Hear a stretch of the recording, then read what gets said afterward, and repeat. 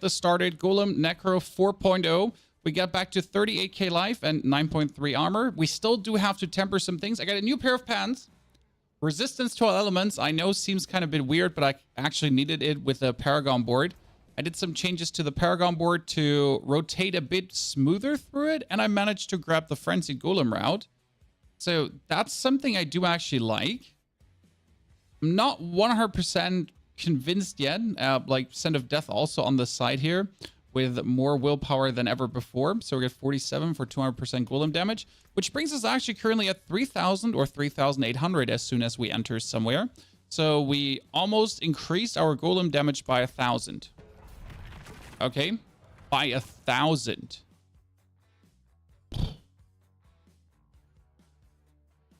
Not sure how big the damage right now is. We've definitely gone up.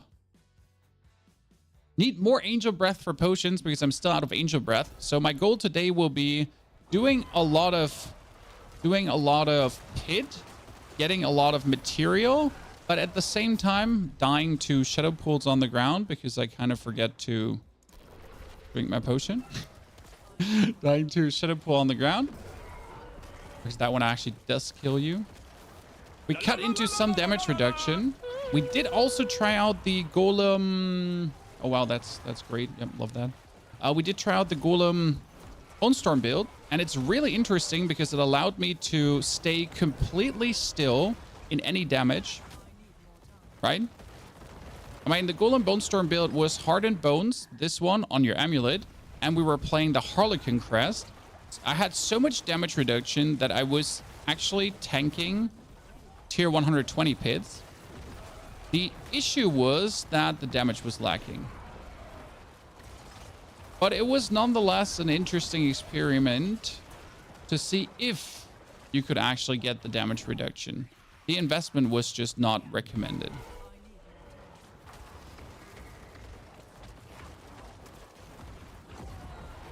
Yep, that Shadow Blight is just perfectly stacking up. Okay, that's working. Fisk, thank you for the 68 months of support, Fisk. Greetings. You know what you do so little damage? I mean, we have 3,800, but that's not why we do so much damage. It's the combination of everything. So you need the Golem damage high, you need the crit damage high, you need to be able to multiply your multipliers, right? To stack your stacks. To get the Shadow Blight key passive activated. You want the minion attack speed on 100%, because if it's not 100%, then you're missing out on 150% damage multiplier.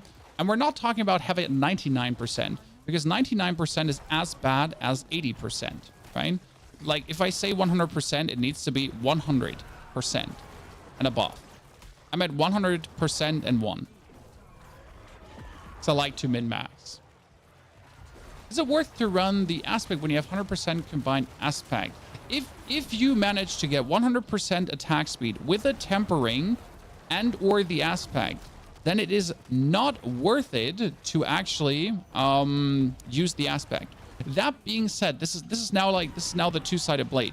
You can go over 100% attack speed combined easily, because if your minions have more attack speed, they do more DPS. I mean, if your Golem attacks with a 50% attack speed, or if your Golem has another 40% attack speed more, and essentially just hits more, well, then he does more DPS.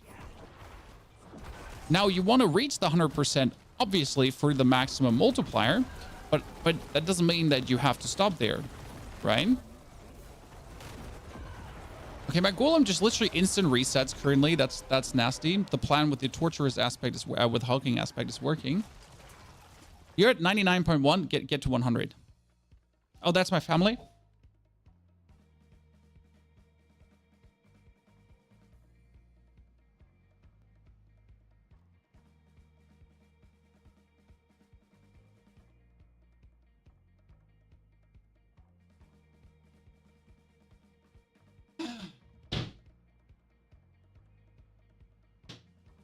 Leonardo, what changes have we done? We're back to the hulking aspect now, which was important.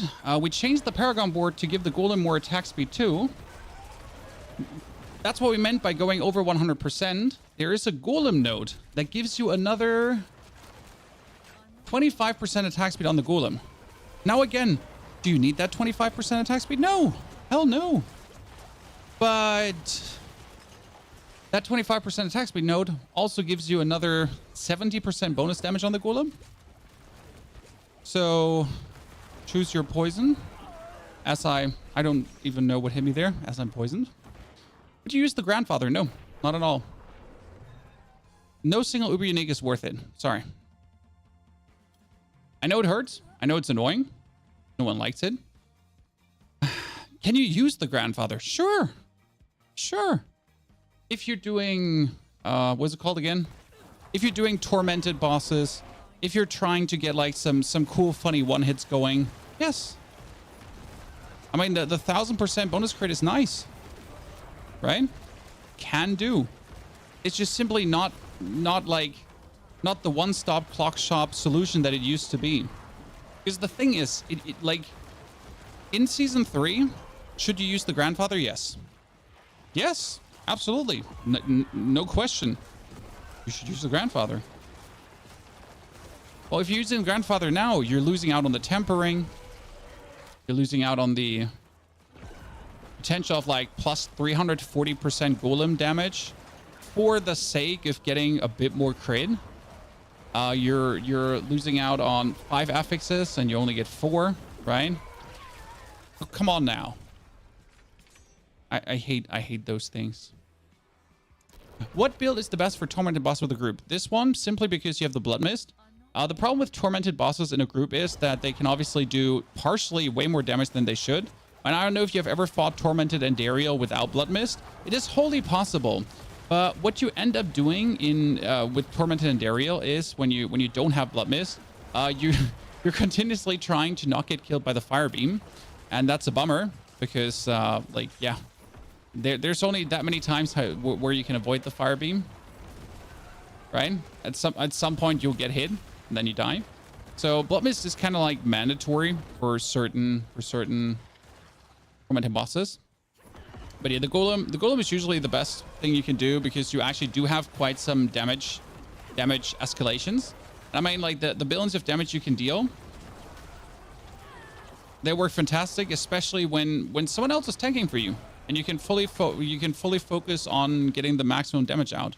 Because that's the thing with Necro, like you do incredible damage, but you always have to obviously look out to not get hit yourself because no one likes to get hit yourself, right? If you're playing in a tormented group, well, you have to care even less about that, right? You can just fully focus on damage.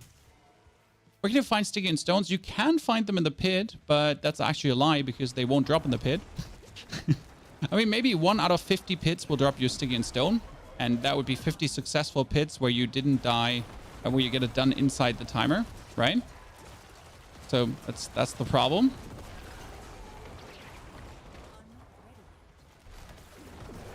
Do you see the damage we're dealing here?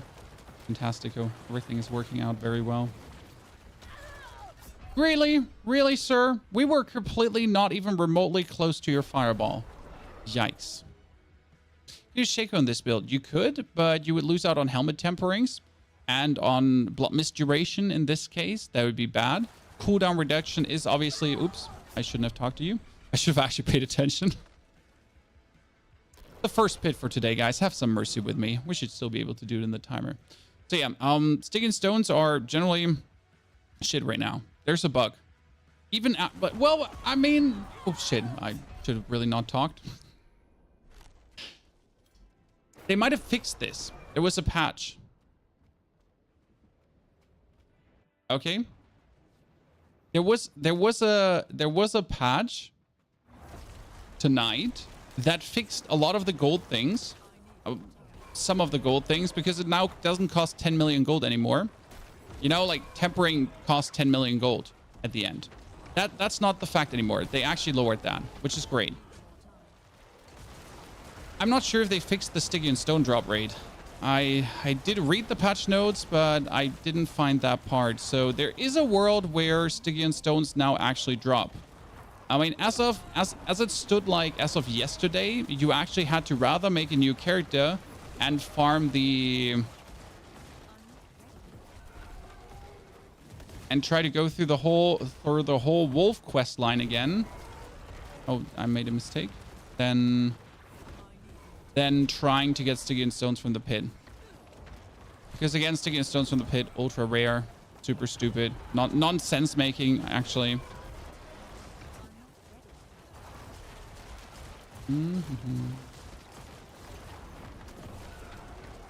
Yeah, okay, so damage is higher the way we're doing this right now. With a torturous aspect. I mean, you might notice this, but my golem cooldown is relatively low and almost like always available.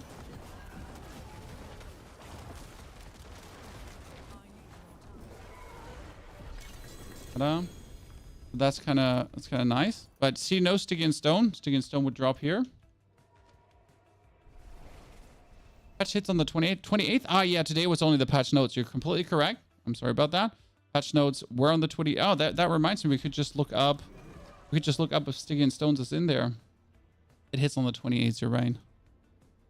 Stygian Stones. Stygian. No, nothing is in there. Stone. Nothing is in there. Sorry. Nope. That's a bummer.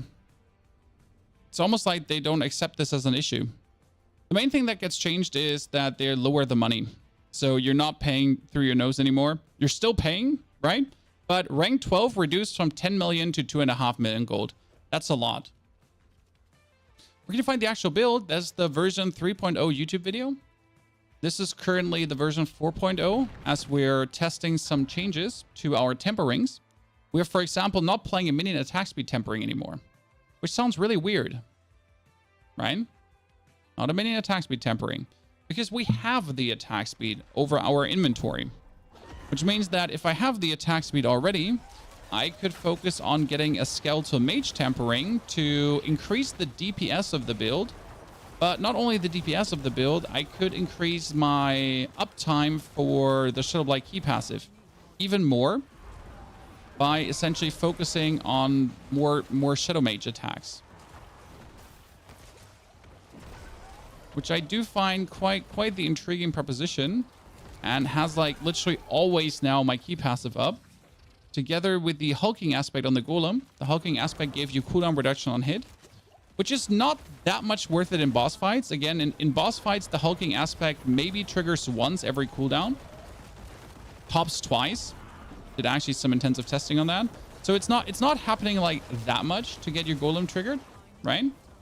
But it's happening enough to warrant it, especially in like these fights versus multiple opponents. You might notice how my golem cooldown is like, it's almost instantaneous. Even if I'm not blood misting in, so if I blood mist in, obviously my cooldowns go lower, lower, and lower. But even if I'm not blood misting in and just have my golem attack, like see that already up again, already up again.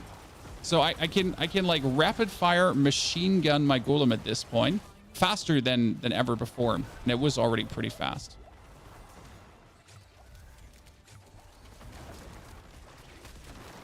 Pull them together.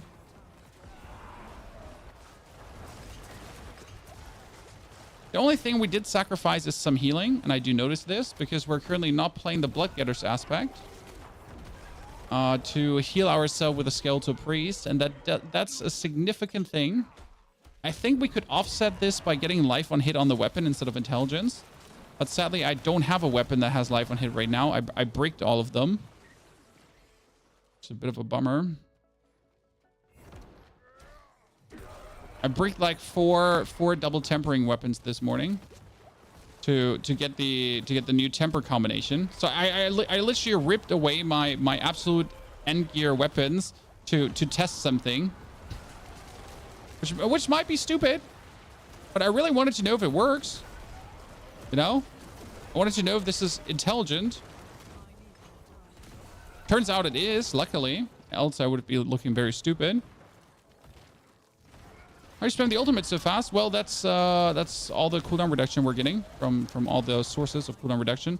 When we have like our blood mist with the corpse explosion and everything.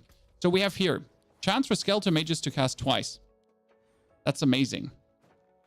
And the golem cooldown reduction is currently the hulking aspect.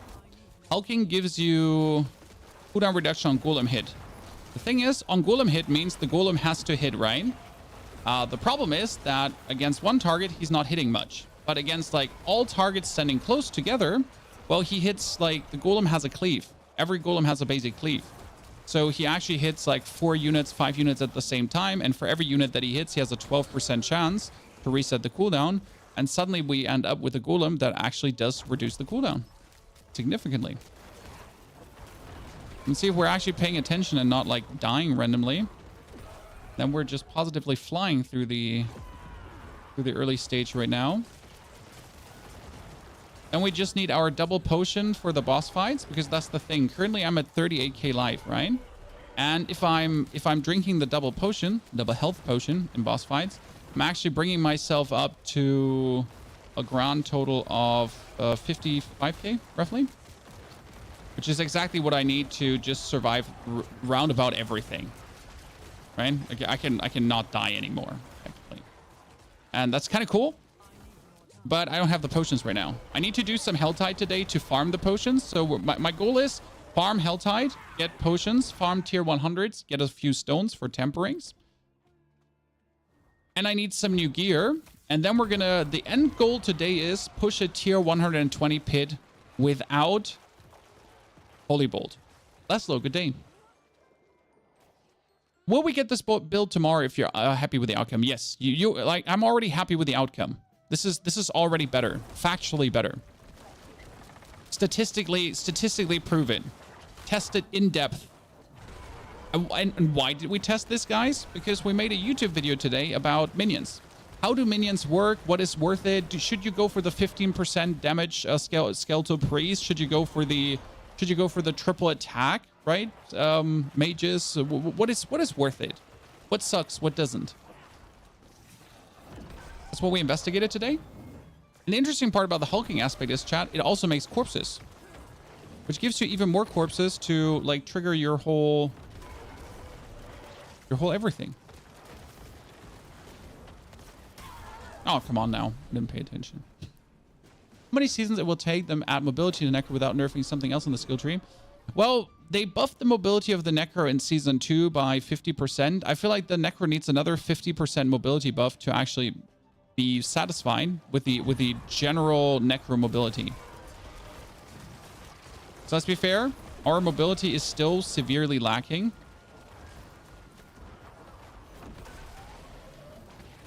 I mean, it has gotten better. Facts. But that we're still like, I don't understand why Necro has to be the slowest class of them all. Like who determined that? Who said Necro needs to be the slowest? Do you notice how fast the, like, see, do you see like how quick that golem just came off cooldown?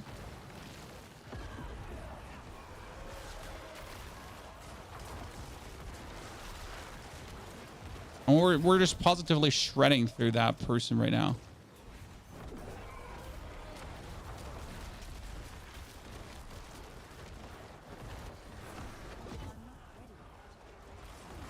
That was super quick off cooldown again.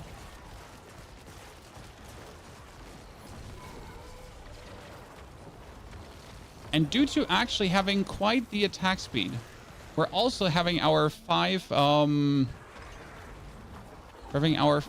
dudes happening consistently.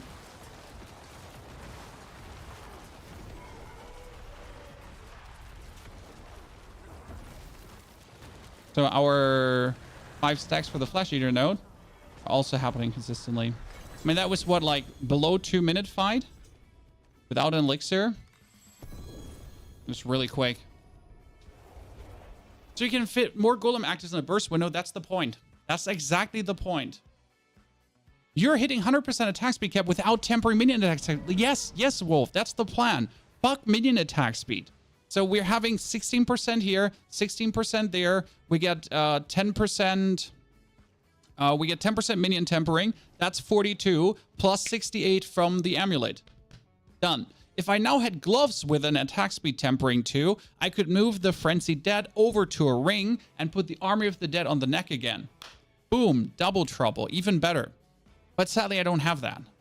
Okay, and the best part is, here comes now, if you look into the Paragon board, we got this node, chat. We get this node in the board. This node is called Frenzied Golem. 50% Golem damage, 17% attack speed. 4% attack speed, 4% attack speed. That's another 25% attack speed for the Golem. He attacks 1/4 faster. 1/4 faster, technically. Plus even more damage. But the thing is, if the Golem hits more and you're playing the hulking aspect, then you should get even more cooldown reductions. Also, thank you very much, mods, for the raid. Greetings to you and your community. Jesus Christ.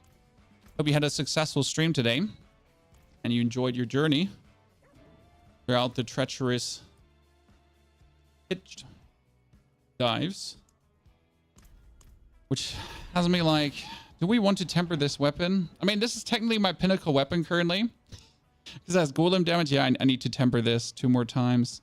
We need to temper, like, the rings are shit. That's the problem. I need new rings, and the pants are good. Let's see about that. So technically, the best plan is to get 100% without Frenzied, if it's possible for you. What's the setting for the red? Oh, it's just player highlight under options. Right now? That's it. Thorns Necro, is it valid this season? Yes, valid. No interest in playing. I will probably down the line make one, but I don't have the gear for it. Right? I do have the Razor plate, but I'm missing some crucial gear pieces to make it work. Also, I really haven't looked into Thorns Necro, because if you play Thorns, you're probably going to be playing Iron Maiden too. So Iron Maiden is the curse where enemies take damage when they do direct damage, right? So probably you want to play Thorns and Iron Maiden together. By the way, here, look at the Golem cooldown, right? The Golem just gets instantaneous cooldown right now with what we're doing, if he would keep attacking. That was obviously the stupid part of the Golem. He just ran away. Why did he just run away? He was full engaged in combat, right? He was having a tussle. He was throwing some punches there, right? And then he's just like, nah, I'm out. Nah. I'm like, it's fine. I'm done. I don't want to fight anymore. Like it's cool. Right? But like, we would have you please continue the bout. Could you throw some more punches, sir? Nah. Can you temper more if you reach max tempers? No. If you're out of temper durability, you're done, and I think that's a mistake from Blizzard right now, because people are only getting annoyed by it. Now, you could say this choices, consequences, blah, but honestly, I would vote for reset temper durability. I mean, this is not Path of Exile. This is not Last Epoch. We're fucking casual Diablo, and if you allow people to reset temper durability, I think that leads just to more happiness. Make it cost material. Make it a rare material. Like resetting temper durability, make that a rare material from the pit.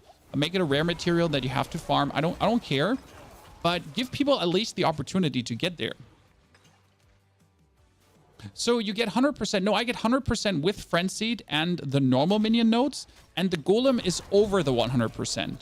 So with the Golem attack speed node, my Golem is currently at 126% attack speed, which is okay, because the Golem can have 126% attack speed. Okay? Oops. So the Golem can have 126% attack speed. It is possible to over attack speed. And since we're having our Golem currently profit from attack speed, like, right, he gets his reset done. I mean, here we can watch him now. Here, like, this, the reset. Okay, against one target. That's the problem. He gets the reset. We're getting a repair tool for resetting tempering in the mid-season patch. Yeah, see, that would be great. Like something. Like any way to reset the tempering, I think would just profit the community. Because, like, sure, and remove the option from hardcore. Okay? So how about, chat? For softcore players, there is a repair tool with a tempering reset. And if you don't want that, go play hardcore. Thank you. Go play hardcore. You know, screw you. Don't care. But, you know, like, let me filthy, dirty, casual player. Give me some filthy, dirty, casual fun. You know?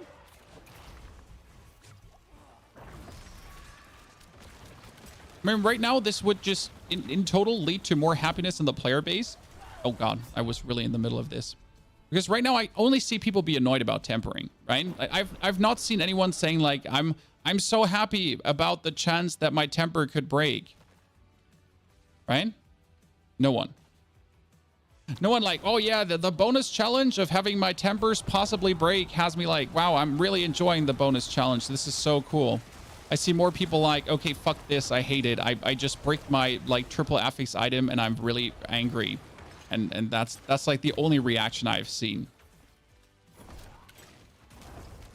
I mean, I get it, right? Choice, consequences, and so on. But like, if people are only mad about it, and if no one like enjoys the choice consequence, maybe it's time to not have that.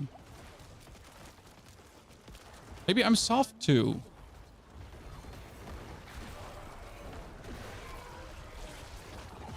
On the other hand, guys, instead of giving a chance to reset the tempering, how about we only give 3 options per tempering recipe? Okay, two ways this could go. You give the chance to reset the tempering, or you reduce the amount of tempering recipe options to maximum of 3 per recipe. Because a maximum of 3 per recipe makes it way more likely to get what you want, without the nuisance of having to get 1 out of 5 sometimes, or even 1 out of 6, because there are some druid tempering recipes. So if you now have the 1 out of 3, I'm kind of like okay, because the chance to brick is very low, but I also only brick if I'm super greedy. Kind of, you know?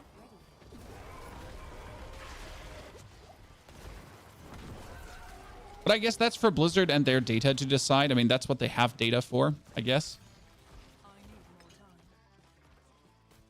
Yeah, max 3, never get the same twice in a row. See, this is what I felt like too. I mean, obviously, if you get a low golem chance, you want a better golem chance.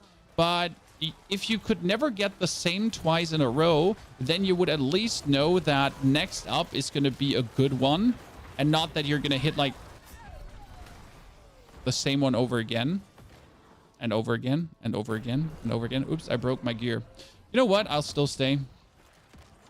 Should have maybe repaired the gear beforehand as we're just like noobing around. I'm sorry. I'll do one where I don't die, chat. I promise. You know, I'll do one where I don't die. But let's just finish this with brick gear. Because why wouldn't we? Your Omega Squishy. No, I have 38,000 HP and 9,000 plus armor. I am not Omega Squishy. What I need is my 2 potions. So the problem is when I push like this level, when I do 100 pids, I take usually with me my potions that give me my HP up to that bring my HP all the way up to 60k. And with 60k, I am just tanking everything. But I don't have the angel breath to make these potions right now because I'm out of angel breath. I made all the potions to do some pit diving fun. So yeah, that's problematic. Quite problematic actually, as it seems. But hey, who says we can't win this with broken gear, huh? I mean, this must be possible. Right, Chad? Surely. Is this possible?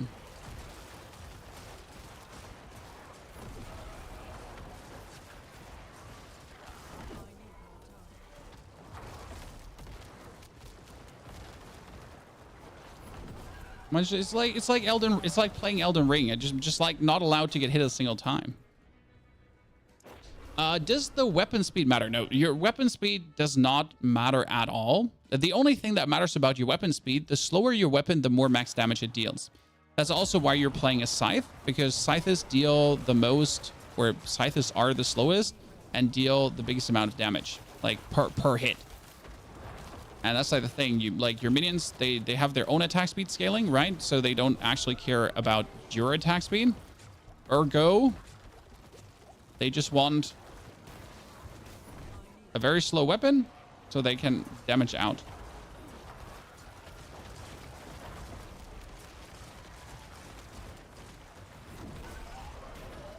Ah! We need to find those new boots today because I'm still running like boots that don't have like multi-dashes. I don't know if you've ever done this, chat, but not having multi-dash boots is horrible. Yep. Not having multi-dash boots is horrible. They hurt. Using Blood Mist to proc Corpse Explosion. Yes, we're only using Blood Mist to proc Corpse Explosion because nothing else matters.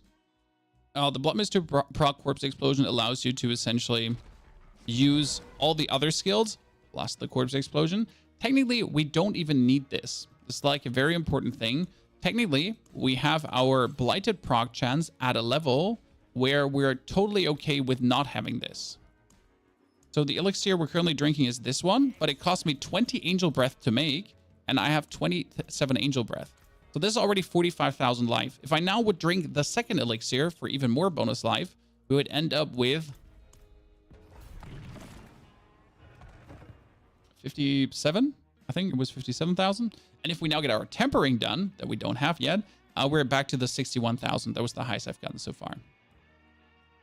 Skill casting speed increases with weapon speed. Yes, your skill casting speed also increases with your actual attack speed. This is why you have attack speed on your both rings, because if you do have attack speed, like your actual summoning speed. So if I'm summoning minions for race skeletons to get the 5 stacks for the Flesh Eater Paragon node, which you have to do constantly, that one gets increased by attack speed. And that's why you don't only want to rely on minion attack speed temperings, you actually want your own attack speed up as well. That if I spam this to get my minions Flesh Eatered up, that I'm just going to be like, right? You want it as fast as possible. Since it's an actual downtime where you have to stand still, where you could get hit by something, so you want it as fast as possible. I mean, and then obviously if you go for the Blood Mist Corpse Explosions, the Blood Mist Corpse Explosions trigger your Flesh Eater node too. So the combination of these two things kind of lead to you having Flesh Eater almost always up, and as soon as it's down, you just, I mean, I can just stand AFK here and just like see my, you just see me waving my hand.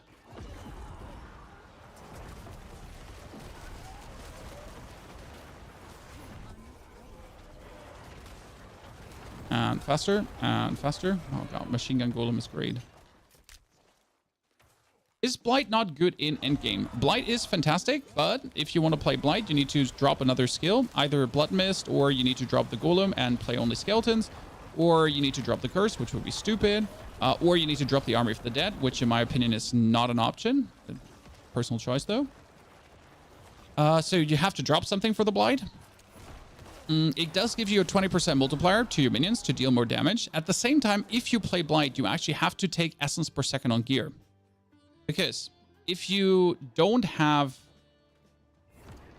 essence per second on your gear, then you will be constantly out of essence, and then you can't actually really spam Blight. So if you want to play Blight, you don't only have to change things in your skill board, right? You have to have the right gear to efficiently play Blight.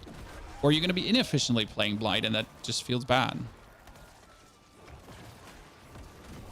Sure, you do get essence for corpse consumption, right? So when you actually consume corpses for your summoning bonus shebang, you do get essence back. But again, you got to do that too. And then while you're obviously consuming corpses for essence, you're not doing Blight. So it's, again, a damage downtime. Yeah. Most Golem builds right now don't play Blight because it's just more... Oh, it's more efficient to not. Did you notice how I didn't die there? Without the potion, I would have died. So factual. Without the potion, without that 7,000 bonus HP, I would have not survived this. So the 4,000 or 47,000, 45,000 HP I have here right now are essentially mandatory to avoid some like weird one-hits that I could just exist through stuff and then heal myself always out of it. Because you just can't avoid every damage, right? You'll get hit inevitably. Just the nature of things.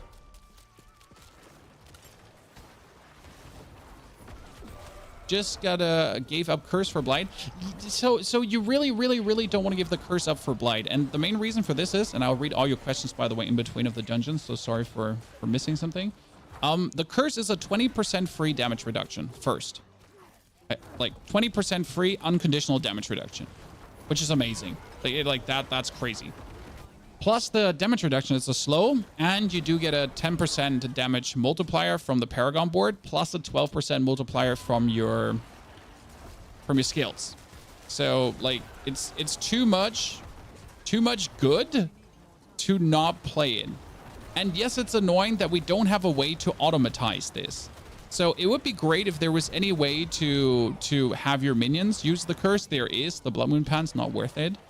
It would be great if there was a Paragon node to turn my curse into an aura. It would be good if I could offensively use the curse somehow. Like if there was anything, like any more interaction with the curse than just merely casting it. Because I find casting curses always so uninspired. Right? It's like, oh, cast curse. Blah. Man. Oh, wow, that's a 4-minute to boss. See, this happens when I actually do focus on the game. Chat, this happens when I actually focus on the game. No, we get through without hiccups, without death.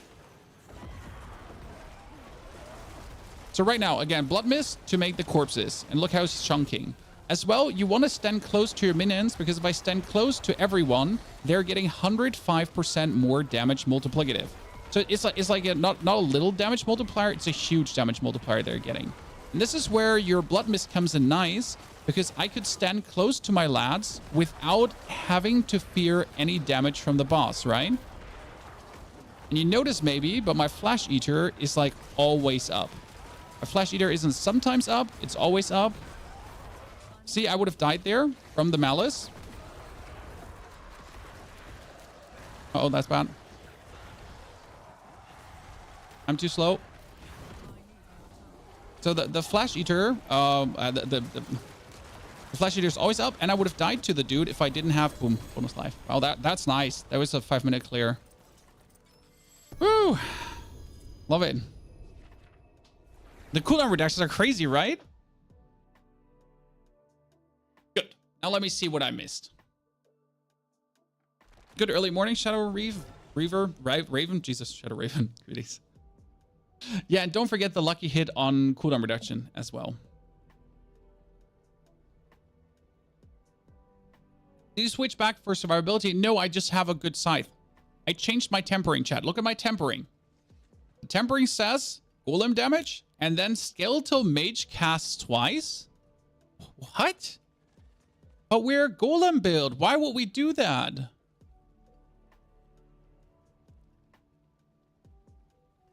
What aspect on the amulet? It's currently frenzied because I'm missing attack speed on my gloves. So I would need gloves with attack speed. I do have gloves with attack speed, but they don't have crit chance and crit damage or mage mastery. So if I had the attack speed there, I could swap it around. Sadly, I can't.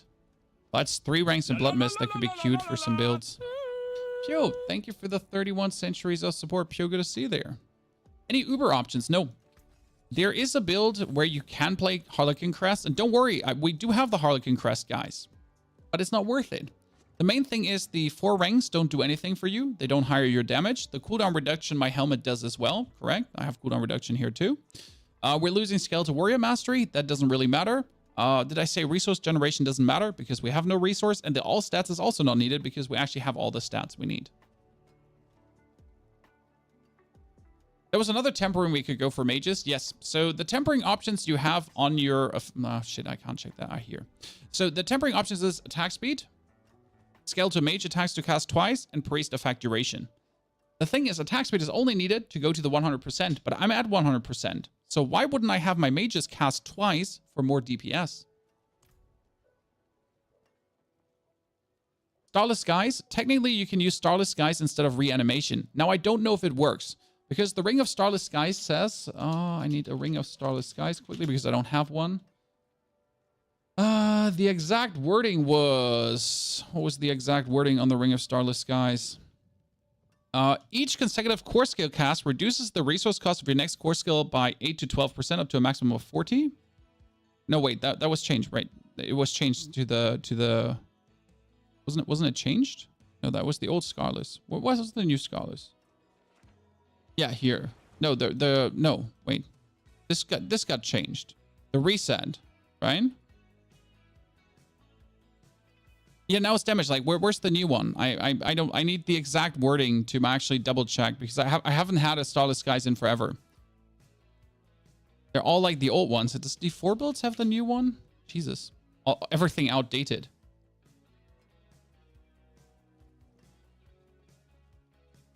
Starless Skies.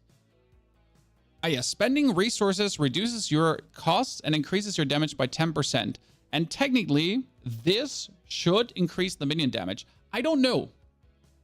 I don't know if it does, but it should. And if this works the way it does, then you're spending essentially a resource with your curse, right? So you can spam your Decrepify to use resource. And as you're using resource then with a Decrepify, instead of reanimation, you would increase the damage of everyone by 40%. And technically, that should work. Even in a Blight build, because here a Blight build might come in more handy, where you then put in Blight. But it should increase the damage. How much attack speed do you need? Well, so you need 16 and 16 attack speed for yourself, plus 10% from the Paragon board, and then you're at 42% for the 100%. So if you have 2 greater affixed rings, that works. Or if you have 2 normal affixed rings together with a lot of masterworking, you get there. Is it worth it to run Skeletal Warriors and Mages? It's a DPS increase, Cozy. More Warriors, more Mages is just it's just more DPS. Because they do their base damage and it gets multiplied up. That being said, technically we're focusing on the Golem.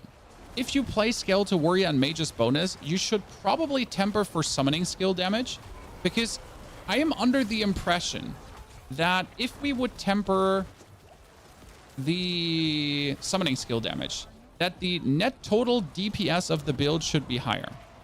Now, I am not sure, and I can't test it, because first and foremost, I don't have enough different item pieces to test it. But most importantly, there's no DPS meter. When will the 4.0 guide release? Let's test 4.0 today. The goal for the 4.0 is that we're actually able to beat a tier 123 dungeon without a Holy Bolt Elixir. So right now, the #1 Shadow Necro, guys. Right now, the highest a Golem Necro has cleared without Holy Bolt is a 125 dungeon. But we're talking about triple instance taken, double potion, completely masterwork gear. Like, we're talking about the full package, right? The super shebang, the absolute end stage name. And my goal is today to clear 120 with the gear I have, because I believe in my build. I think it's pretty powerful what we're doing actually. My gear is far from being perfect. That's the thing. We have a lot of questionable shit going on. Especially my chest is quite sad. I mean, it has the 4 Golem mastery, which is great, but it's also not masterworked. I do actually have to essentially masterwork my chest so many times until the greater masterworking, the 4 rank masterworking hits the chest. Because right now I get life per second. Chat, I get life per second. What is this? I would have to reset that masterworking to hope that we hit the Golem. But the problem is the masterworking reset still costs 5 million. So it's for every reset 5 million and then redo it and then 5 million and then redo it. Like, I'm sorry. I wasn't willing to do that yet because it's expensive. What's your thoughts on Bone Spear right now? It's fun, but it caps out really quick. So if you want to farm the pit, brilliant. Bone Spear is brilliant to farm the pit.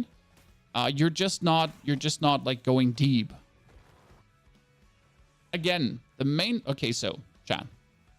The main thing you have to understand is that if you don't care about going deeper in the pit, you will have more fun. Right? Because playing the meta is boring. Playing the meta is boring. There are 2 builds that are currently deep in the pit. It's Shadow Minions and it's a Shadow Golem. So Shadow Minions is essentially without Golem or with Golem. These are the 2 builds that are deep in the pit. There is a Bone Spirit build, that like our Bone Spirit build essentially, which can also go 100 plus if you try hard enough, but it's like less efficient. So that's already where fun stops, kind of. There might be an Overpower build, which can also go equivalently deep, but it would be an Overpower Shadow build that I need to really test out. That's going to be the next couple of days too. where we're going to try out an overpower shadow build, because I really want to see if we couldn't whoop something out of our booty. The thought is that overpower with the shadow mages could finally work to actually trigger Blighted, because that has been a problem for overpower. They never could trigger the Blighted aspect. But if you could now play overpower with 40,000 life, right? I mean, 40,000 life overpower, 45,000 life overpower with a 45,000 fortify, that's 90,000 stat points times your overpower multiplier. Let's assume your overpower multiplier is up to 2,000%, which is not really hard to reach. Then we would end up like having insane overpower. That's 4 minutes to here. Oh no, it's the Blood Bishop, guys. One thing very weird about this, he kind of shoots over your dudes. I don't know if you've ever noticed this, but he does this shadow thing, right? And it goes over your minions. It flies over their heads. He can literally snipe you. like standing behind your dudes and you think you're safe, and he's like, nah, you're not safe. I'll snipe you. Absolutely disgusting behavior.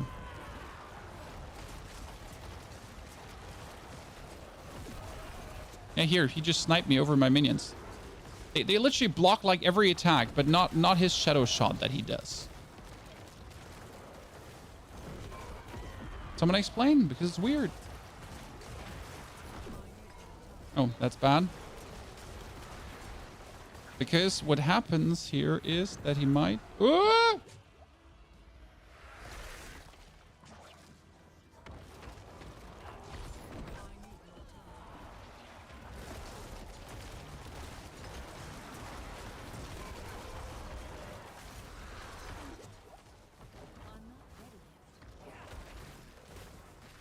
Our minions are all spread around the planet. I kind of wanted to kill this before that happens. Huh. We didn't succeed with my plan. Down. Perfect. Smooth, Chad. This is smooth as butter now. Love it. I just made the V3 build. You're going to be fine with the V3 build. We're moving little things around. I'm using your build and I can't get the aphotic aspect to active my stacks with Warrior on console. You have to use your skeletal priest for this. I mean, I can show you that the aphotic aspect works. Just you know, I can show you it actually works. We did in our last video too. So we'll go there. Thomas, thank you for the $4.99. We're moving. Let's get to the dummy. We're going to throw the mages out. Grandfather worked good with Necro. No, he couldn't. Also, Skibble, thank you for 4 years of support. Skibble, I know you're watching for longer. Happy that you get the 4 years already. So we're going to kill the shadow mages. We only have the skeletons left. We're going to summon a bunch of corpses. We're going to have them attack. So no Shadow Blight, nothing is happening, correct? No Shadow Blight. Now the aphotic aspect says again, empower your skeletal warriors to do shadow damage when the skeletal priest is there. So what we have to do is we have to oversummon. Boom, skeletal priest. And now you can see this starts stacking up. It's relatively slow with the guys alone, and it only is during the priest is active. Now the priest is over, no more stacking. Gotta reactivate the priest, boom, we're at 10. The crazy part is, if we're now going for our skeletal mages, and since we get the skeletal mages have a chance to double cast, so now we're gonna summon the mages, and we're gonna activate the aphotic. That's mages and the aphotic now. And like, they're going super crack. But the interesting part is that's mages aphotic, correct? Boom. And that's the corpse explosion on top. And whoop, we're literally in no time, we're every single time having the Shadow Blight aspect happening for maximum damage. So again, boop, we're going back. Corpse explosion, that, up, up, up, up, up, up, up, up, up, done.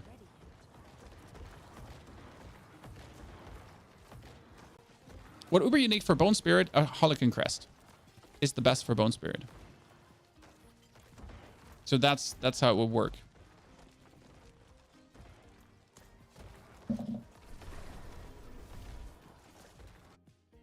Wouldn't Shaco give skills give a lot of damage from Golem Mastery? No, because it doesn't give you more Golem skills. Golem skills is a mastery skill. Shaco only increases skills. This one does not get influenced by Shaco. This one does not get influenced by Shaco. That, this, and this will get influenced by Shaco. It's only skills.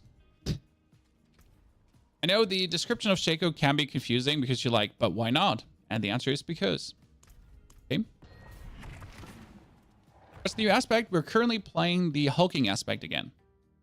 And what I did to test the hulking aspect is I had my golem hit a target dummy. A boss target dummy. Only that. To see if the cooldown reduction is actually worth it against the boss target dummy. It's not. The hulking aspect cooldown reduction in a boss fight is useless. Well, it's not useless. I mean, in the course of like multiple... In the course of multiple ability casts, there's a net positive effect to it, so it's not completely useless. But the real advantage comes when you're actually fighting against hordes of monsters, because then suddenly he's going to hit 5 monsters at the same time, and one hit is going to shave off 10-second cooldown, because he has on hit the chance to reduce. But it never said that that is on attack, right? He has on hit the chance to reduce, which means if he has on hit the chance to reduce and he hits 10 minions at the same time, I mean, best case scenario, you get a 10-second cooldown reduction straight away with one single hit, which essentially allows you to save tons of time as we're going through the dungeon. Especially the deeper you go in the pit, the more sturdy your enemies get and the longer you take per pack.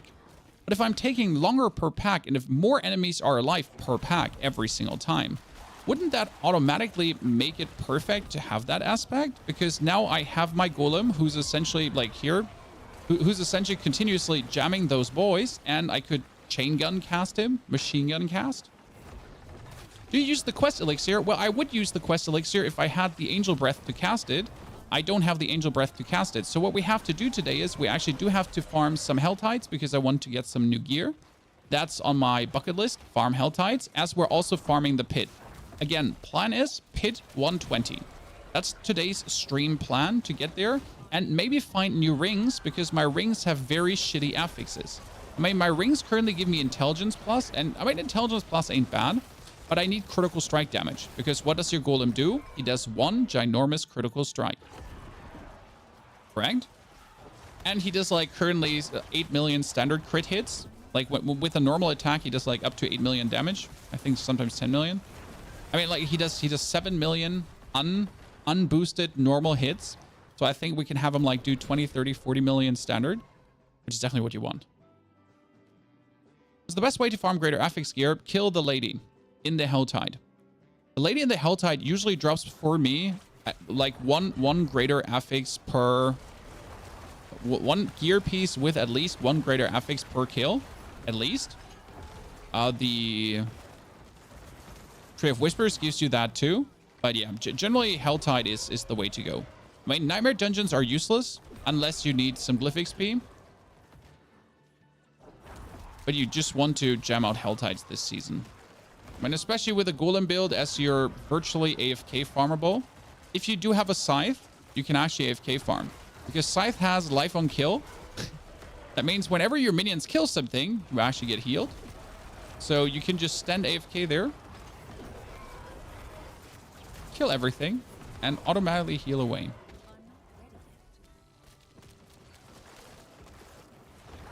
And then you just beautifully AFK farm the Helltide and have a good time. You're so good to see you there. How's pit greater affix drop wise? Random. Now you would think, hey Pony, you're doing a tier 100 pit. It's a bigger chance to get greater affixes. I mean, I haven't measured the drops in like, so I haven't done 30 pits and I have not like counted every single time I got a greater affix. But from how it seems, there is no greater affix drop chance. Yeah. Thank you. There is no greater I'm sorry. There is no greater affix drop chance. Thank you. It's the same. If I do a 100 pit, if I do an 80 pit, if I do a 70 pit, this doesn't matter. Now, obviously, that's like how it feels. Maybe there is. You know, who knows? I mean, end of the day, you should do the pit you can do relatively with ease. If I focus, I mean, as you have seen, if we focus, if we play good, I can do one tier 100 pit in around 5 minutes. In around 5 minutes, that would then give me, I think, is it 16 ETH iron at this point? 16 ETH iron, yeah. It's kind of good. My biggest problem is that I just tend to stand too close to my minions.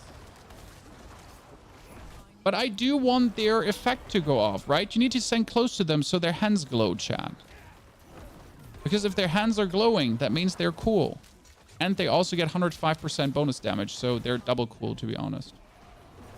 Golem cooldown, instant golem cooldown. You see that? You see that machine gun golem, Chad? God, I love the machine gun goleming. It really works. And now imagine this when you're doing a tier 120 pit, right? Where monsters have insane amounts of HP and you're essentially just stuck to them for a while, right? You have to like really work against them, right? You have to murder them slow and steady. But now you can essentially like stand on your maximum save distance and you could just machine gun the golem.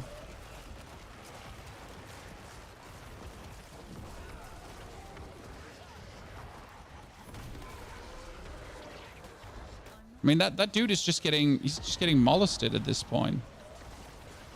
And he's dead already, you know? Like insert the stop he's dead already meme, chat. Because, oh no, I deserve this. Stop it, he's dead already. Because he's a ghost. Got build link for 4.0? No, because I'm like, again, this is like the testing phase for the changes. Chest's hulking aspect instead of the healing aspect.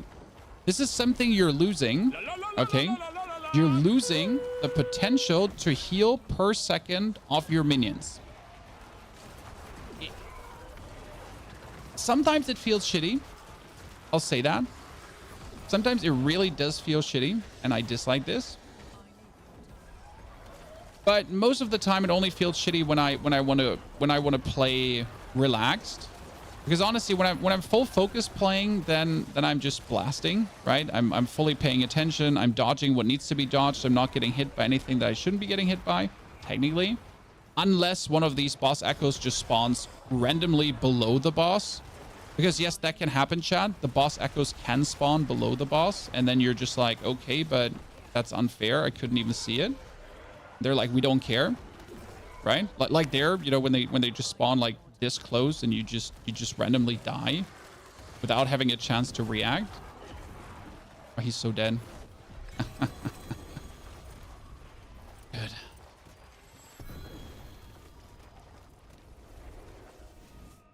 Turn a weapon, golem damage, and skeletal mage attack speed. Skeletal mage cast twice. Chat. Skeletal mage cast twice, 55%.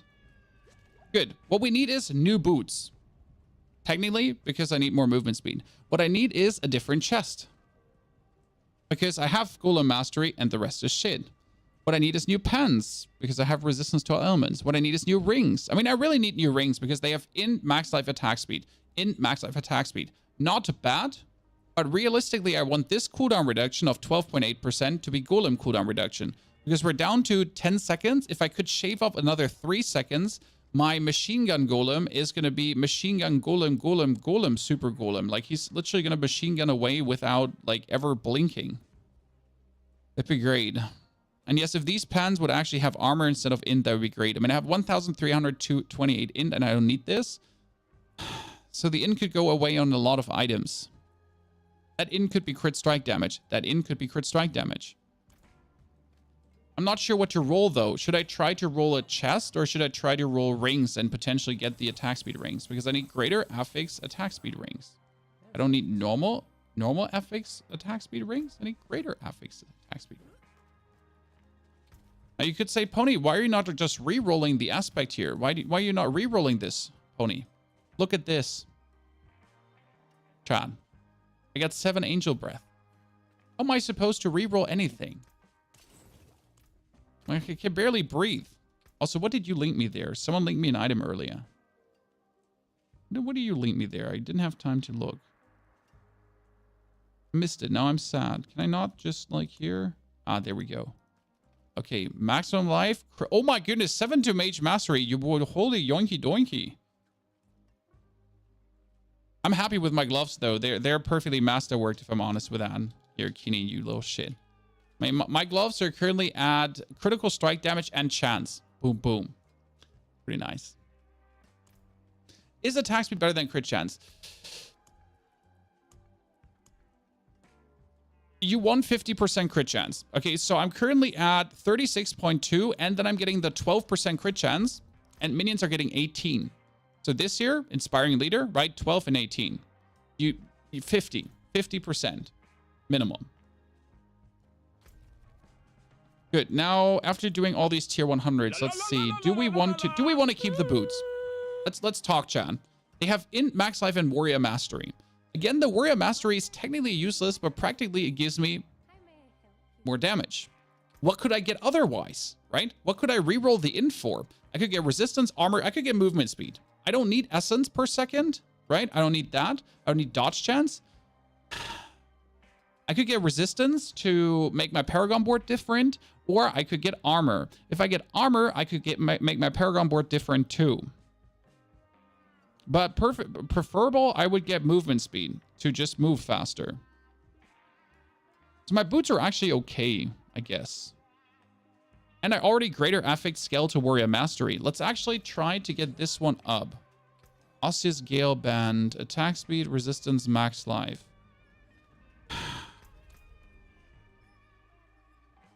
Yes, I would need that. Max. Yes, I would. But I don't want it. I don't need your help. I can do it alone.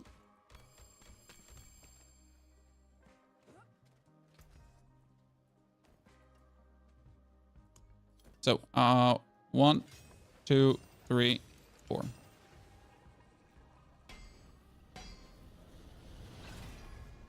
Oh, 70% movement speed during Blood Mist.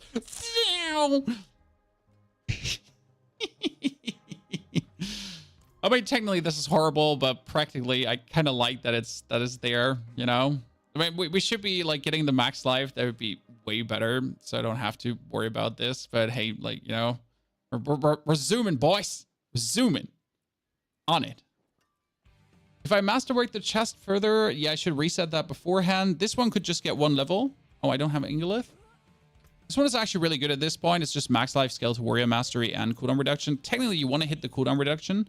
So let's see if we can actually get that one done.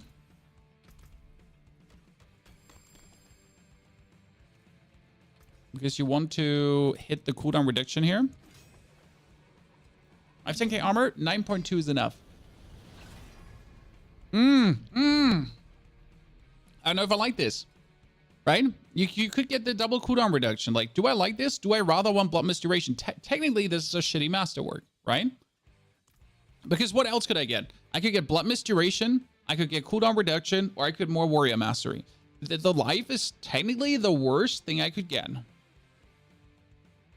I mean, imagine my Blood Mist duration increases and I can save 5 seconds in Blood Mist. Is corpse explosion size viable temper when it's blighted? Doesn't increase it. You get robbed. How do you get 4 sparks? Lilith, the quest line, killing a tormented boss, and doing the quest line again. Lilith is bugged though, if you haven't killed her before. So yeah. Starman, thank you for the 57 centuries of support. Dickabor, thank you for the 9 months of subscriptions. Good day, everyone. Pleasure to have you all with us. How many materials start from different pit tiers? From pit 61 on. Pit 61 is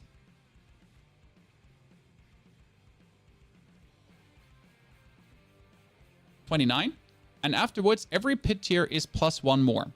So that's 29, 30, 1, 32, 33, you know, and so on. I think 100 is currently my favorite because it's 60 if I'm not mistaken. Let's do one more. What glyphs are you using at the moment? I can show you after this. You get the Iron Wolf twice per character. You can get it even 3, 4, or 5 times. Like you can, like, I mean, some people have like gotten 10 already. You can do the quest line as often as you want. Every new character gets it.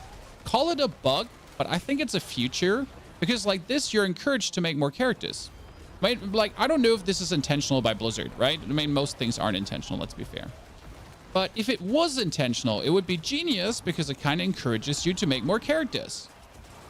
You know, like it's the biggest encouragement ever to actually spend more time grinding, more time leveling, more time having fun because you get these free sparks to get free Uber uniques. I think that would be great. I just doubt that it was intentional. But I think it should stay because it's actually, it's a motivation. It's like, hey, I want to level up it's like a bonus, right? So you want to make a twink anyways. You want to make a second character, but now you get rewarded by another resplendent spark. That's great. I mean, imagine doing something you want to do anyways. And then on top of that, you get $20 because why not?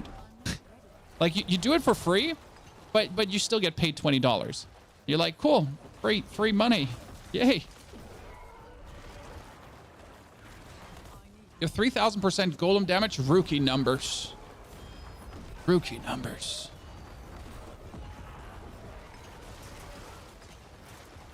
I'm only saying that because we're at 3,800% golem damage. And I don't even have good temperings. That's the point. No, 3,000 is great. Don't get me wrong. 3,000 is fantastic. Rookie numbers. I'm gonna pump those up. Why don't you want int now? Because there's a level of int that's enough. I mean, sure, int is all damage, and all damage boosts damage of everyone. The problem is that you need so much int for all damage to be worth it. I mean, like 1,000 int is what, 10%? Or what was it? 100 int is 10%? So 450 int is 45%. Yeah, 100 int was 10%. So every 100% int is 10% all damage. That doesn't make int really that much worth it. I mean, it's good, don't get me wrong, but, you know, crit multiplies nicely up. Obviously, the all damage from int multiplies up with a crit then later on as well, but more crit is more crit. Right? How about 6,000 golem damage? That's too much. That, like, you're overdoing it, sir. Seriously, come on now. No one likes a braggart. They prefer the humble 3,800 gang.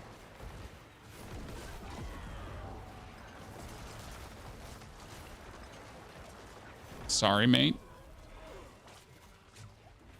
No, but I think like everything around over 3,000 is already good. 4,000 is exceptional. Then you're getting like very good temperings. I mean, right now, what do we have? Our amulet has like what, only 119 out of 152 possible, right? We have here 280 out of 336. And that's not even like the end of it, right? Remove frenzied dead aspect as soon as you get 100% attack speed by stats. Yep. You could then play intercom. You could play conceited in case you play with barrier. You could go for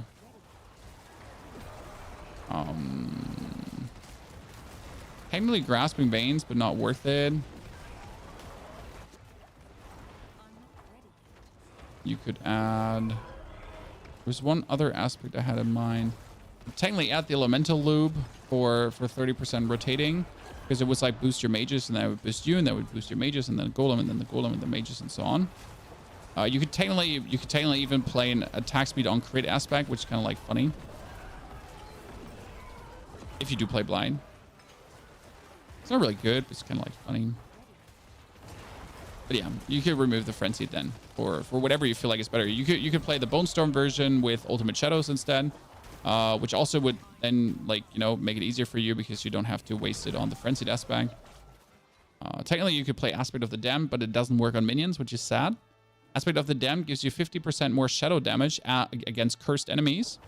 And you would think that actually works on your minions because it's 50% shadow damage against cursed enemies, right? But the reality is it doesn't. I tried. I was disappointed. I was like, cool, Aspect of the Damned should work, right? It didn't. That face. Materials might can be used not for the golem build because you're technically not spamming a single thingy. I tried a mage build with corpse explosion. So we had a skeletal mage build, Army of the Dead corpse explosion, okay? Where the golem was essentially traded out for corpse explosion. And in that build, we could spam corpse explosion like there was no tomorrow. And in that build, having Tyrael's Might is actually insane because I am finally having an attack that I'm literally spamming away like there's no tomorrow. I mean, it's actually pretty intense how much you're spamming away there. That's where Tyrael's Might makes sense. But unless you're having like a skill you can heavily like super spam, Tyrael's Might feels undesirable. Like, I sadly, again, don't have it to fully test it. I do know already some mage builds that do use, so Shadow Summoners, Shadow Mages, that use Tyrael's Might, and it's working fantastic for them. I'm just not sure how much of their damage is Tyrael's Might. So how much does Tyrael's Might essentially influence the damage, and how much is like their own damage? So like, I don't have any cross-reference to test this because I simply don't have the item. Now, I'm also not going to farm the sparks, right? I mean, like, I got better things to do than farm myself 20 characters up just to get every single Uber unique.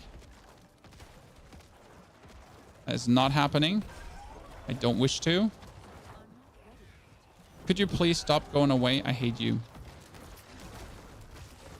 What's your most hated pit boss, chat? And if it's not the outlaw sharpshooter, we can't be friends. I mean, the only advantage is that he just takes damage for days. Like, he seems to have like so much less HP at times.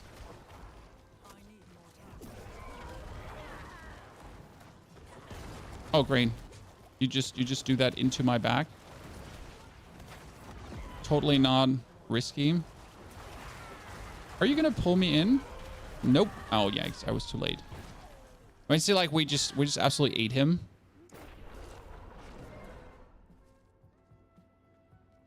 Can you show the rotation? Now, the rotation is really nicely described in my latest YouTube video because I wanted everyone to understand how to do the billions of damage.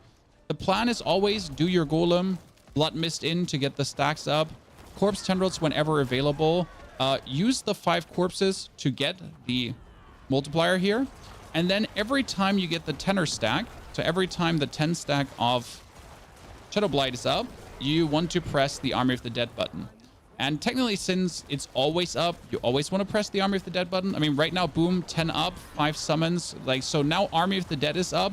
My Flesh Eater is up, everything. And do you see how he just lost HP? I mean, essentially, his HP just officially vanished there. Like, I mean, I don't know how much we actually took away in like... Oh, God, she was on me, really? I didn't even see you. I didn't even see you in all those corpses and everything. And then you just yoink away all the HP, right? Which aspect would you remove to put on Shaco Helmet? None. Putting on Shaco Helmet would only make the build worse. Why would I put something on to make the build worse? You should put things on to make the build better. Oh wow, he actually stood in the middle. Interesting.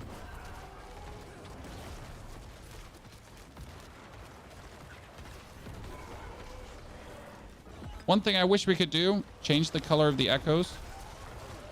That's his HP gone again, by the way, Chad. Absolutely demolished. Because he summons, like, his traps are red, correct? My things are red. Everything is kind of red. The amount of times I just miss things because they're all like, oh wow, where did his HP go? Come on, kill him before things get nasty. Yes! Perfection. Jeez, we just zoomed him, huh? 3.0 and 4.0 are similar. You can expect at this point, if the build changes, if something changes on the Golem build, it is minimal things. So we're not going anymore. You need to completely alter everything. At this point, it's like doop, doop, doop, doop, doop, doop, doop. About 3,000 Golem damage is through masterworking high rolls. Yes. I mean, right now, what we have 280 here. So let's whip out the calculator, right? How much do we have? We have 280 here, plus another 135, plus another 61. That actually doesn't count as Golem damage, so that's okay. Then we have another 119, so 120. So it's 415 plus 120. And then on the gear, we have here another 152. So that's currently what the gear has. Like, that's roughly 700%. Then obviously your Golem does 100% more damage from the multiplier. And you can actually see how much damage you're getting from the Paragon board. So we're currently getting 1053 damage from the Paragon board. But if we leave now for battle, so if you walk outside, because that's the thing, your real value is only visible outside. We're going for... So now we're officially in battle. This is battle. And we need to get the Golem out. It goes up to 3,868. 63. So ta-da.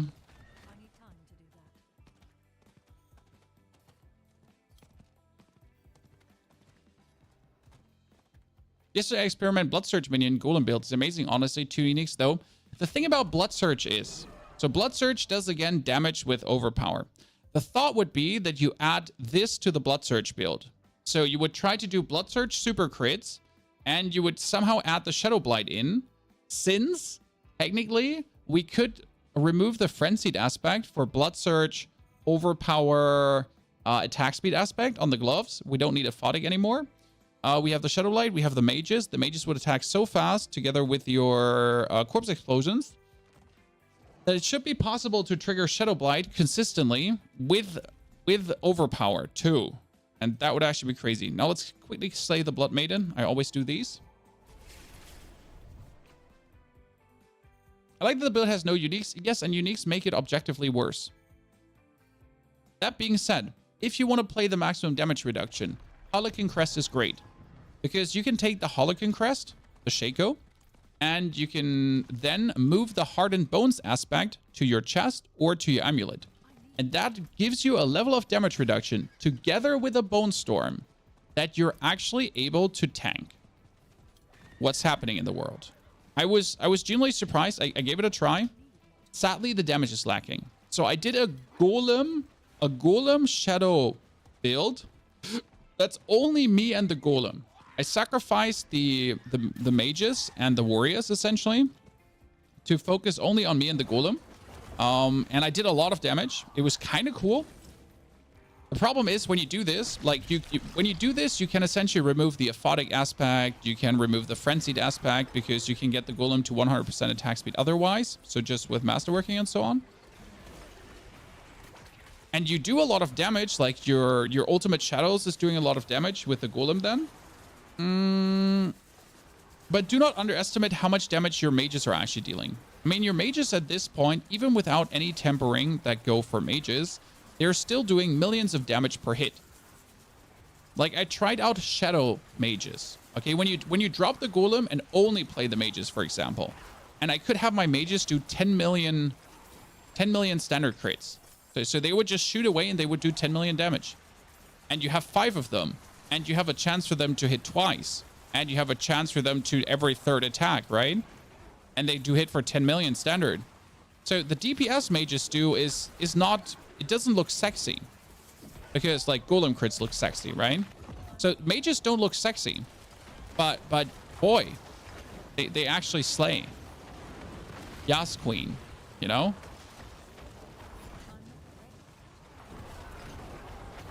They slay.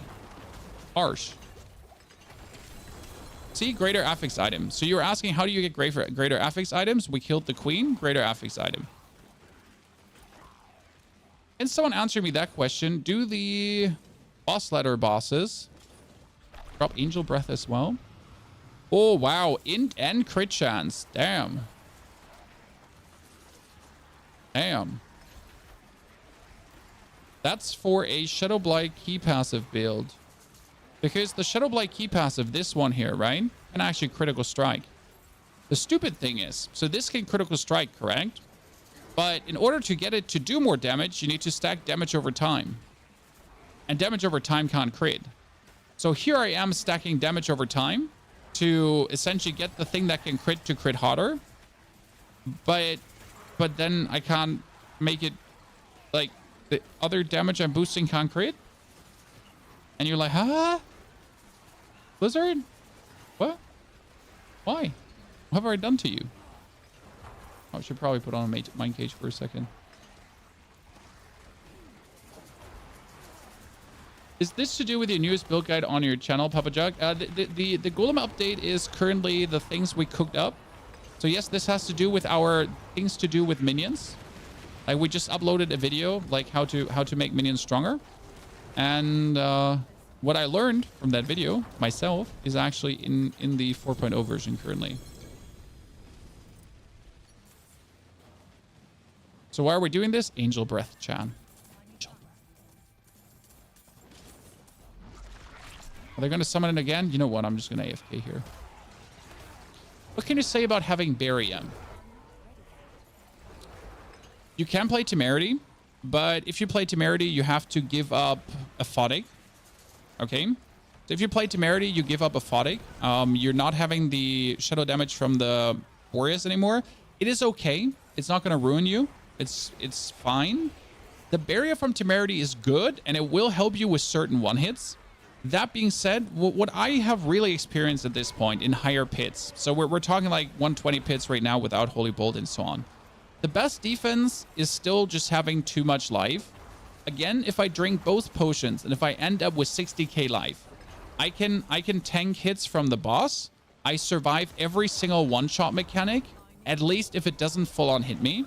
So for example, if the one-shots, if I stand at the edge, I survive. I survive poison pools. So if poison pools are on the ground, I can survive 21, 22, 23, right? I don't instantly die. I will still die if I stand in it, right? If I stand in the middle of a one-shot, I will die. But it's end game pinnacle content at this point, so you shouldn't stand in the middle of a one-hit. Correct? Now again, if you actually play the full Bone Storm version with Bone Storm duration increase and all that kind of stuff, you can get to a point where this all does not matter anymore. Okay? The thing is, yes, you can get to the point where it doesn't matter, but the amount of damage you sacrifice to get to that point is just simply not worth it. Because then you're going to sacrifice damage and you can't do higher pits anymore. So in order to do higher pits, like, tankiness is just simply not the answer. It's like, just get good. Can this build clear Uber Lilith, please? We did so 2 days ago. The problem with Uber Lilith is two things. That her phase 3 is stupid. So yes, I have the damage. Yes, I have the tankiness. The problem with Uber Lilith at this point is you need to avoid as much damage as possible to not exponentially stack damage on you. Okay? Because if you're exponentially stacking damage on you, you might just die in the final phase. You also do need a lot of movement speed, because if you don't have a lot of movement speed, you can't avoid the fireballs. Now, no matter how much movement speed and everything you have, you might at some point get hit by some stuff anyways, and in her final phase where the ground is quite small, and she does a very unfortunate move, you will just die. Generally speaking, though, like, yes, the build is absolutely able to do it. Will you still have to do some tries? I mean, like, Lilith is simply not a...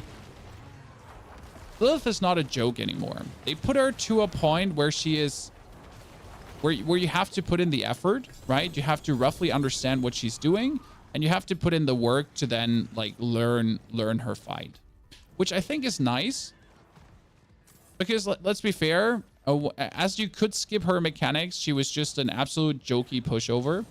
It was like a gimmicky fight where, like, if you do enough damage, she's just a joke. He shows how to fight her. We can do Lilith if you want to.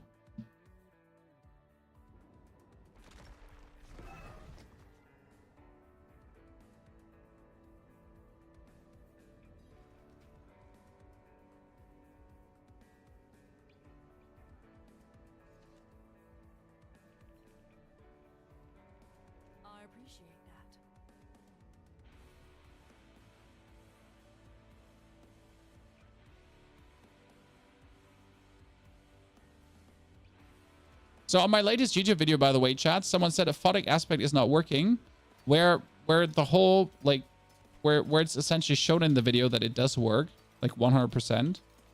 What am I supposed to do now? Is this how flat earthers? Is this flat earther behavior? It's like it's not working despite like having like actual video proof evidence that it is. Is this how like people work? Like, how do you argue? how do you argue with this, Chan? People just refuse to accept video proof. So, one thing about Lilith is you could play Temerity, for example, to have the bonus barrier. And I think there is like you might as well also play Bone Storm against her because you don't need that much damage. So you could make the whole fight safer. But the safest way to fight Lilith is still just kill her with damage. Because the faster you bring her down, the sooner you don't have to worry about like staying in her mechanic phases too long. I mean, the first phase of Lilith is a joke at this point. Because they nerfed her one-hit mechanics. They don't even one-hit you anymore. You can still skip Lilith mechanics. Yes, but no. You still have to go through her 3 fireball phases. That doesn't change. The only thing you can skip is her middle phases where she does some damage and jumps around and summons her tail whip and that kind of stuff. That's what you can skip. But you have to go through the triple fireball phase. You have American relatives. No, I was 1 year in America as a kid because Navy dad. Navy dad. Who's now out of the army and completely escalating. You should see him. My dad, 0 tattoos, no 1 earring, nothing. At this point, like his neck tattooed, here 1, 2, his arms, his legs. Dude is completely going off the charts. You know, it's been like 40 years long, nicely shaven and everything. Nowadays, his beard goes until here. He's having like a top knot on top. Dude is like escalating. I mean, it doesn't help that my mom is essentially a vegetable at this point because of a brain disease. She can't stop him anymore. I mean, that's essentially the point. We agree on that. My mom kept the hold on this all the years, and since she's a veggie now, my dad is uncontrollable. He's been doing weird things, but hey, let him be. Living steel chest, yeah, probably. Chest of mysteries too. Let's open both. Bro just called his mom a vegetable. Yeah, my mom has a brain disease and she has no more motoric functions. She can't talk anymore correctly at all, actually, at this point. She's there in her mind, but that's about it. You know? You can see her eyes move every now and then, but like, yeah. It's not pleasant. Like she's essentially dead, more or less. But she's still sitting there. A little bit sad, but it's also like kind of like it is what it is. Nah, like I'm not. It's not MS and MSA. Like my mom fell like a couple of years ago, and she seemed to have a stroke that delayed. And since then, her brain seems to be atrophying at a exponential rate over the years, so it might be that she's dead in 3 years. It's like the doctor gave her kind of like, you know, since the brain keeps atrophying and like, yeah, she might have like a few more years and then she's gone. It's weird. No, don't feel bad. It's like, you know, I'm like, it is what it is. I'm a very stoic person in this case, because I can't change it, you know. It's a bit shitty, like you can't change it, so you just gotta live with it. I'm like, you know, that's how I function, luckily. Luckily, or this would ruin me to a degree, because it would be kind of sad if your mom is like this. But yeah, since then, my dad has been off the charts. Is she suffering? We don't know. I mean, my dad is full-time taking care of her. He left the army for her, and I mean, he's old anyways, 60 plus. Sorry if there's a sorry if there's anyone 60 plus in the chat, guys. He's old anyways, 60 plus. So yeah, you're old now too, officially. That's the stage for old. So she's been taken full-time care of, I guess. I mean, like if she's suffering, we don't know because she can barely talk, you know. But like, how do you like life if you can't stand anymore, if you can't walk, if you can't eat, if you can't drink, you know? That doesn't sound like fun. So, I would lose a Photic for Shaco at the moment. Yeah, but Shaco wouldn't do anything for you. Again, like, so you're saying you're putting a Photic aspect away and you're getting Shaco. But what does that do for you?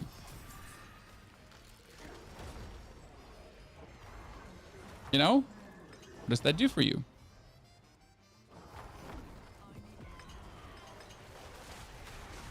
Currently we have Heart and Bones on our helmet, right?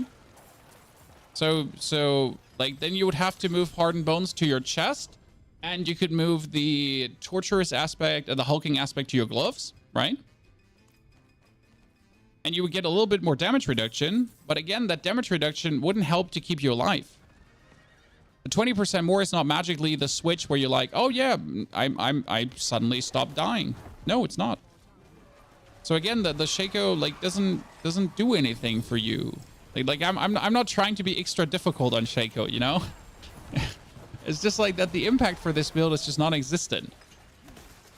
Now, if you do want to use your Shaco because you have it, like again, do use it. Why doesn't the build match online? Well, sir, because this is the 4.0 build that doesn't have an online version yet. The 3.0 build is live, which is 90% this build, and then this build is 10% different. Because, well, we changed some things. Does the X in 25X mean it's multiplicative? Yes, that's what the X means. And multiplicative is always better than additive. Okay?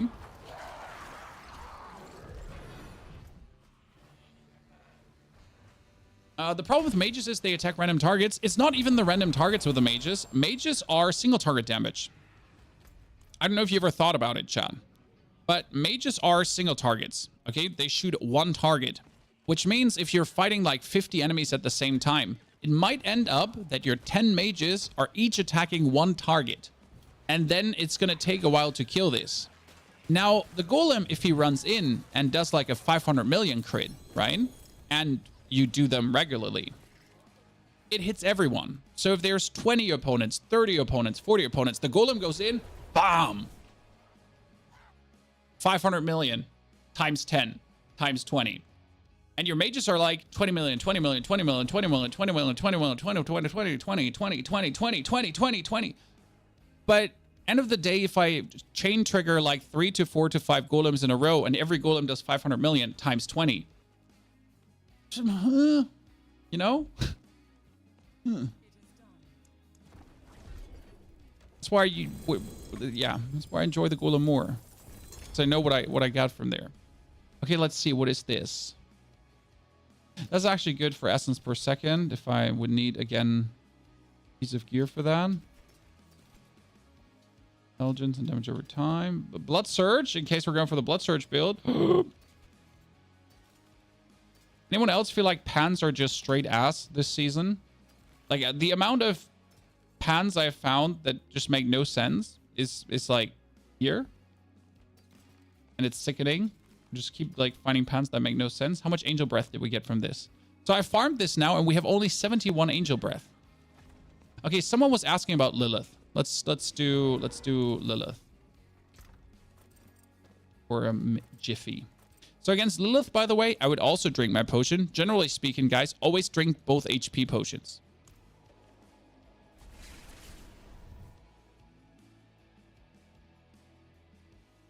I call the Golem Tyson when he crits. No, I like that. I like that. We need the Mage Glyph to be multiplicative. Yes. I mean, this is something we need to tell Blizzard. Because right now you have the Mage Glyph. And the Mage Glyph does, for every 5 int, you get damage. And then minions gain 35% increased resistance to all elements. But minions have already full resistance to all elements. They have. The same goes for the Warrior Glyph. So the Warrior Glyph reads... it makes sense for Thorns, but still... for every 5 dex, you get more warrior damage, and then minions gain 30% armor. But they have maximum armor already. They have. Now, if both of these would be multiplicative, so let's say the Warrior Glyph would say 30% multiplicative damage, and the Mage Glyph would say that too. Just like the Golem Glyph does, because what does the Golem Glyph say? Oh, surprise, 25% multiplicative damage increase. Oh, very good. Well, now if the Warrior Glyph would say that, you could actually play these warriors. I mean, imagine this. Each time you critical strike, your skirmish warriors next attack critical strikes and deals 50% bonus damage.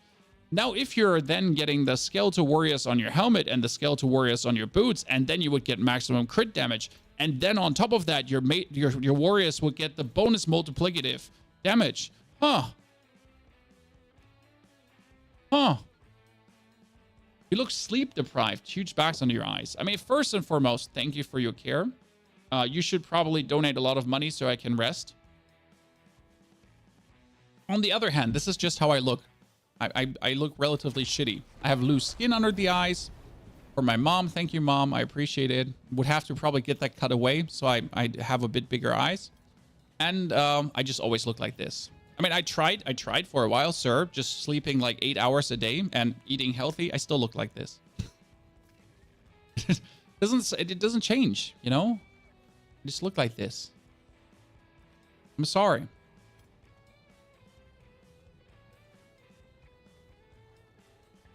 No, I do like my mom. It's just like, you know, genetics are that thing. You have Lilith right, you nuke her, phase 1, do some shadow damage, get your aphotic aspect roll in so you do more stuns.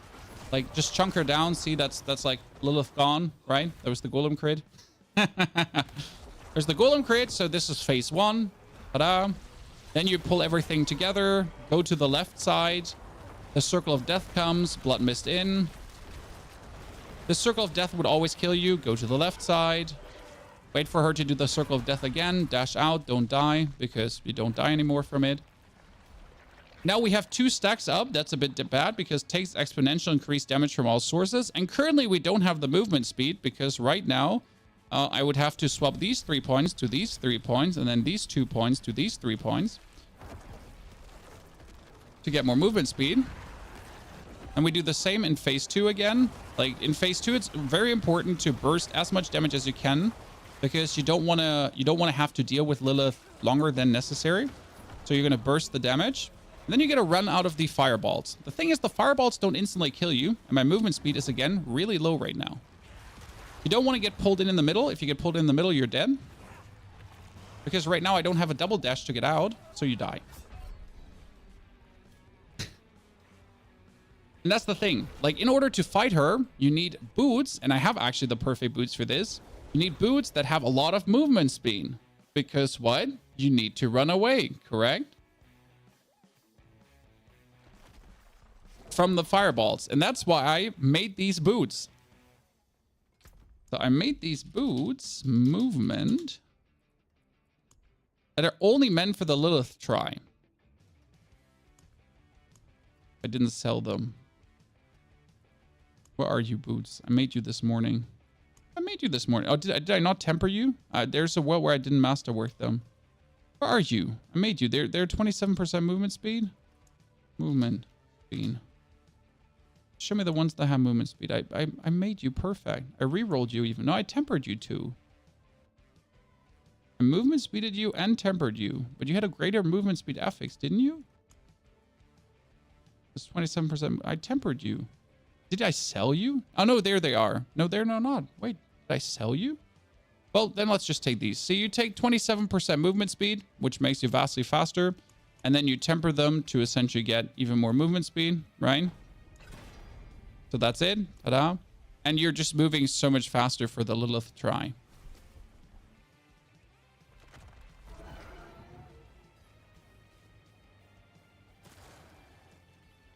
But you saw like her first phase is essentially like you just try to hit your crit rotation, right? Blight into thing, then do the golem, try to hit the golem as often as possible. It doesn't matter if she actually damages you, as long as she doesn't kill you with the waves. There was a big golem crit. The one thing you're not allowed to is get hit by her waves a lot, because if she hits you with her waves, then you stack up like this exponential damage.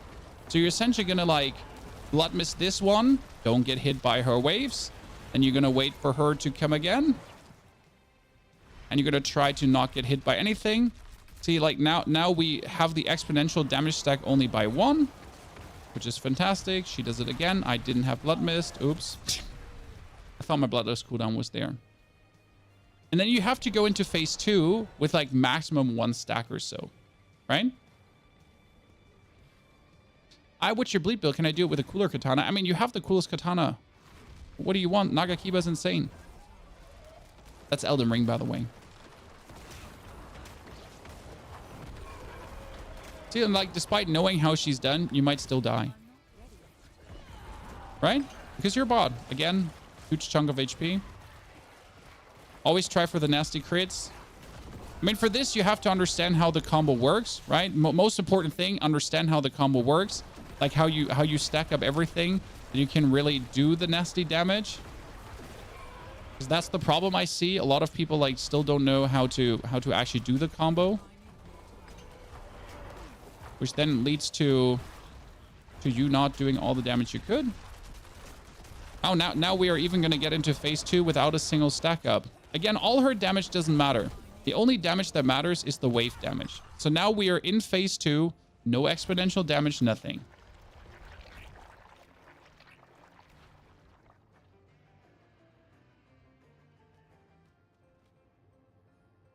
Obviously, I wouldn't try Lilith before I have good gear. Because you're essentially just hating yourself, you know? If you do Lilith before you have good gear, you're just bringing misery on yourself, right? The problem is also in the fight, you would have to avoid these tiny red things, because what do the tiny red things do? They increase the blood bulb damage you're the orb damage you're taking. By the way, movement speed now, Chad, right? Movement speed, all the movement speed in the world. Then she goes for the sucky. You ignore that.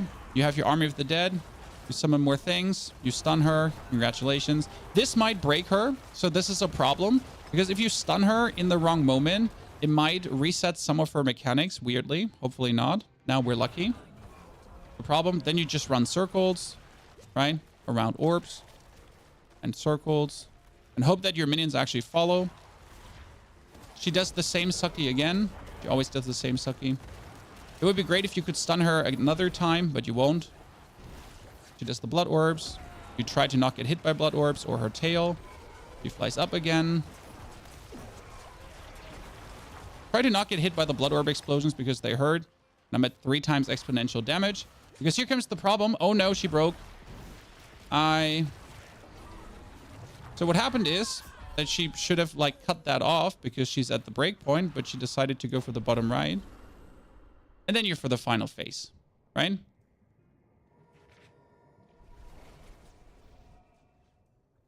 End of the day, you need the movement speed and you need the damage, but more movement speed than damage, to be honest.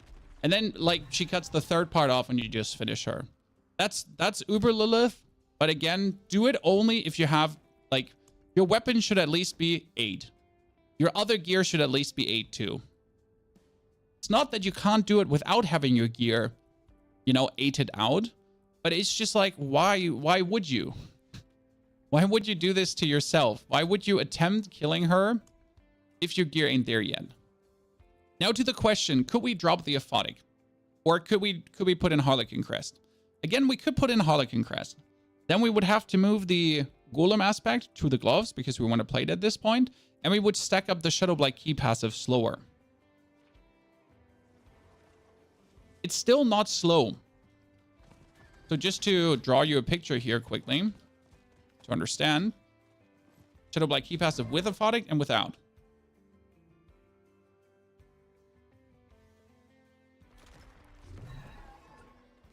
The problem with Necro is Necro doesn't have movement skills apart from Blood Mist. So like, let's resummon all our minions. Attack that thingy. Go for the, like here, you see the Shadow Blight key passive. This is how fast it now stacks up with like my lads active. They stack up attack speed. Now they're fully attack speed stacked up, right? It's going away. So now with Aphotic aspect, right? So Aphotic aspect, boom. And this is how fast they stack it up. It's like around 4 seconds to get it up. Good. Now without Aphotic aspect, let's put this away. And it's still like quick. It's slower though. You notice visibly slower, right? This took a while now to stack up. That being said, we still have the corpse explosion, so don't underestimate this. Now I have the corpse explosion, right? Boop, boop, boop, boop, boop, and it stacks up quite nicely. Ta-da. Now though, if I put on back the Aphotic now, and we're using essentially Aphotic and corpse explosion and everything, it's just like, it's just so much quicker in total. Let's wait for this to go away. And that's the thing, like every single second this is not up, you have 240% less damage. So we're going to put the Aphotic back on again. And you notice this is quick as fuck. That's 240% bonus damage, right? And you want this. You want the 240% bonus damage. It's gone again. Boom. We're going again. Vup. And back up. 240% bonus damage. And we're talking about like a 2 to 3 seconds difference. Now, you would say 3 seconds is not a lot. But if the fight is taking like a minute, and the difference is having every 3 second, like having this every like, you know, 10 seconds, 3 seconds earlier. but the fight is actually not taking a minute. We're talking about 5-minute fights, right? We're talking like pit 120 is a 5-minute and plus fight. And if that is the time it takes to beat something, it might actually make sense to really have like the fastest stack. Carbs, thank you for the 33 months. Carbs, good to see you there. Happy to have you back. I'm sad you can't watch that much, but you know, I'd love to see you dropping by and hope you have a good weekend. I made your build, but the 10 stacks are not happening as fast. If the 10 stacks are not happening as fast for you as they're having for me, the reason is you're not using the aphotic. Again, you need to summon your skeletons past 10, right? Or you're just not putting the corpse explosion under the enemy. Plus, okay, so plus, I have a secret that I didn't tell you yet. Do you want to know the secret, guys? Because this is 4.0, chat. This is 4.0. The secret is we're playing chance for skeleton mage attacks to cast twice. What?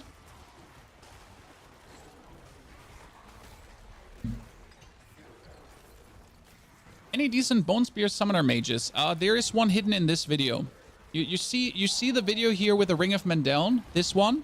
The no golem video? It says no golem here. This one. That video? This has a Ring of Mendeln build in it with skeleton mages. So this is what we're using. Skeleton mages cast twice. And we're using that in a golem build? Pony, are you... Yes, I'm drunk. I mean, it's like 4 p.m. somewhere. Hot chat? Wink, wink. That's for us Germans. Because you don't drink before 4 in Germany. That's the official rule. Our Bundeskanzler said that. No, but it's a German saying. You don't drink before 4. But it's 4 a.m. somewhere on the moon. p.m. Sorry. It's okay. You can drink. Thought you guys had beer at lunch. I might not. I had never had beer, to be honest. Beer's boring.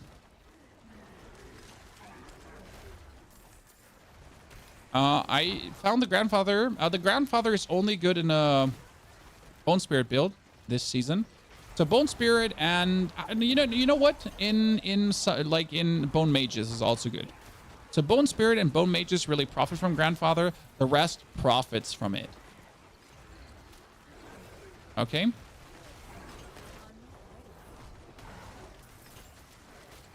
I mean, I'm happy for all your Uber. How many Uber uniques do you have, Chad? How many Uber uniques do you have? Because I have one and I'm not using it, but it feels like Chad always has more Uber uniques. Are you still farming Duriel, or did you just find them lucky? So what happened, Chad? Did you farm Duriel? Did you find them lucky? Did you make multiple accounts to craft them? Like what happened? Like how did you get them? Because I really didn't care at all about Uber uniques because I knew they're not going to be good this season. Like I'm happy you got them. Don't get me wrong. I'm very happy for you. But just be aware that the usefulness of Uber uniques has waned. Has significantly decreased. Oh my goodness. A shield with double affix? How useless. I mean, seriously, how useless. By the way, on the topic of Shaco for the damage reduction, there is a thought, and I don't know how you feel about this, guys, but instead of playing the Harlequin Crest, right? Oh my lord. Oh, I'll be damned. I have 2 Uber uniques now. So, 2 Uber uniques now, chat. Well. So, instead of playing Harlequin Crest, you could play Dariel's Visage and Temerity. No. Instead of Harlequin Crest, you could play Godsire Crown. Because Godsire Crown would technically be a 60% damage increase every 12 seconds for 3 seconds. So every 9 seconds, you get 60% bonus damage, which is not a bad thought. All right, then. Good that we talked about this. Luckily, I don't need it. No. What would you use Dariel's Visage for? The thought is it's 2% lifesteal. 2% lifesteal is actually fantastic because how does it work? Actually, your damage over time effect. So I need to take damage for a second. Please hurt me. Punch me. Oh god, I'm killing things, so I'm getting healed. There's not enough damage happening here to make this work. So the thought is that you would be using Temerity, and Temerity gives you Barrier on Overheal. And with the Andariel's Visage, you would essentially have Lifesteal, right? And bonus attack speed, which is actually kind of funny because bonus attack speed works for this build quite well. So bonus attack speed too. And then the Lifesteal would consistently overheal you, and you would consistently get more barrier than is legal. Right? That's technically the plan. It's not a good plan, but it is something that actually does work. Then again, we would be losing two aspects, okay? We would have to play the Andariel's Visage, and we would lose cooldown reduction for it, and Hardened Bones. Plus, we would lose the Pens aspect. So we would actually have to cut out Aphotic, and we would have to cut out the Torturous aspect again. So we would have to, the Hulking aspect. So we would have to cut out two aspects that are currently, significantly worth it for the build, only to play the helmet. Now again, interesting point, chat. Interesting point, listen. But if we play the helmet, we would get another 10% attack speed, which would then put us to 42.29%. And since we can masterwork this a couple of times to bring it up to 20%, roughly 20%, right?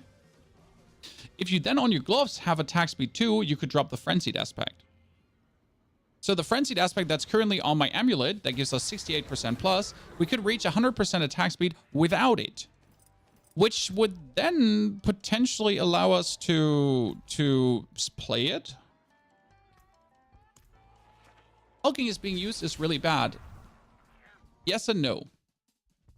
Hulking is not bad, but yes, it's bad. But no, it's not bad. Okay. We did in-depth testing on Hulking, and the answer is It's actually not as bad as you think it is, but it's also not as good as you think it is. It's kind of like it's really like it's not fish, it's not meat. I can actually, like, you want to see what I exactly mean about the hulking aspect. Like I can show you where the thing is. How do you get an amulet like me? You get fucking lucky. Like you get so lucky that it's actually illegal, and then you have an amulet like me. So let me show you the hulking aspect, because I believe in show don't tell. Right?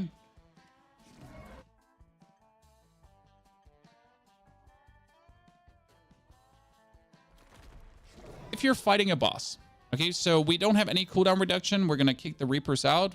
Bye, Reapers. We have no cooldown reduction. We're gonna have a boss here, and we're gonna the hulking again. What does the hulking say? Your golem has a 12% chance to reduce its active cooldown by 2 seconds and a chance to spawn a corpse each time it damages an enemy with a normal attack. Good. So we do this, and here that's 9-second cooldown. It happened once. It happened twice. Happened twice now, so that's 4-second cooldown reduction again. It doesn't happen. Happen. Still doesn't happen. Still, once. One single time, that's 2-second cooldown reduction. Once. Twice. So, I mean, it's somewhat worth it. If we now have multiple enemies, so here, elite and multiple enemies. Because your golem cleaves. You might not see this, but he actually cleaves. So if he now attacks this, and then he cleaves multiple enemies, they're obviously standing like far apart. But in the real dungeon, you're going to be pulling everything together with your corpse tendrils. And if he then cleaves and attacks multiple targets, this exactly says that every attack that hits an enemy. So he hits 5 enemies and 5 chances. And this actually works that your golem with 1 hit can reduce the cooldown by 10 seconds. Did you see this here right now? He just reduced the cooldown like there's no tomorrow. He did 1 hit and 4 seconds, like boom. Like, you notice this? That's crazy. Okay? That's crazy.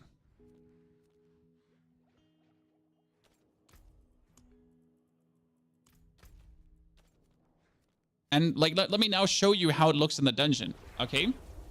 How does it actually look in a dungeon? You changed the build. I'm still using Rob's guide from the beginning of the season. The beginning of the season, Rob's guide, I think, is somewhat leaned on one of my early guides, if I'm not mistaken, or his second version. And that one was a very good build. Yet, though, we already fine-tuned the build very, very far down the line to make it even better. I would argue that this is... that this is literally the perfect version. I mean, I keep saying this. Overkill and cooldown efficiency? No, it's not. You would say it's overkill and cooldown efficiency, but you have to understand that this is made to beat the highest pit without Holy Bolt Elixir. And the thing is, like right now, look at my Golem. He's like literally there. Like I can just machine gun spam this dude. I'm just like continuously using him. Especially if I start using this too for even more cooldown reduction. You have to understand that here minions die relatively fast, and we are stuck with like one dude left. The higher the pit goes, the more enemies are alive at the same time, longer alive at the same time, the more you need an efficient cooldown production that you could essentially just spam your Golem away. Because again, if my Golem does 500 million damage and I can do 500 million, 500 million, 500 million, 500 million, and that chain in a row over and over again, well, don't mind if I do. Because I will be ending up to like net total just put out more. Like I can essentially talk about damage per second on the Golem ulti already. Right? That would be the ultimate plan, to get the Golem to a point where you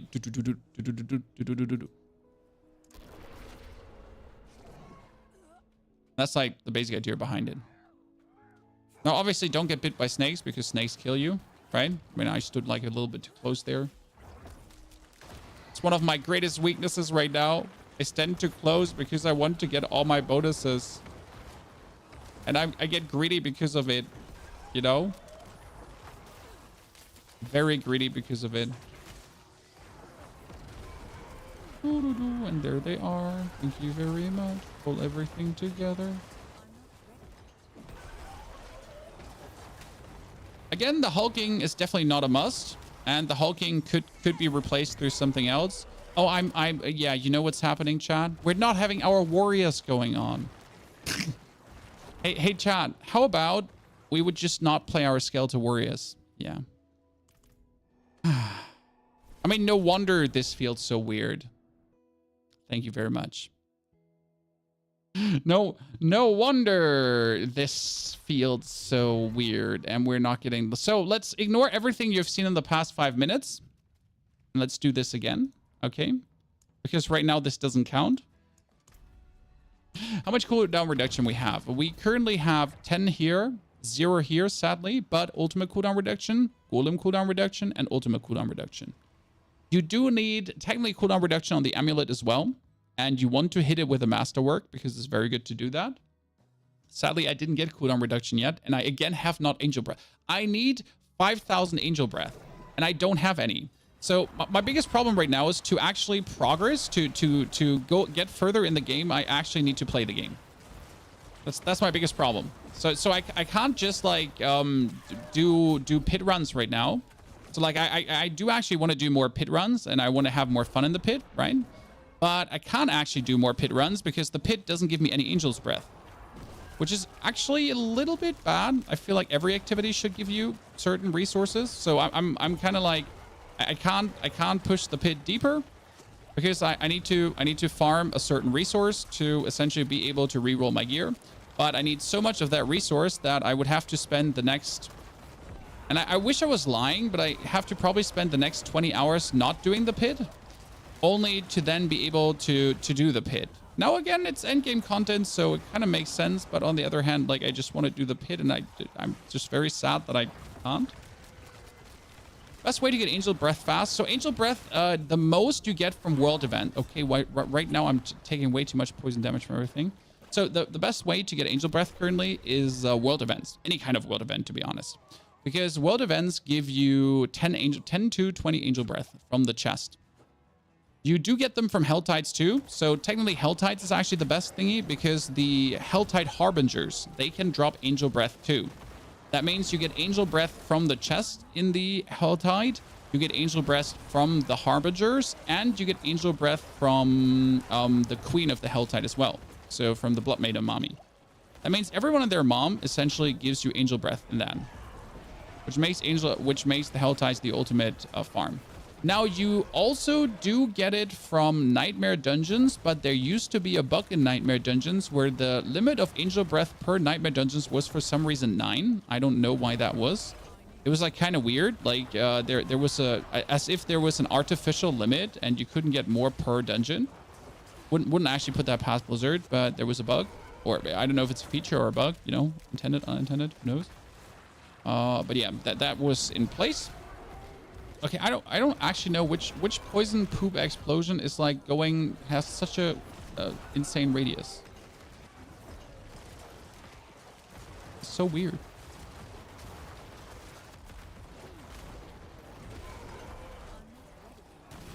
Still hate how overtuned poison damage is because it kills everything. Apart from the Golem. One advantage of the Golem is he can't die because he actually heals himself with every Golem ability he does. Kind of puts him in a very nice position. Right? I mean, imagine like your Golem literally cannot die because every single sucks him up. Yeah, last 50, 900, all did. Yeah, exactly. So the Nightmare Dungeon it's kind of like really weird.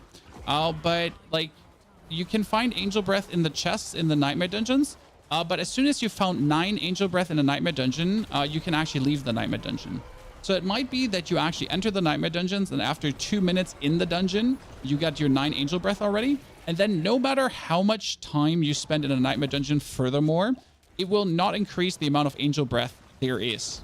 So it's like as almost there's a hard cap of 9. I found a Reddit post about it. I haven't tested it myself, but I like, you know, since I know how much Angel Breath you can actually get from the Helltide, like just do Helltide. Like right? I mean, we're back to the reality of just do Helltide. It's the thing to do this season. Is your Tempest Necro build from season 1 still viable? Yes, but no. The problem is that, yes, you can still play the Limitless Wall, but the damage reduction from the Limitless Wall does actually not live that much up to the reality of what is happening currently.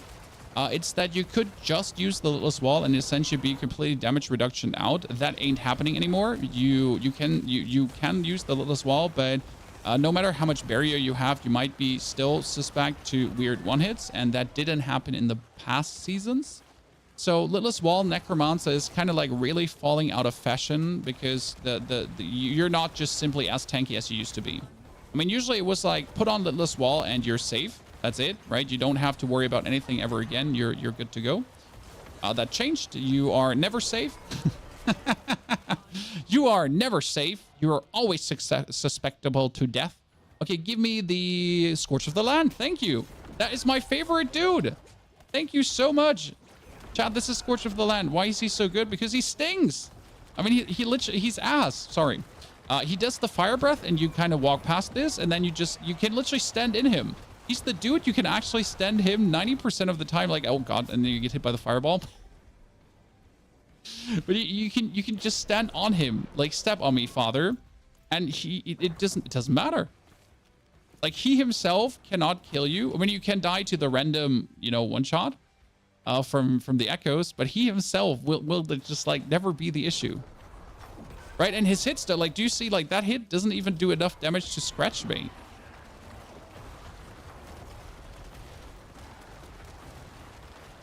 But one thing I really would like to see is that these boss echoes, they can't spawn inside the boss, because as you can see, like he kind of spawns inside the boss and I don't see him. By the way, did he actually take a couple billion damage there? Because his HP just literally vanished. I don't know, like his first third of the HP bar just went away. Didn't actually not pay attention to what happened there, but something happened. See, like now I need to look out for the fire breath, as I said. Okay, super damage overload.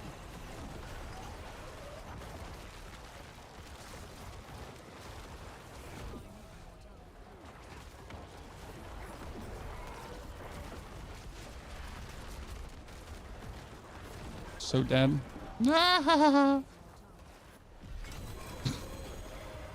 Absolute murder. Absolute murder.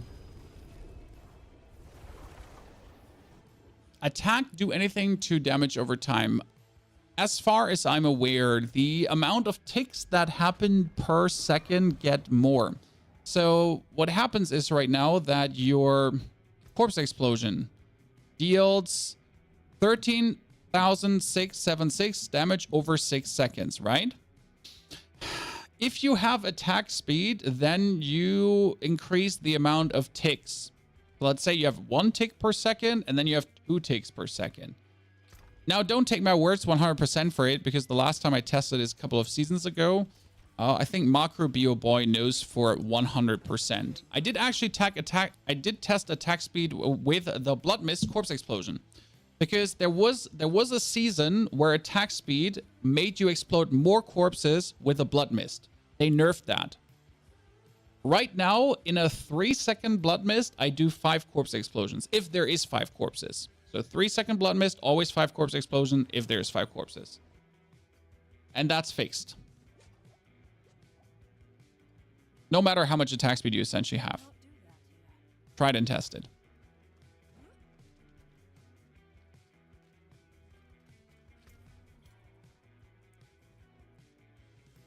A 4.0 fantastic. I know some people complain that I keep making new builds and updating builds, but I literally don't know where the problem is when I'm trying to make the build that I gave you better on the daily.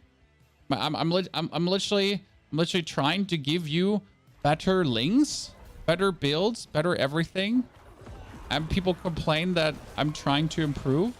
I'm sorry.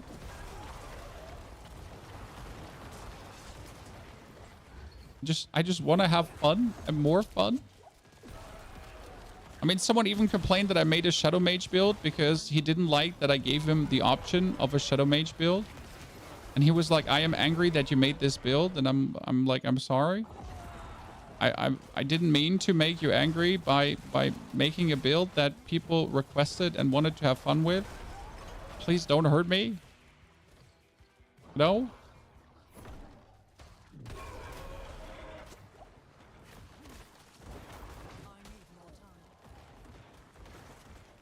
Don't take this personal.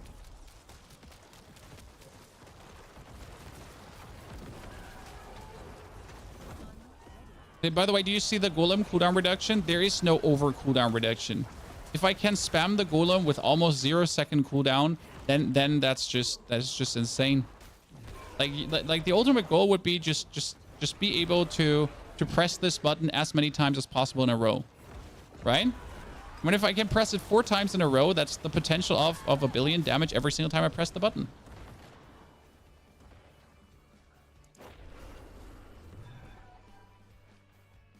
Right? I mean, it's unfortunate that we still die in between because we don't drink our potions.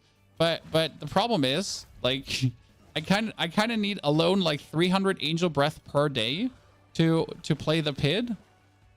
But if I then play the PID with a 300 Angel Breath, right? If I play the PID with the Angel Breath, then I'm kind of like at the end of the day I'm out of Angel Breath, and then to play more PID, I need to essentially get more Angel Breath to then use up the 300 Angel Breath again.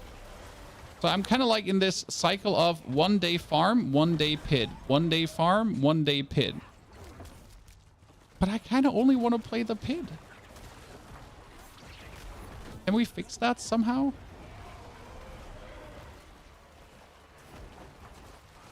I mean, I guess that, like, can you trade elixirs? Yeah, that's a good question. Can you trade potions?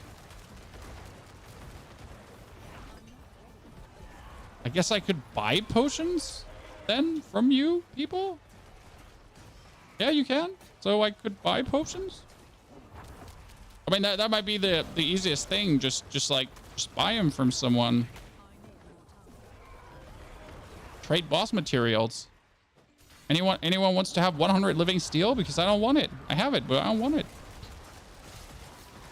Give me some potions of fortitude. I know Helltide has the potions of fortitude, right? But I haven't found any as of late. That's my problem. Yeah, I have a couple of 100 living steel that I don't need. Are you excited for Shadow of the Erdtree? No, I hate Shadow of the Erdtree. Because it's releasing exactly on the day where I go on vacation. So I hate everyone that's going to have fun with Shadow of the Erdtree. And then when I'm back from vacation, I'm going to be late to the party. All my YouTube videos are going to be late. Everything is going to be late. But I'm not going to take my laptop with me on vacation because I'm a reasonable person and I promised my family a family vacation. Once in a while, without my work interfering. Even though I really do want to take my laptop with me because it can play Elden Ring. Right? Then I could make YouTube videos. You have 21 elixirs of fortitude here. There you go. Can I give you living steel for it? Sir? You want living steel? You know? Distilled fear? I can give you 200. You want 200 distilled fear? No? You and everyone alive deserves a vacation. Yeah, that's correct. But the problem is that why does the vacation have to be when the Elden Ring releases, you know? The problem as a content creator is always time, right? So it's not like that if I release videos a week later, like they're going to be useless. They're not. They're going to be great videos.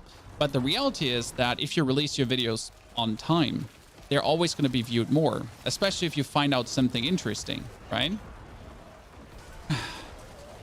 So that 1 week that I'm essentially late is like the crucial week. That's essentially like, it sounds cheesy, but that 1 week late costs you thousands of dollars, right? Of missed out revenue because you're just late. We get so much cooldown reduction because the enemies are dense. Yes. But even on the boss, we have good cooldown reduction. It's not as good as on a bunch of enemies, but you can see how we're chunking down. Because that's the premise of this build. That's the whole basic idea behind this. So you have the lucky hit that the Army of the Dead provides. Then you have the lucky hit that the corpse explosions on the tendrils, the corpse explosions, the tendril. Oh god, I got hit by him below that. You have the lucky hit that the that you get from the corpse explosion, that you get from the tendrils, that you get from the blood mist itself. And all of that stacks like up so nicely that it essentially just reduces your cooldowns very quick. I mean, don't forget that actually Army of the Dead itself is one of the best lucky hits because Army of the Dead actually has a 60% base lucky hit chance, 64% base lucky hit chance. So that one is really high. And a single point in lucky hit pushes this tremendously. I've actually tested this out. So I took like 10 lucky hit, 10% lucky hit bonus on an item, which is not a lot. Like, right, a 10% lucky hit bonus is not a lot. But yet, it felt almost like that your lucky hit chance doubled. In terms of how much lucky hit you suddenly had going on. Well, that's him. He's weak. Also, don't know why my skeletons go and try to kill, like, the... Oh, shit. Ah. Oh, come on now. Like, really? I didn't have Blood Mist ready? Can you make Golem work with Blight Even Piercer? You can, but it's not worth it.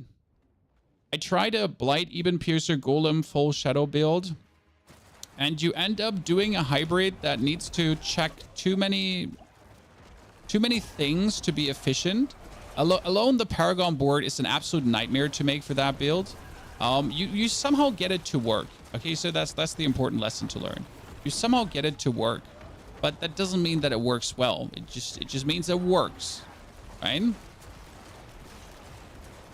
But it's an absolute living nightmare to get those points all together.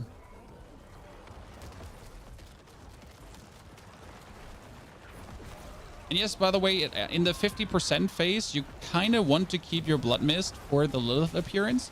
So right now, I'm mostly using the Blood Mist to do the corpse explosions, right? To get bonus lucky hit chance, to get bonus Shadow Blight stacks.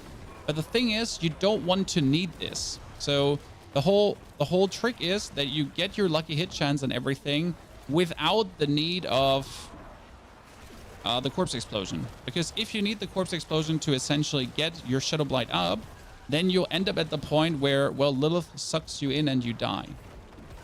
So best case scenario, you would get everything off without, and you would only use the Blood Mist like in situation like here, where it then makes sense. And then as she's gone, like she's gonna take another like 3 or so 4 boss spawns before she appears. That means now I can essentially use the Blood Mist for damage pushing. But now that I used it 2 times, I'm not going to use it again because Lilith is going to appear. I think it's like a total of 4 boss casts before she comes. Like every 4 boss casts or so she comes. And then you get to like portion your Blood Mist essentially. Necro players are still addicted to Uber Uniques. I mean, everyone is addicted to Uber Uniques.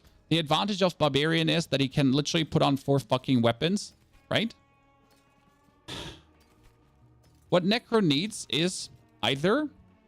I mean, like, what the coolest on Necro would be if the focus would be a thing he could just hang on the belt, right? So if we had another item slot here, and it would be called the focus. And the focus is something I hang on my belt. That would be fantastic. That would be great. I'm out, like, seriously. If you give me another aspect slot, we're insane. Okay, what does Neil wanted to give me things? Where's Neil? I cannot do that. Here. Neil, I can't give you axe. I don't have axe here, Neil. I got steel for you. All the steel in the world.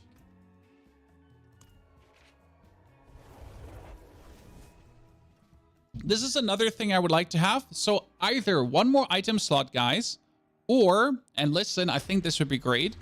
What if we could give our minions an item? Maybe the Golem, because he's our big passive. That would make the Golem double worth it, right? Because in most builds, you used to sacrifice the Golem. But what if the Golem could have an item? I don't know if it's a defensive item or if it's an offensive item. Here. You want more? Is it not enough, Neil?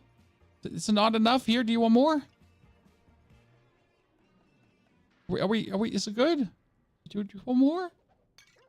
Get any bloods? I need to keep some bloods myself because I still need to find a perfect temerity. He doesn't want my fear, chat. He doesn't want my fear. Thank you, Neil, for these 20. They make a big difference. They would allow me, because our goal is today to push pit 120. Okay, chat, still the plan. Push pit 120. So that's what we need to do. So yeah, if Golem could take 1 item, or like, let's say minions in total could take 1 item, that would be great.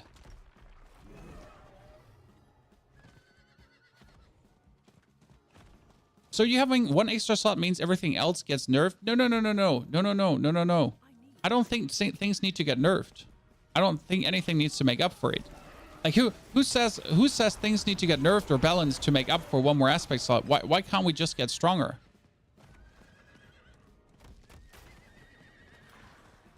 Like you know what I mean? Like I don't think anything needs to get nerfed.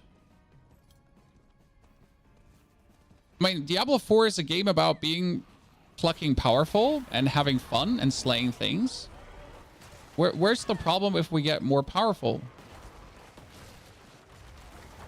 I mean, look how powerful Barbarian has been all these seasons long, right? Trillions of damage, charged barb, everything. Why can't we just get stronger? I mean, like, I'm not playing this game to play the most balanced, fair game, like where every class needs to be equally strong. I just play a game where I want to be powerful and slay demons. Sorry. So where's the problem in getting more powerful?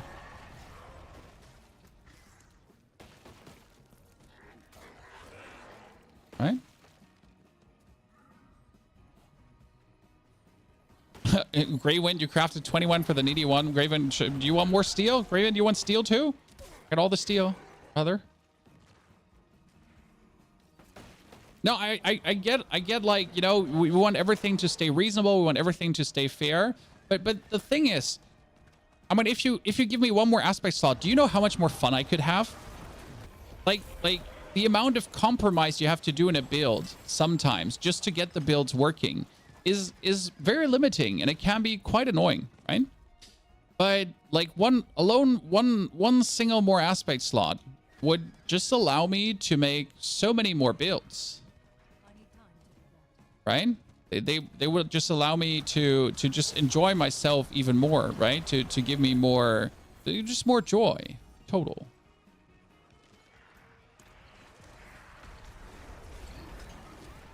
It's just me though, right? Yeah, barbarians have 4 weapons, rogue have 3, sorcerers have 2 enchantments, druid and necro need a little more.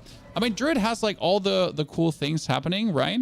Then you get like, I mean, we do have our, listen chat, we do have our sacrifices, 15% more shadow damage, 15 more essence, and 30% more crit damage, which is a lot, don't get me wrong. Oh wait, let me pick up some more living steel for you, sir. But it's nowhere close to what the... Here, you can get a lot of equipment for that, brother. What the others have with their bonus affixes and aspects. Sork needs 3 enchantments. Honestly, I wouldn't even mind that. I think Sork would be so much more fun with 3 enchantments. When I'm just seeing it as a more fun thing. You know? I'm just simply seeing this as more fun. Yeah, less balanced. More fun? It won't happen anytime soon, so I don't think any big class reworks are going to happen. Because let's be fair for a second, chat. I know we don't want a high horse complaint, but the Necromancer has 2 skills here. How many skills does your class have? You know? How many skills does your class have? Exactly. How many skills does your class have here? Oh yeah, and by the way, how many defensive skills do you have here in your class? Right?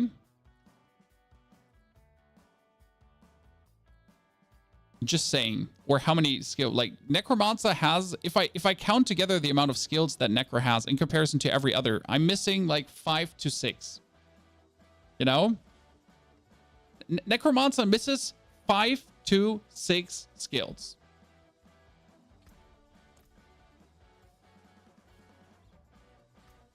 Then. Okay, so now that we have remove party member, now that we have all of this, how much angel breath do I have? I could craft some. Wait, let me. Yeah, we're gonna keep this weapon, so bring it up to 11. We kind of like bring it up to 12. We wanted to kill the blood. Yeah, let's kill the Blood Maiden first because we're gonna wait to kill the Blood Maiden, and then we do a 120 pit. That. You kind of have to count all the different minion types as individual skills. See, that's the problem in the thinking right now when it comes down to Necro. I think that's what they did. They're literally like, oh yeah, Golem is another skill. And you know what? Race Skeleton is also a skill.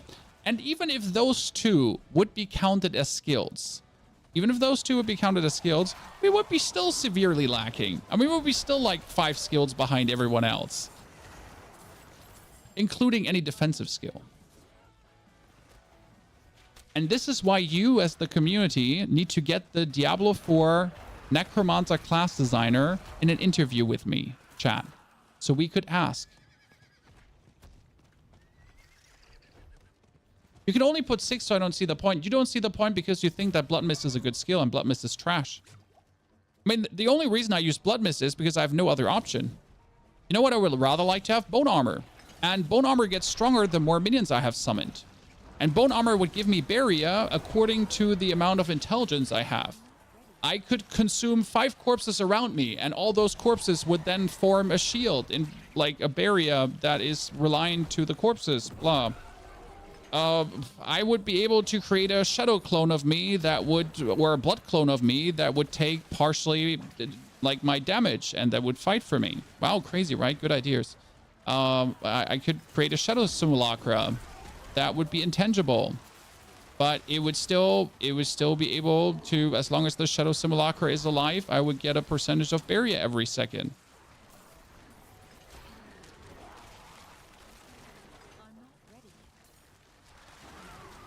Good time to come back to the game. Best time.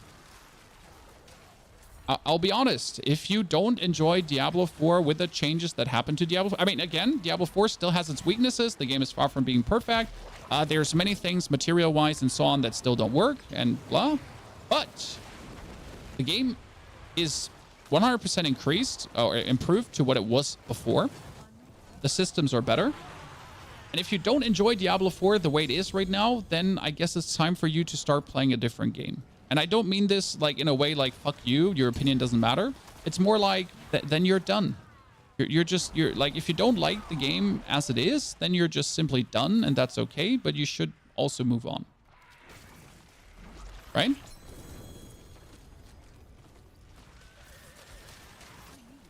But if you then still keep clinging to the game despite you, like, you know, like not liking it in the current state, then you're crazy, I guess. What can I say?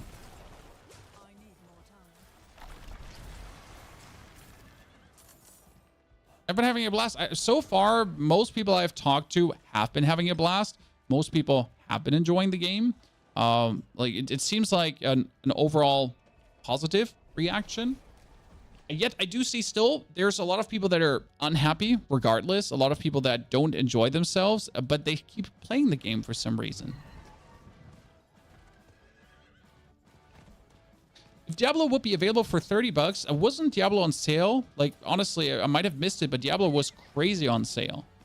So like many times now. And it's on Xbox Game Pass. In case you didn't know this, like PC Game Pass has Diablo 2. So if you the PC Game Pass is absolutely worth the money.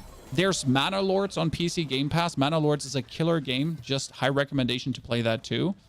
But yeah, if you want to play D4, like, I mean, you can play it for free. You know? Which aspect did hulking replace? Hulking is currently replacing the Blood Getters aspect.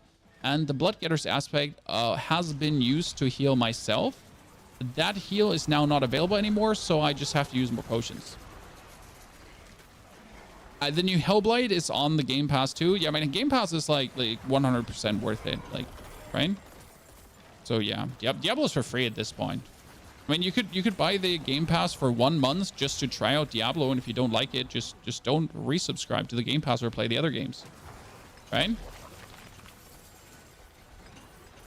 But that's how I see it. Like Game Pass, I know Game Pass is not good for some games. I know Game Pass has ruined some game studios, as it seems, right? Because of sales numbers being low and whatsoever.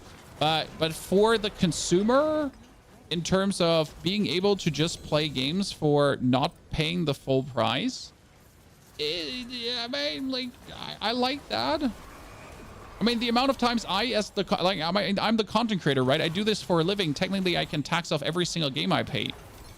That being said, in April, I spent 200 bucks on games. You know? I mean, sure, I can tax them off, but it's still $200, like, to have or not to have, right? So the Game Pass is often, like, it's just convenient. I mean, especially if you want to try out games and see if they're not trash.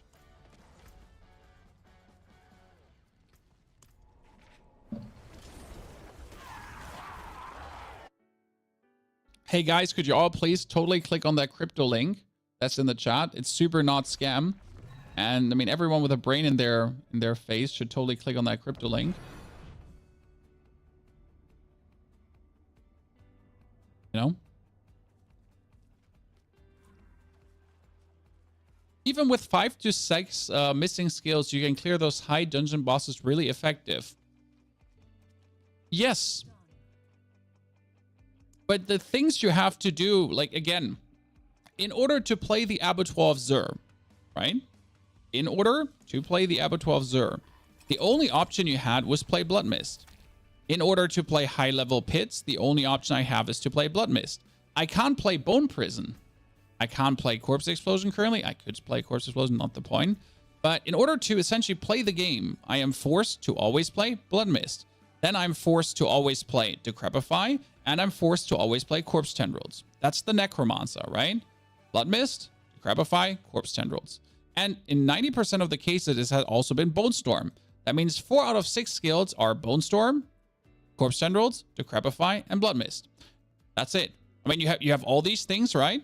But you're kind of like, that was what you've been playing. 4 out of 6 skills, every single build, until this season. Then you could, then you had your one core skill that you could vary, correct? Your basic skills were not an option because they suck anyways. But there was never a build that used Iron Maiden. There was never a build that used Army of the Dead. There's no build that pretty much uses Blood Wave.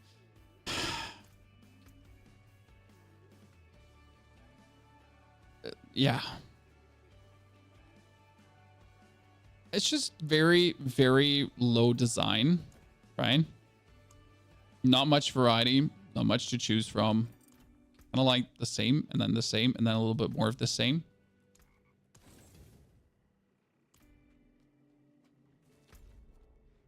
You're locked into those to play efficiently. No, like literally to exist. I mean, Evil Breaker. If you wanted to do a tier 100 dungeon, you were more or less forced to like, you had to exist.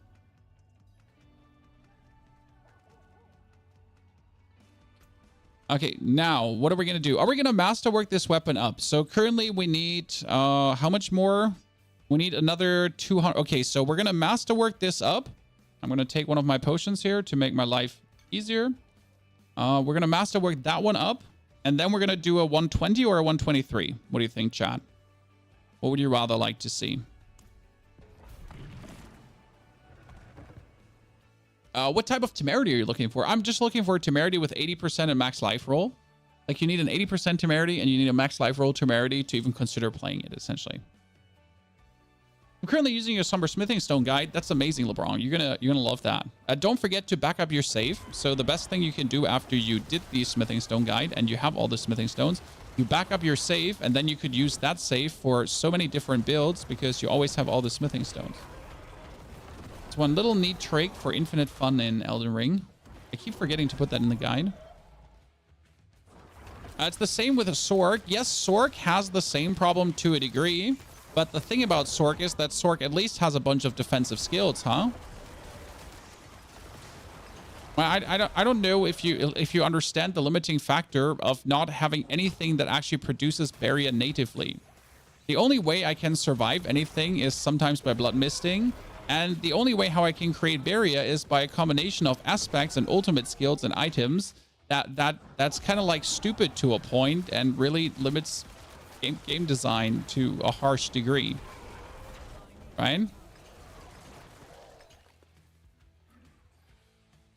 And on top of that, you don't actually have a real movement skill. I mean, your movement skill is Blood Mist. Your movement and defensive skill is Blood Mist. Might not, like, you know, Sorks can teleport around, Rogues can dash around, Barbs can leap and charge around, and I have Blood Mist. I'm just, you know, a bit more love for the Necro class design. I don't have a Shadow Stab. There was a really cool skill in Last Epoch, and it was called a Blood Simulacrum, and you could actually teleport onto it, and then when I teleport with a thing on the location where I land, then it explodes, so it kind of does damage where I start, and it does damage where I teleport to. And then when I teleport it, okay, so that's the thing, like, about Last Epoch, okay? So you could teleport with this skill, but if you teleport, you do damage on your location and the location you arrive. Plus, you would cast a curse on the location where you arrive. So you could essentially use your curse, like Decrepify, and you could teleport somewhere, and then it would automatically cast your curse on everyone surrounding you, and it would do explosive damage. And if then anyone that was actually targeted by your teleport would die, then they would explode too. I mean, that's Last Epoch, obviously, which has a way more in-depth class system. But, you know, like just any kind of seemingly fitting skill of movement, please. Do I kill that poor guy simply because he exists? Yeah, because else I'm going to teleport it there. Yeah, transplant, exactly. The ability was pure fun. One day I would like the same immortality that Sorks get. Hey, let's not get started on Flame Shield. Because Sorks have a Flame Shield, and I'm a Necromancer. I'm technically the Summoner and the Dabbler of the Dead. Yet I have no skill to essentially avoid death. Not only avoid death, I have like no like cheat death. No, if you die, get like 1 second where like if I die, my minion would die instead. All right. Like, if I die, all my minions die. Like, you know, if I take fatal damage, all my minions die instead of me. And they would explode, too. Cool. That would be nice. Hey, I would love that. How about Barbs with 250k life? Hey, sir. I have 46k life. I don't know what you're talking about. Those 250, the 400k life barbs, they got nothing on me. But yeah, there's just a bit missing on the Necro class design. And I'm saying that as someone who literally only plays Necromancer 90% of the time throughout all the seasons. And I can't see it changing. That's the problem. But I would also like to talk to Blizzard. So we need to, like, I mean, we had an interview with Joe Pipora, but an interview with Adam Z. Jackson now. That where's, like, we need to get hold of him. Chad, who's actually the Necro class designer? I need to write Adam an email and ask. Can I have interview, please? Can we ask questions if there's any plans? Why did you do this?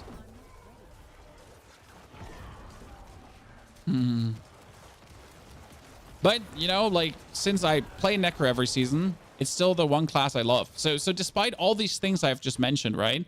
Despite all these problems I feel like the class has, it's still the most enjoyable class to play.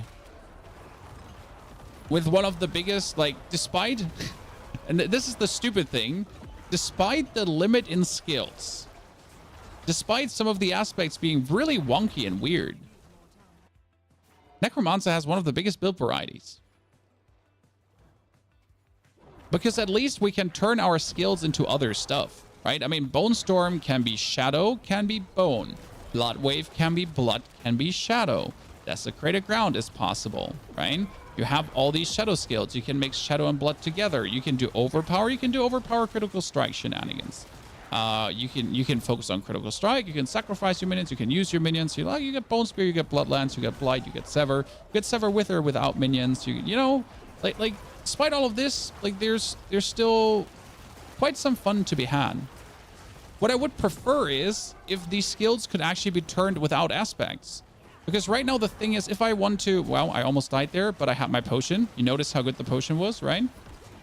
So if I want to, oh no.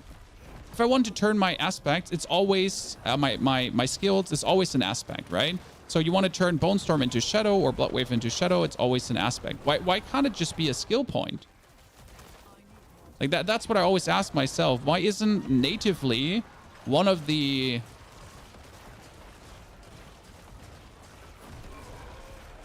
Blood Wave branches? So Blood Wave has 2 branches, right? And one of them would be Blood Wave is a Shadow skill now and does Shadow damage. You know how cool that would be on a scale from 1 to 100? Like, it would be legendary. Because currently, listen, what can Blood Wave do, Chad? It fires one single wave. Blood Wave fires one single wave. That does 26,000 damage. Oh yeah, then Blood Wave slows now. You fire one single wave that slows enemies. And it leaves behind 3 blood orbs. You know what this is, Chad? This is a mastery skill. That's not an ultimate skill, correct? Now, if it would say Blood Wave, and here is Blood Wave is a Shadow skill, or Blood Wave is casted 3 times, right? Because that's the thing. In order for Blood Wave to be useful, I need an aspect that makes it cast 3 times, and then I need to turn it into Shadow. That's 2 aspects to make it basically work. To make my ultimate skill work. Do you want a scythe or a sword? Very simple explained, both questions. So, you have been asking, do you want a scythe? 4,903 maximum damage. A sword has 4,400. If you have a good sword, use a sword. Now, why don't I use a one-hand and a focus? Same answer. This one-handed dagger has a 1,800 max damage. This one-handed sword has 2,005 max damage. My scythe has 4,900 max damage. Now, if we're taking our Golem multiplier of 3,925, and I would essentially use a sword, then it's 4,000 times 2,000. Now it's 4,000 times 4,000. So what do you think is better?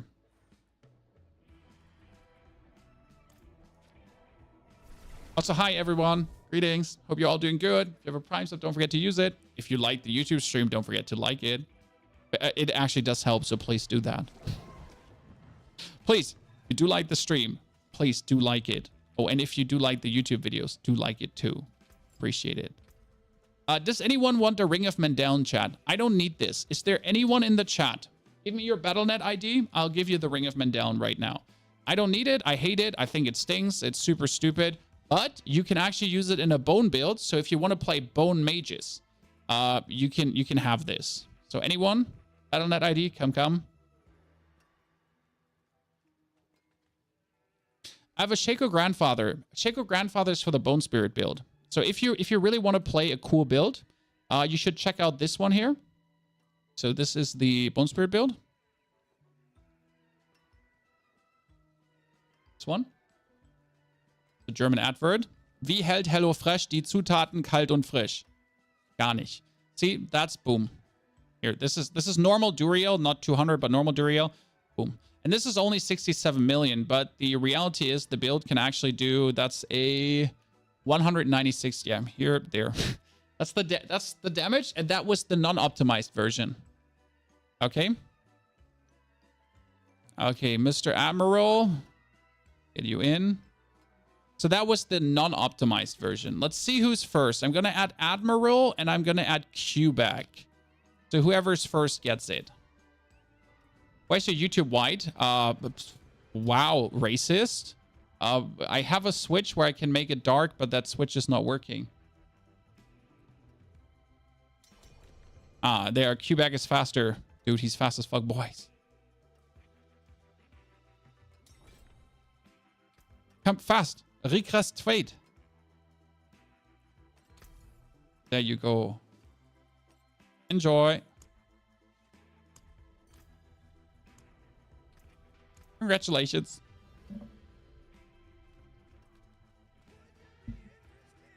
I got Melted Heart of Selig is a good on a Necro build. With Melted Heart of Selig, you could actually become Undying. I mean, right now for this build, I could use the Melted Heart of Selig because I don't use Essence. Okay? And it would work. It would keep me alive. But I would have to sacrifice affixes for it. That I don't have, that I can't sacrifice. So technically, Selig is one of the few things that I would say could be very interesting. I haven't tested Selig yet. But if Selig would actually be enough to prevent a one-hit from a pit boss, it might become interesting. Selig was really popular in the AOZ era, but Selig was overtuned there. They nerfed it because it was too good. It was making people undying. Now I literally don't know if it can actually prevent a one-hit. Right? Because if it can prevent a one-hit from the end boss, we're talking. We're talking. I would do everything to make it work, and it would be relatively easy. So the thing is, in this build, you would drop your amulet, which would lose your Hellbent Commander. That's a 105% damage multiplier. That kind of stinks. Right? I would lose 105% damage multiplier, which is significant. But I would be able to stay alive. Maybe. Infinitely. So, I mean, can't do damage if you're dead, huh? I found Selig a couple of days ago. It's an uber unique, so I can't even request anyone to trade it to me to give it a try. I would literally have to find it.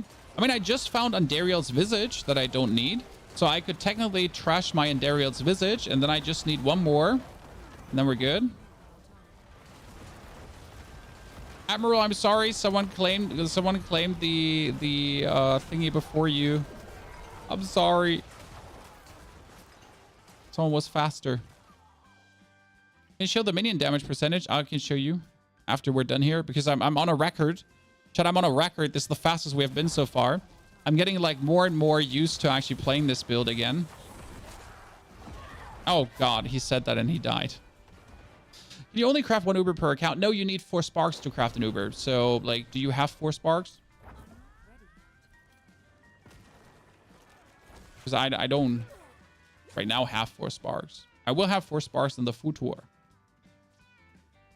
And 50 million gold. Yeah, I think the problem is actually at this point the 50 million gold over the 4 sparks. Right? I mean, who of you has a spare 50 million gold flying around?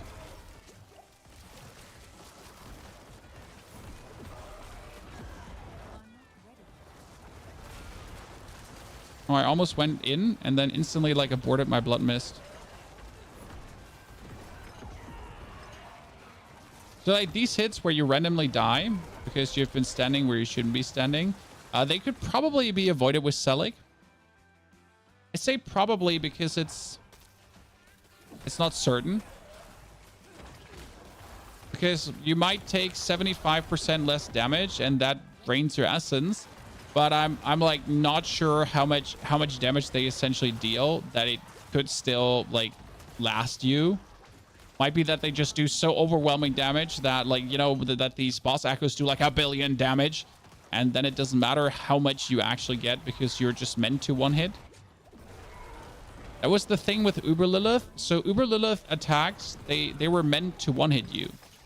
That's why no matter what you did, you would always get one hit.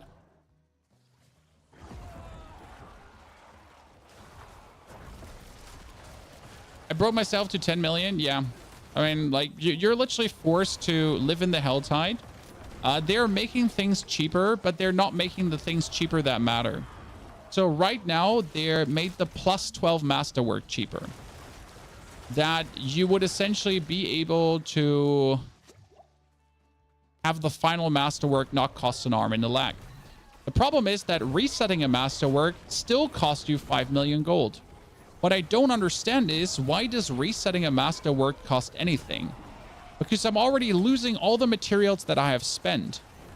So why am I paying through my nose? Like I'm losing all the materials that I spent. And then on top of that, I'm paying through my nose to actually do that. So I spent the money to upgrade. I lose the materials. And then I'm supposed to spend even more to reset.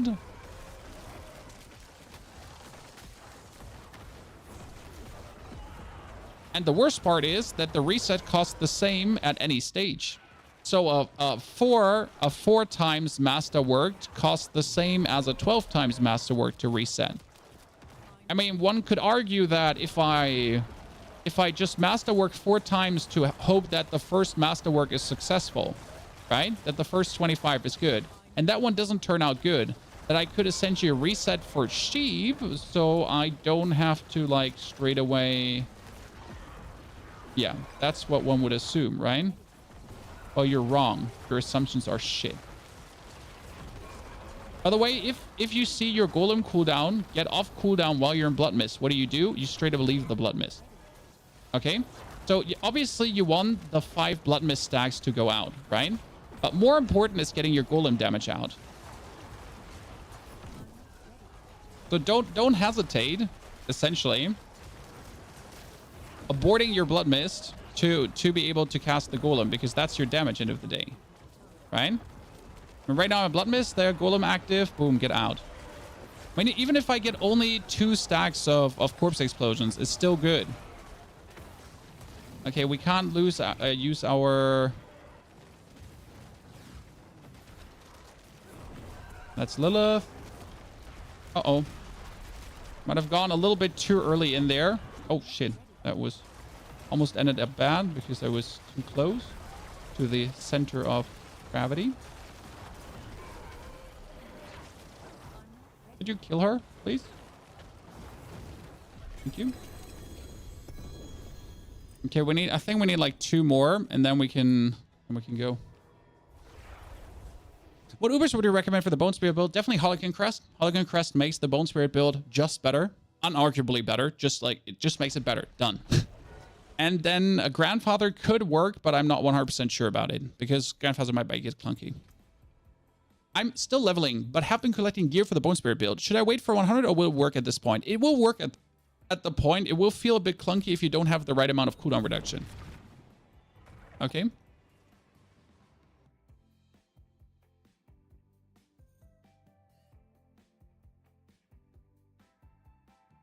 Don't you get mats back when you reset? No, you don't get your mats back.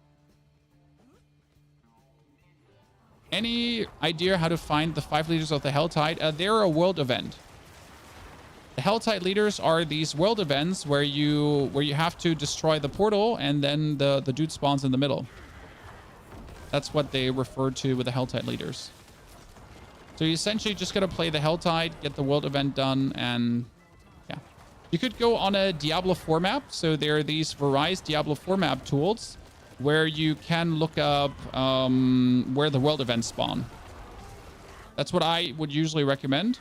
So you essentially check where do these world events spawn, and then just dingle dangle from one world event to the next. Oh, come on now. You spawn this while I'm like literally close to that. It's robbery. Robbery.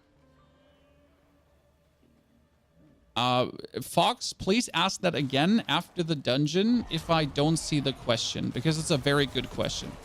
Fox has a question regarding skeletal mages and how the damage buckets there work. So we can talk about this, because we did already do a skeletal mage build.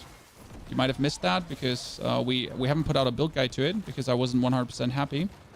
And I tend to not give you builds that I don't believe will work like super good, because then I give you something uncooked, and I hate that.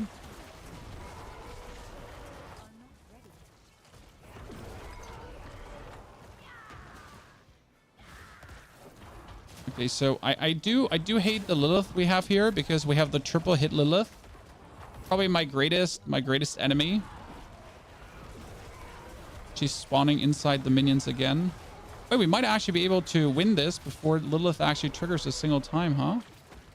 Triple hit Lilith! Oh, come on now. Bullshit. I'm a bit too slow for that.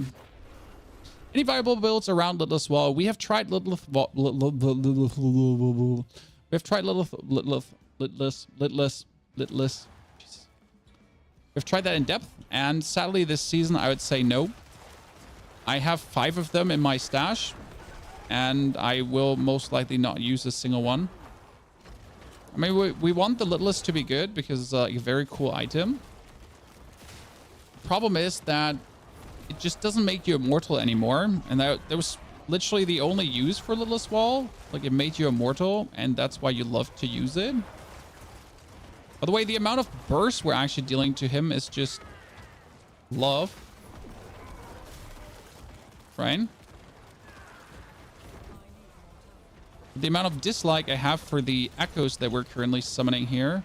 Oh no, not him. Give me my blood mist back. 1, 2, and that's 3, plus the explosion.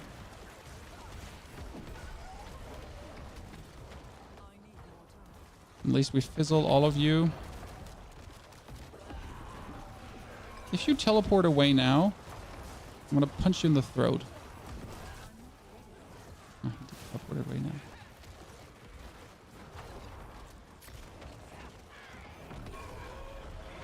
Can we just kill him quickly before that Lilith thing comes? 1, 2, thank you. Can we just kill him before that comes? So like right now we get 50, 1, 2, 3, 4, 5, 6, 7. We get 57 Nethine from this. So the question was, let me go up so I can see the question again. I am going full skeletal mage build, but I have a question regarding damage buckets. Should I increase shadow damage or should I increase critical damage? Which one scales better? Both. Critical damage always scales better because critical damage multiplies everything up. So you have your damage multiplied by 670%. If you now go for skeletal mages and you make them shadow, and then you would, for example, go into your Paragon board and you would get yourself the glyph called Darkness.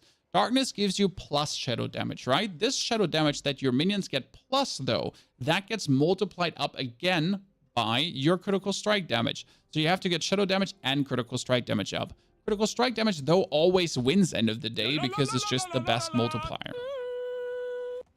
Okay.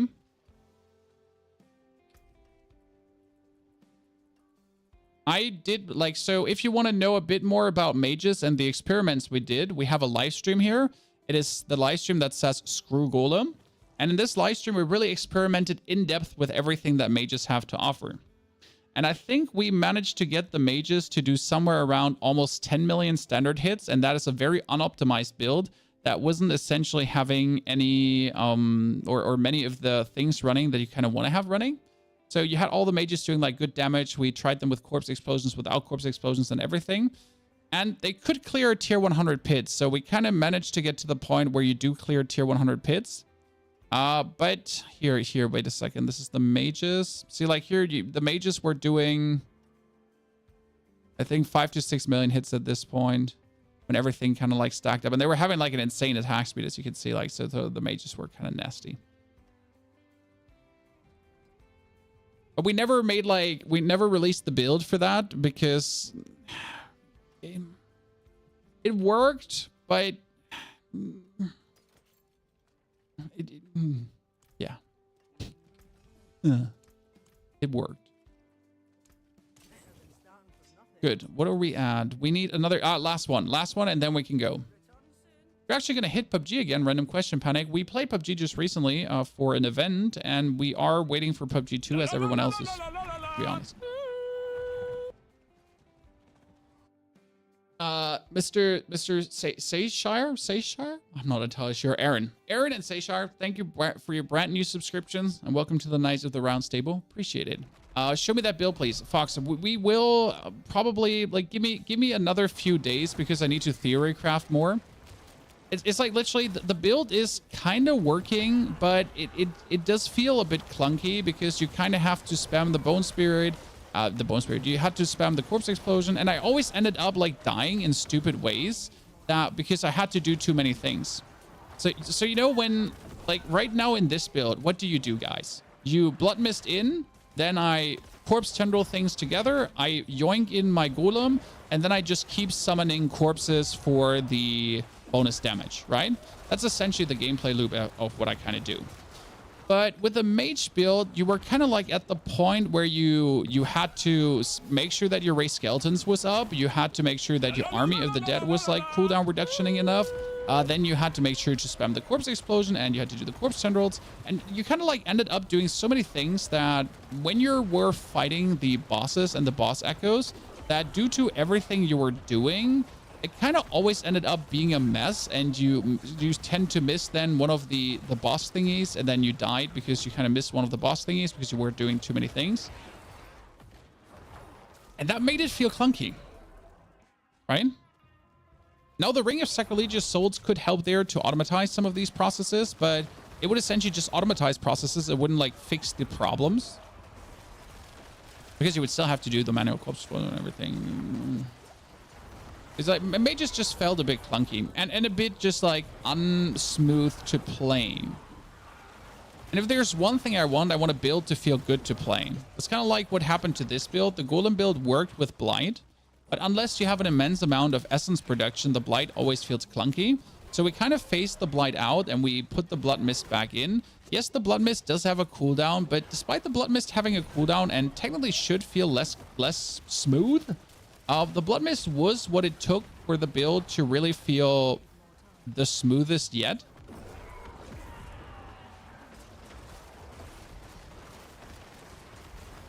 So like, you know, generally feel to the point where it's just like sailing.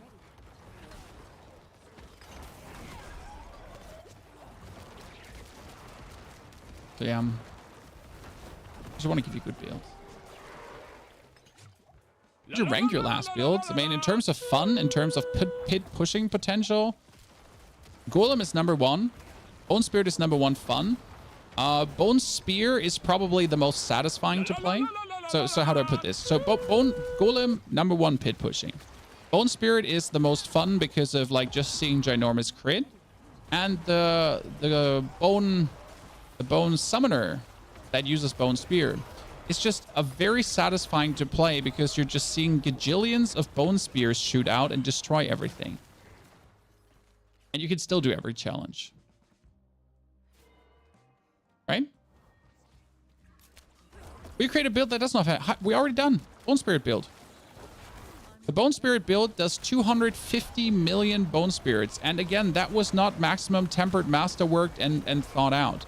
I think if the Bone Spirit build with good gear and the Shaco and some other shenanigans, if I get that build completely figured out the way I want it to, I do genuinely believe that a 500 million's like a standard, where we're not talking about an every now and then 500 million, right?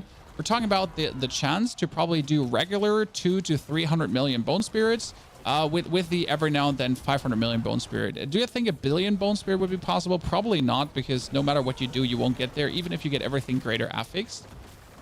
But what do I know? Because like perfect gear could go really far. But yeah, bone spirit has a very high ceiling to where it could go because it profits from so many things. What about a shadow build without minions? I have to say that like shadow build without minions obviously works, but it is just always clunky versus bosses. So Mr. Makro Bio Boy, you know, the fellow Max Roll creator, the Necro creator for Max Roll, he already tried out shadow builds, and I watched him, and it's just like, against boss fights, it's the same problem with dots. The boss moves, he's not getting dotted down because he just moved out of your dots. Like, dots just feel clunky versus bosses because it's just one opponent. Yeah. It's just like Shadow will always feel bad against one opponent. The same how Blood Surge kind of feels really amazing pushing through dungeons, but as soon as you're in a boss fight, you're kind of like, oh man. Oh man. Kind of not vibing anymore.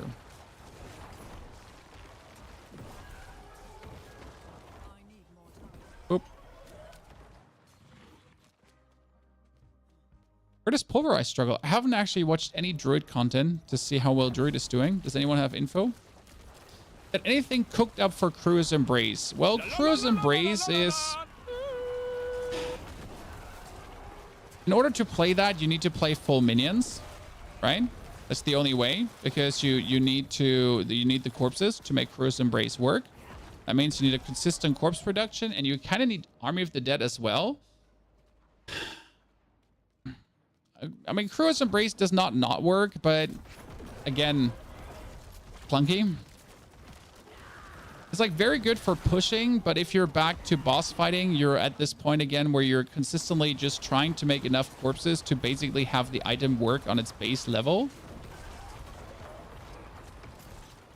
Nowadays, it comes like very often down to basically to get like the basic functionality out of an item, the shit you gotta do. Okay, we're super boost. Oh, you're gonna take damage for days now, sir. Oh no, I was too close. I thought my golem would eat it. It didn't eat it. We have a video out for this build. Yeah, we have a video out for the version 3. This is the version 4, which has a very slightly altered Paragon board. No, that's not true. The Paragon board is actually, like, it's kind of the same, but not the same. The problem is, in order to make this Paragon board work, and this is the first time I've done this, I've actually, like, sacrificed Paragon nodes, and I've replaced them through gear. So right now, my pans are, for example, playing elemental resistance. I usually don't play any kind of resistance on any item because it always never feels worth it since you can do it over the Paragon board. But I needed to do so much damage over the Paragon board that I essentially had no elemental resistance left over the Paragon board. Okay, I can show you that in a second, how few resistance we essentially have.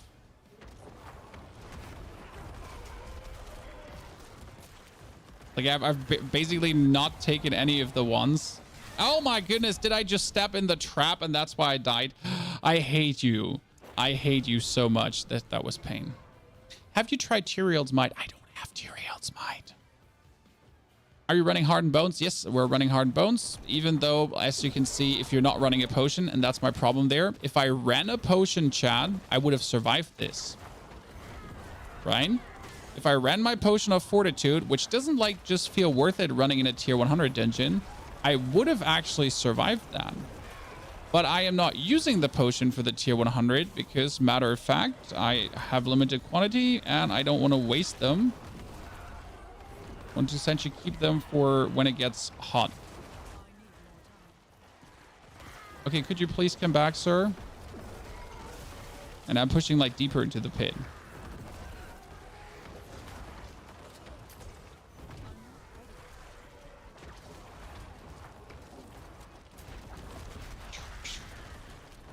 Please don't kill me. Oh my, Jesus, that was terrible gameplay for me. I'm sorry. They're gonna force me to drink a potion, so I do survive that. They make me drink a potion, chat, because I don't want to die. Which version to pick? Well, the versions are always better than the first one. So, I mean, the latest version is usually the one I recommend you to play.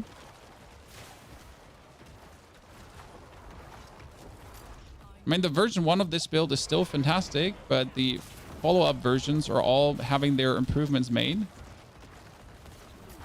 Right? That's why they exist. Not to make clicks, so you know. Understand that the further versions of this build don't just exist to make clicks, you know, for YouTube videos. They literally exist because there is an actual feasible improvement being made to the build from before.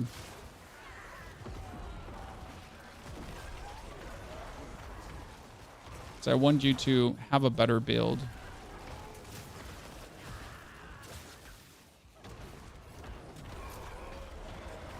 Okay, let's stand here in the corner. Get him stunned.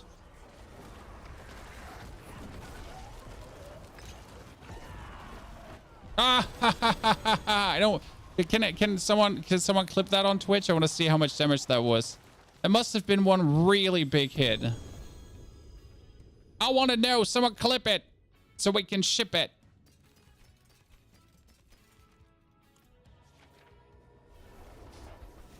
The only way to Opticide is tier 30. No. The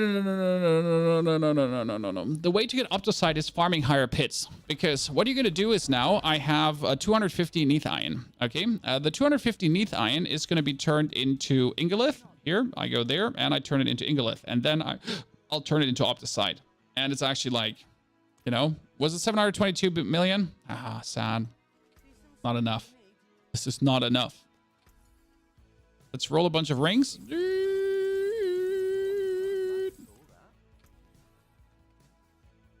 Life on head. Life on head. It's nuts. Any build for Shaco? Yes, the Bone Spirit build. Without Bone Storm, you cannot survive 115 pits. Well, I did the Holy Bolt Elixir 123 pit modified, and we survived without a problem. But that we survived without a problem comes down to literally having 60,000 HP. So, yep, that was how we survived that without a problem. So we're going to do a 123 pit now, Chad. No, actually, we're going to do a 120 because that's nice and even. So I want to, like, bang my head against that probably. But we could also do a 123. Should we do it to probably 123? Okay, let's upgrade the weapon, and we're getting crit damage. Golem damage. Golem damage. Oh! Oh! Oh! Daddy likes what he sees there. Daddy's me, by the way. Okay, let's craft, finally. I can craft 3 quest elixirs. Thank you very much. Okay, now if I drink both elixirs, we're at 56,000 HP. 56,000 HP means I can tank stuff.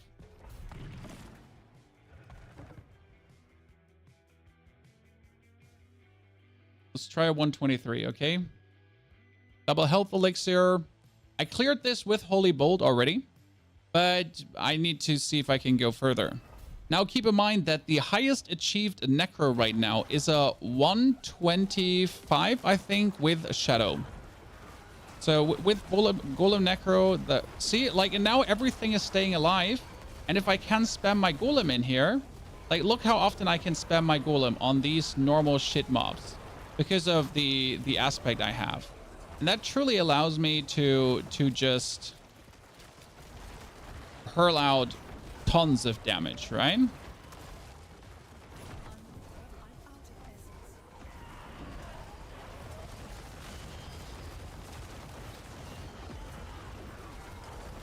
Ja. Ja, gleich. Jetzt bin ich gestorben. Gestorben. Oh, we should repair before we do this. We're back. Repair before we do this.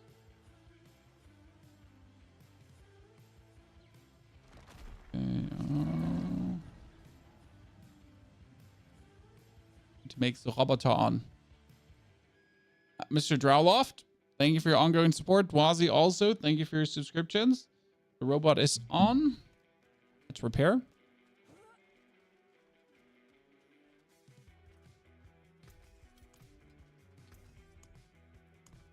There we go, repair. So, what's the new aspect? We're currently using hulking, which works surprisingly well. I'm missing the gloves for your build. Should I wait to get before rerolling spec or just use your current spec? You don't need to have the gloves. The gloves are just nice to have. I mean, everything is just nice to have. You don't need anything of this for the build to work. The good thing about the Golem Summoner is that even with the shittiest gear that you could imagine, it would still be working good. Okay? With the shittiest gear on the planet, you would still be having nice success.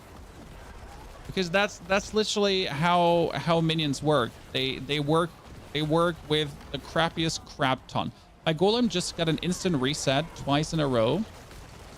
That's what you also need. My thought is, I don't know if my gear is good enough to tackle this right now because I don't have good gear, right?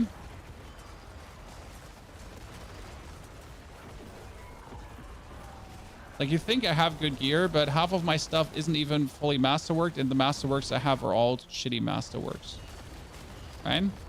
So despite us, like, doing 50 million damage in here, doing good damage, it's far from good enough for this. Like, we're essentially, like, trying to beat our head against this first pack of mobs, mainly because I think there's a damage-reducing mob in there somewhere.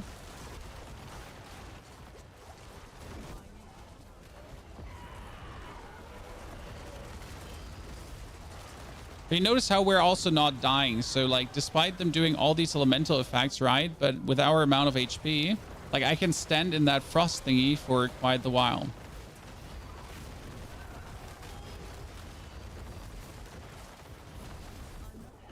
There is still a damage reduction mob in there somewhere. Must be. I'm gonna eat my head.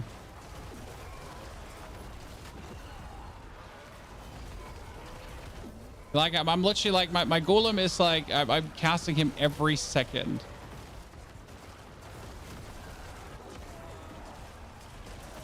And yet, you know?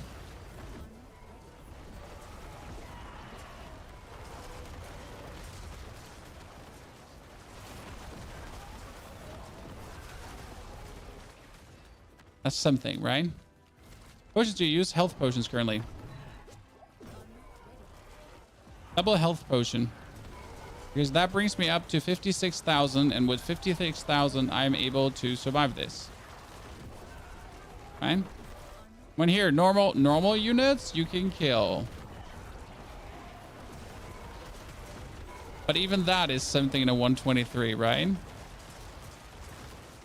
I use 2 potions. There's a whole YouTube video that explains that to you, but it's called the Elixir of Anti-Venom, and there's a certain quest in Gyakul all the way at the bottom left that you have to do, and then you get the Elixir of Anti-Venom, and with the Elixir of Anti-Venom, that costs Angel Breath to cast, and Angel Breath is really, like, annoying to get.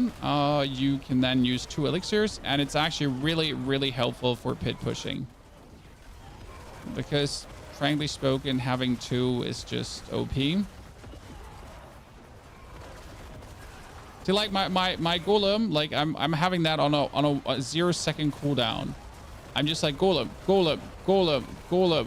I like, it's just a permanent cast, right?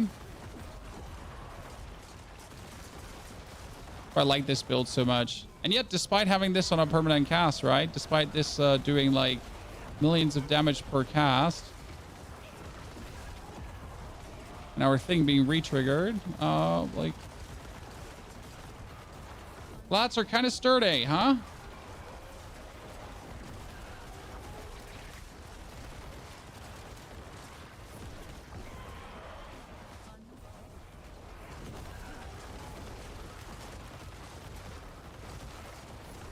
I need to probably work on my equipment to essentially do this.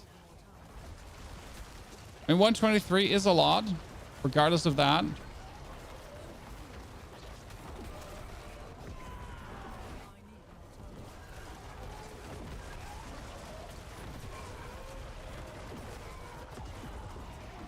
My golem cooldown theory is at least working, so that's fantastic. I guess I'll probably be having to do like, well, what do you think, like a 115 instead of a 123 with my current gear, and I get a few more greater affixed items. We're getting him, chat. We're getting him.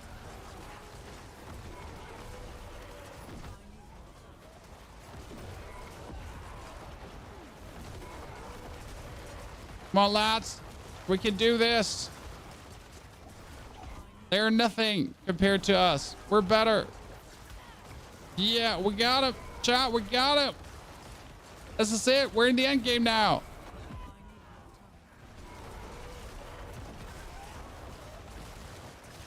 Yeah. There you see. The little shin. Get destroyed. Superior gamer. Ta-da! We beat a bunch of elites. We're gonna make minions immortal. Army of the Dead. Army of the Dead has your minions take 90% less damage, and since Army of the Dead is always on cooldown, off cooldown, always available, I'm essentially continuously Army of the Deading. And therefore my minions like never die, and I can just keep... Well, as you can see, like I can just spam it away now. Spam it away now.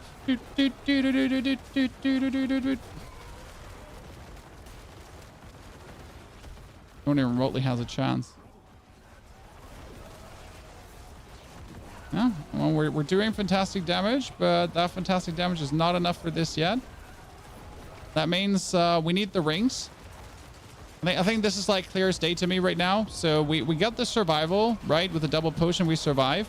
But my rings are shit. My rings have like no crit damage. So we have like 2 rings without crit damage. That would be another, like, in total with masterwork, right? Like 150% crit damage plus. And that would be significant aiding our damage. So I think if we get those crit damage rings, that would be something. Then I could also... I don't think I need to reduce the golem cooldown anymore. I got that maximum reduction anyways. So that's working fantastic. If I then get the... Yeah, if I get the rings, then we masterwork that. That would help. Then getting probably the right masterwork on our chest is missing, because the right masterwork on the chest would currently give us another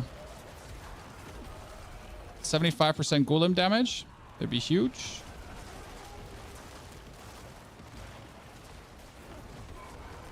If you're using hulking, would you want your jewelry to all have ultimate cooldown? Nah, I think you definitely want one to still have golem cooldown, because it's just 30%. It's too much, right? Even with hulking available, like having that 30% cooldown is just too good. Like to not at least have it once. Okay, so that ain't happening. Well, we don't have to discuss about this, right? We're too slow. Ooh.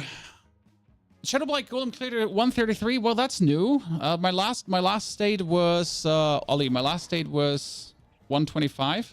Since when is the 133 cleared? What did I miss? I mean, without we're talking about without holy bolts, right, Ollie? It's just like, you know, this is important. We're not talking with holy bolts. With holy bolts, everything is easy. So let me check. Do you suggest Ubers and Golem builds? Nope. Uber stink. Yeah, the last one I've seen is this here, chat. Just to give you a picture, that is Ground. He is a... See, that's Chinese. He has like... Let's look at his gear. So that's 12, 12, 12, 12, 12, 12, 12, 12. So everything 12'd out. Okay, chat? Everything 12'd out. Everything greater affixed. He's probably taking... He has 61,000 life, like me. So exactly like the stats around that what we have. He's currently playing the build with also Army of the Dead and everything. But he has damage numbers turned off, so you don't actually see what he deals in damage. This is like, for example, 125 by that. And like you can see that he's actually like in 5 minutes, I think he's through. Like here, like right? Like in 8 minutes to boss, or like, yeah, it's like 7 minutes to boss. And then he just gets it done like in the very last second, right? 36 seconds left when he gets it cleared.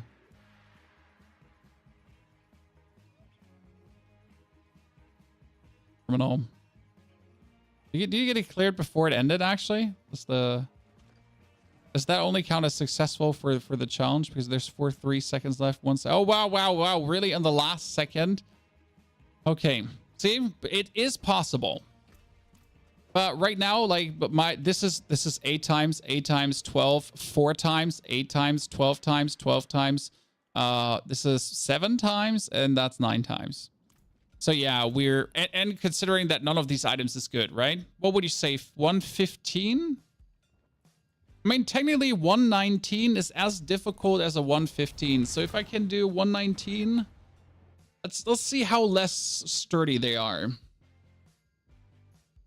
The rings are attack speed, max life, and intelligence. What I want is attack speed, max life, and crit chance or crit damage.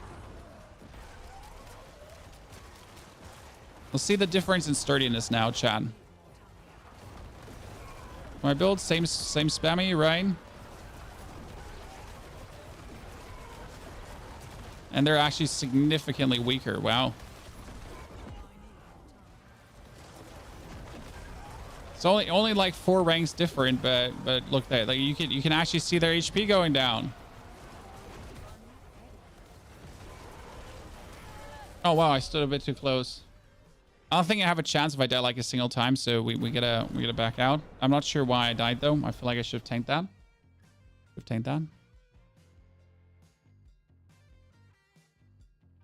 With Holy Bolts, yeah, with Holy Bolts, it's like we don't care about Holy Bolts right now because with Holy Bolts you can clear up to 140, so that's like not the challenge. Like I mean, it's not like that. It's not an achievement, so we do respect someone to do the dungeon.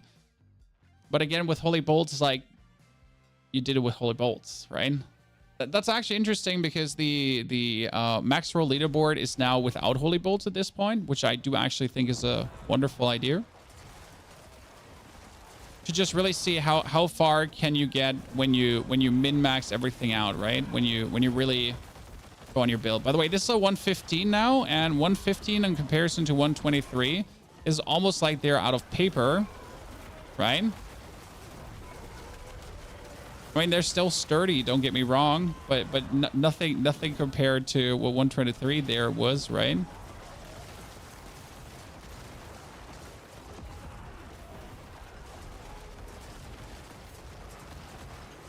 See, my golem spam just taking them down. Almost too easy.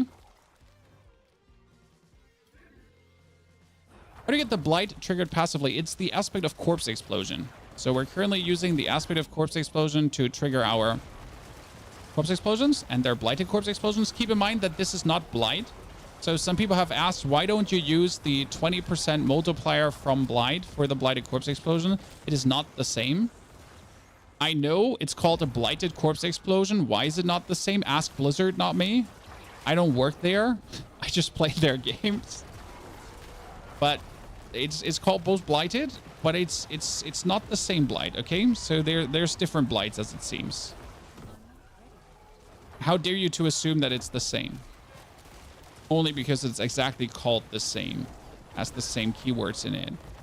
And even says it creates a field of Blight.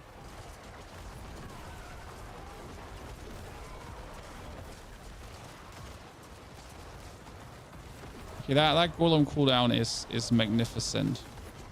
I couldn't be happier with this right now in terms of golem cooldown. I mean, like, seriously. we're just getting them spam-a-doodle, Chad. Nice. Yeah, 115 should be possible. Let's try to play really good. So the best part would be pulling these like normal mobs together, but then always trying to like go towards the next mobs already, like to find some elites. But now since these are the last mobs before the teleporter, let's kill them, because else like you weirdly get teleported back if you don't.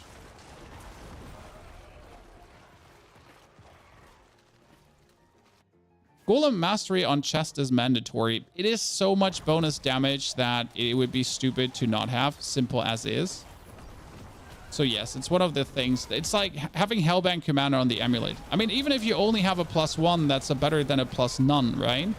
Considering that chest also has nothing better going on. By the way, that Golem is just Oh, that golem cooldown is insane. Okay, I need a thumbnail with a golem holding a machine gun. Chan. Okay.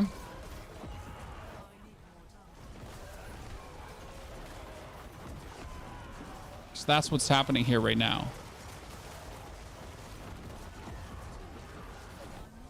When I can essentially, like, it feels almost like using a corpse explosion, because like golem, golem, golem, golem, golem.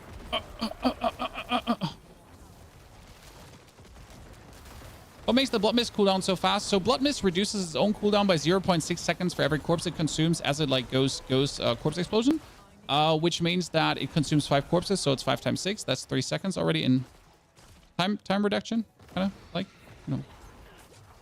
Then you get followed up by the Lucky Hit itself, plus the Decrepify, which is then Lucky Hit Decrepify cooldown reduction. And then your Skeletal Reapers, who also do cooldown reduction, cooldown reduce that even more. So it's like a layer of cooldown reduction on top of another layer of cooldown reduction with a little layer of cooldown reduction packed inside of it. Because it would be boring if you had just only like 3 layers of cooldown reduction, right?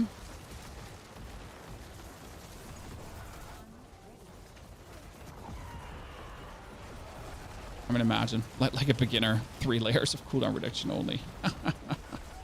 Filthy casual. And all that cooldown reduction together stacks up really nicely to have you eat those people up like M&Ms.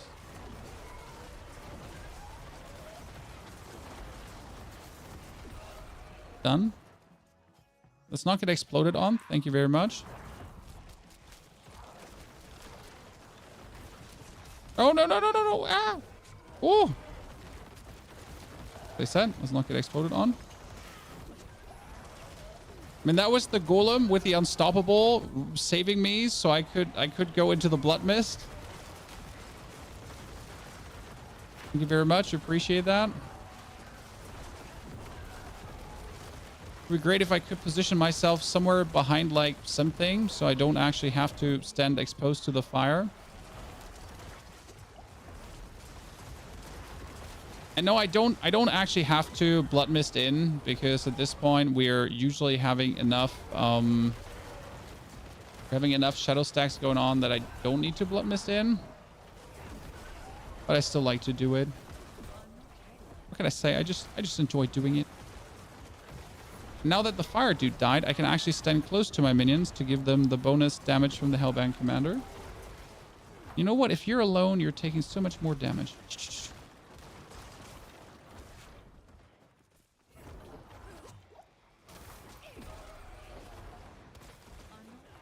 Very good. One advantage we haven't talked about when it comes down to the hulking aspect is that the golem has a chance to make a corpse on hit too, which seems unnecessary, but sometimes when you're sending the golem in and you're still waiting for like your blood mist to trigger or for your army of the dead to be ready, the golem creates like this initial corpse that you need for the initial corpse tendrils to like pull the enemies away from you. So that can come in very handy. Surprisingly. Been like very many times now happy that I essentially pulled that off. Nice. Destroyed.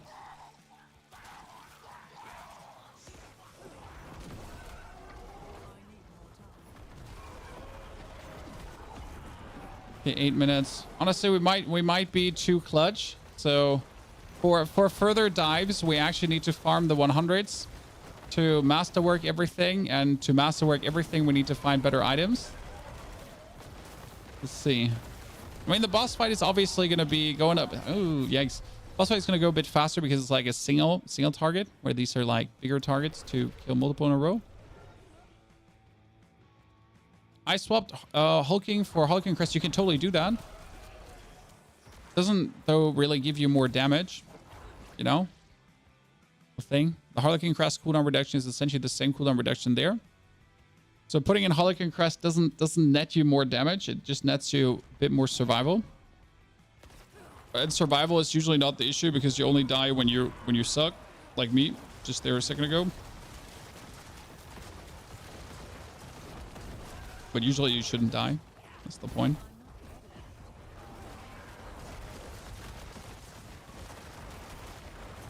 Oh, I'm stuck. I hate those barrier dudes with a passion.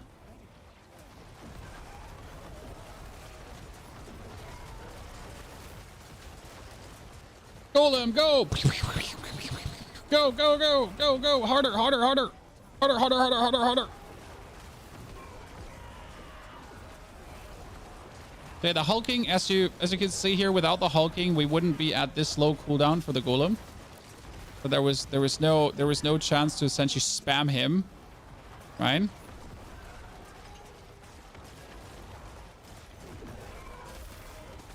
I know it'd be nice to actually have a different aspect slot, but you know what? This one is actually doing good. Harlequin and selling on that build, no?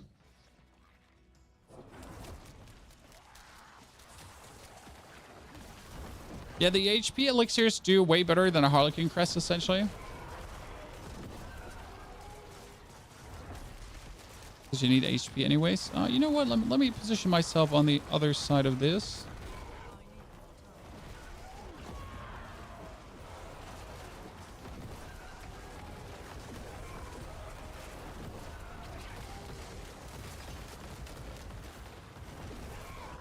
Mm-hmm.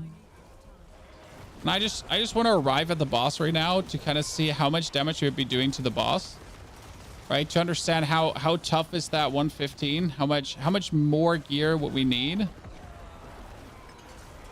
I mean, we have died a single time. There's a 30-second loss, but that's 30-second loss doesn't really make a big difference here.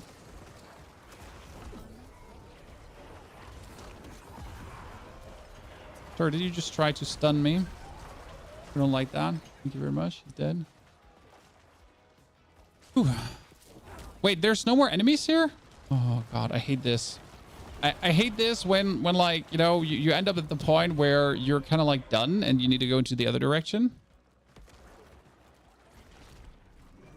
That Paragon changes between 3 and 4. Yes, I took some way different Paragon pathings because I made up for it with my gear. So I currently have my pans have a resistance to all elements on it. And since my pans have 12% resistance to all elements on it, I could completely ignore certain Paragons.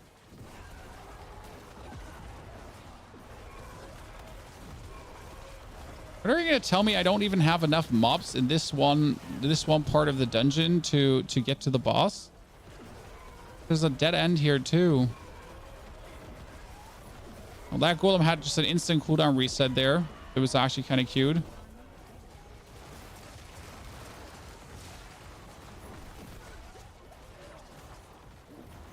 My potions are almost out. Yeah, even if I kill these two, I am not... Yeah, great. But what? What does that mean? Do I have to go back to the other area? Hello? Well, that kind of stings, doesn't it?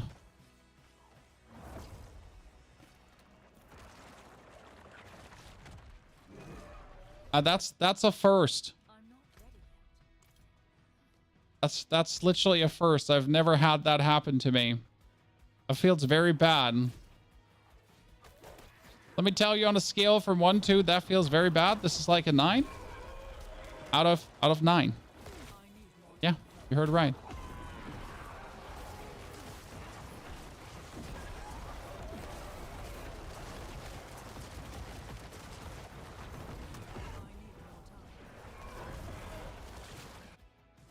Okay, how much damage do we have? What do you get percentage golem damage? 4,000 at this point. My nemesis, Chad, the sharpshooter.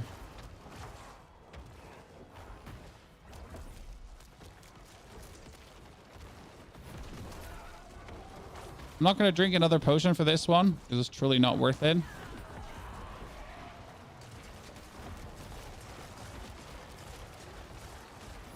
Yeah, let's see how much higher the damage is for one target.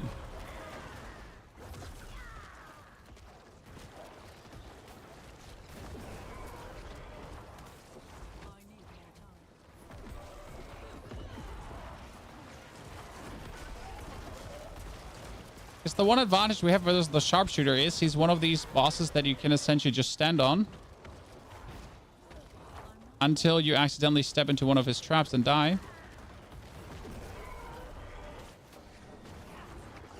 That's staggered again.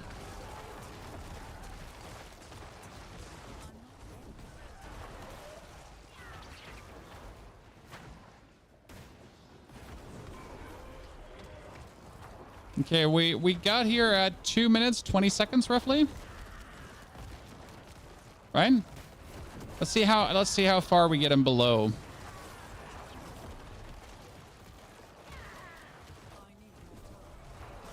Oh no.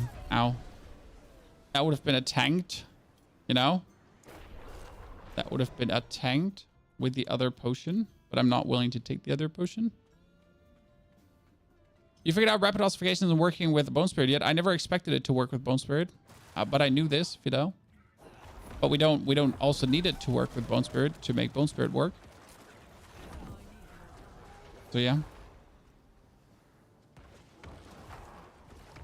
No rapid ossification, but also no need.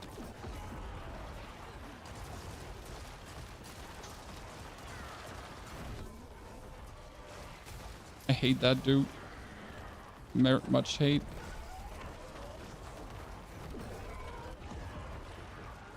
Yeah, guess we need more masterworks, ladies and gentlemen, to boost the damage further.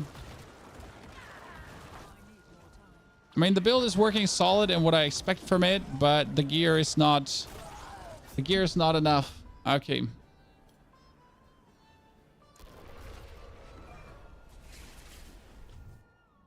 Why not Blight? Can you elaborate? Why Blight?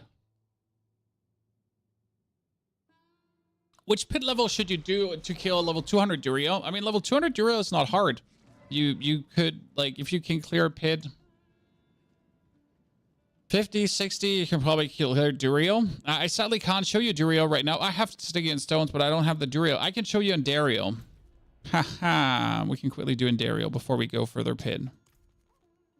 I like killing her in between. It's kind of fun.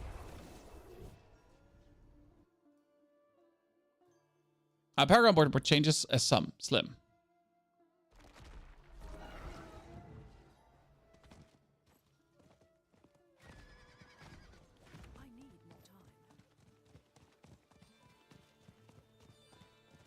All gear on 12. I really want better rings. So what we learned today is build got better. 115 might still not be achievable in the current state. So we'll have to... Well, we could try 114 instead. 114? I kind of want to clear like a higher pit now. No, I need to break my old record. That's for sure. So, Tormented bosses, you should farm Tormented Adariel and Tormented Duriel. No Torment Grigor, no Torment Varshan, no Torment Lord Zur, no Tormented Beast of Ice. Only kill Tormented Duriel and Dariel because they drop the most.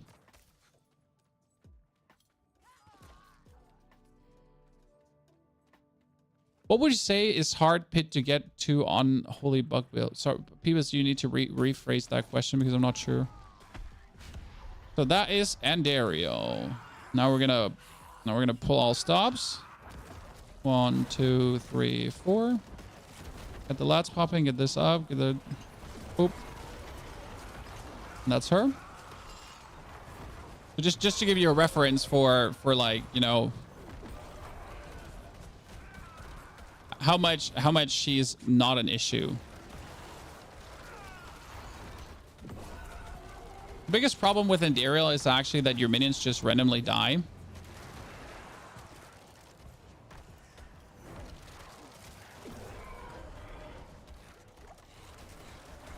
And she Dan. So, ta-da!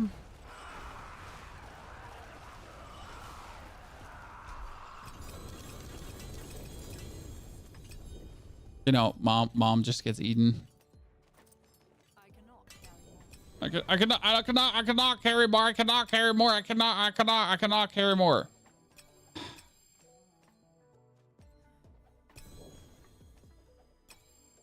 Done. An easy. Earlier, you did say the Gauntlet leaderboards was doing it without... Yes, the Gauntlet leaderboards on Max Roll are doing it without Holy Bolts. And the currently 125 has fallen to 2 Golem Necromancers. 123 has fallen to Shadow Mages. So there is a Shadow Mage that also has cleared 123.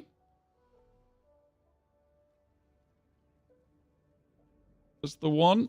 Let's see his gear. Also 12, 12, 12, 12, 12. Shadow Mages seems to need Tyrell's Might, though, to get somewhere. Because Tyrell's Might allows him to essentially spam his abilities. He's playing it without... It's funny the way he's playing, though. You notice how he's pulling everything together? Like literally everything together, right? Like, so that he's pulling the whole room together. Not just, like, 20% of the room. It's like the room, the room, the room.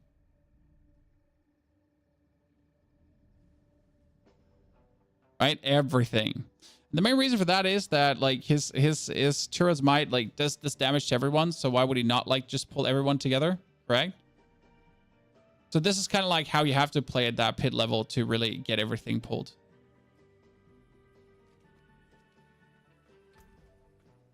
Okay, that's actually a max rolled one. Might keep this.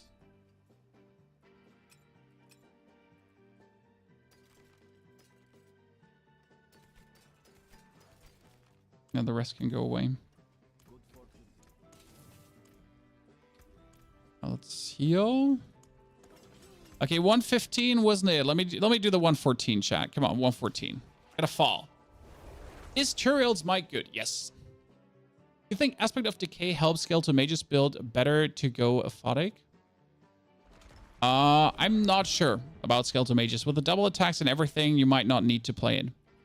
It really depends. Okay, Elixir of Antivenom and that. 114.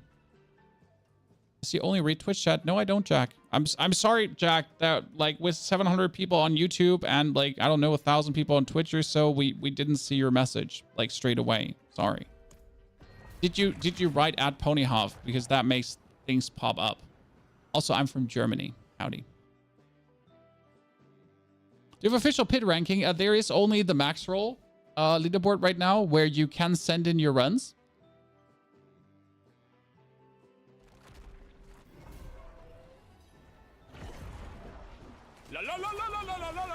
Okay, that's 114 compared to 115. Anders, thank you very much for your subscription.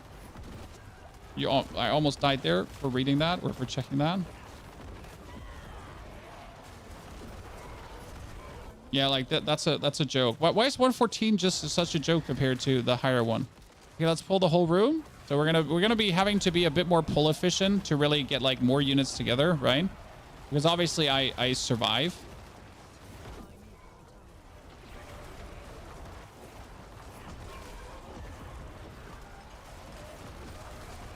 Is getting... I want to say this is getting demolished, but it's kind of like this is just getting demolished in comparison to, you know?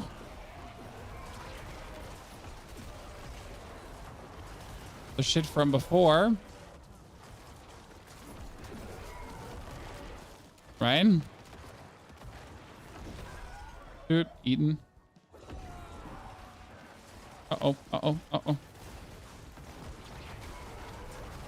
I want all of these to be here, but at the same time, I want, like, the next pack to also come with us. Because, like, there's no reason to only focus on these lads. Like, you want everything together. More everything together. Also, I can, like, stand on the other side of this to probably avoid getting hit by the fire. Right? You know, like, just stand on the other side of that pillar. So the fire doesn't, like, constantly scold you. Scold you.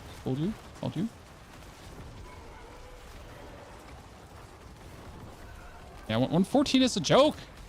Chat, 114 is a joke. My 4-year-old daughter could clear 14.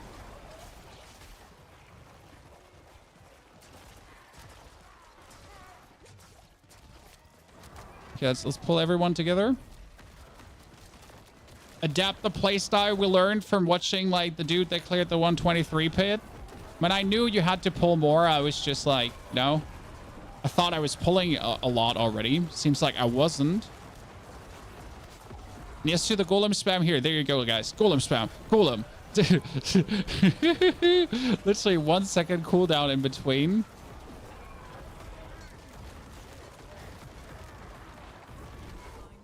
Don't forget between those golem spams to essentially like get the flesh eater running, because that's your 40% multiplier. Right?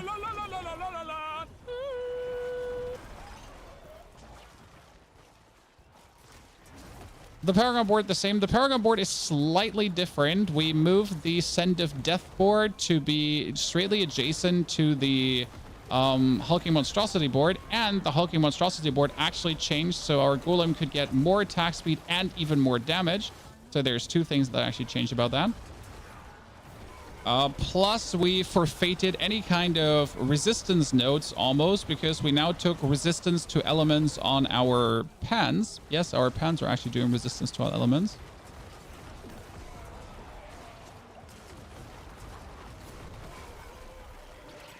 Going good, man.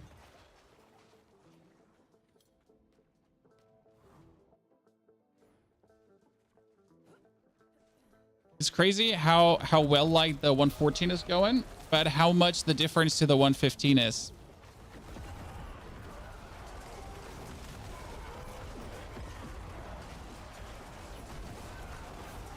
The Golem can't keep up, dude. We can just really spam it. I mean, it's like no cooldown can't keep up. We can just spam any cooldown, right? Okay, let's see if these will come with us if we already try to engage with the next. Please come with me here. Get these pulled in.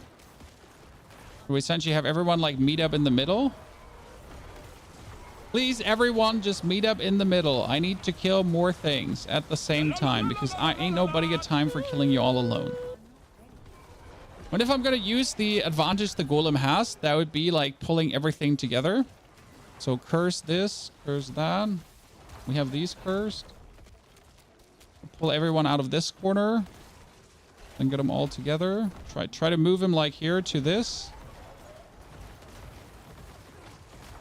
That seems like reasonable.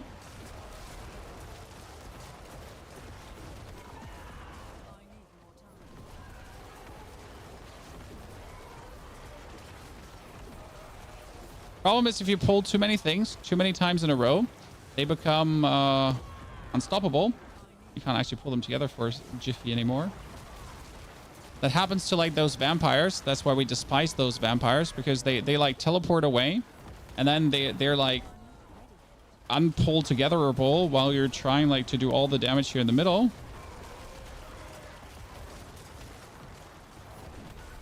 Stupid vampires wasting my time.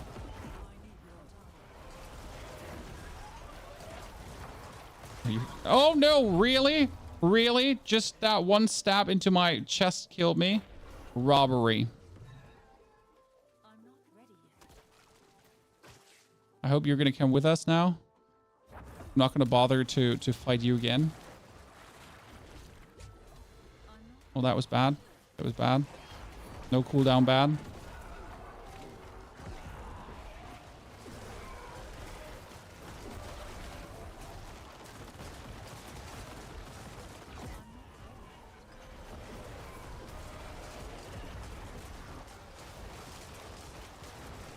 Don't forget to stand close to your lads, because end of the day, bonus damage. Problem is you don't see anything. I'd actually have to start turning the numbers off, but if I turn the numbers off, how am I going to see the occasional 1 billion hit, chat? You know? I only have the numbers on for the boss fights that like I can see like some occasional cool banger hits, right?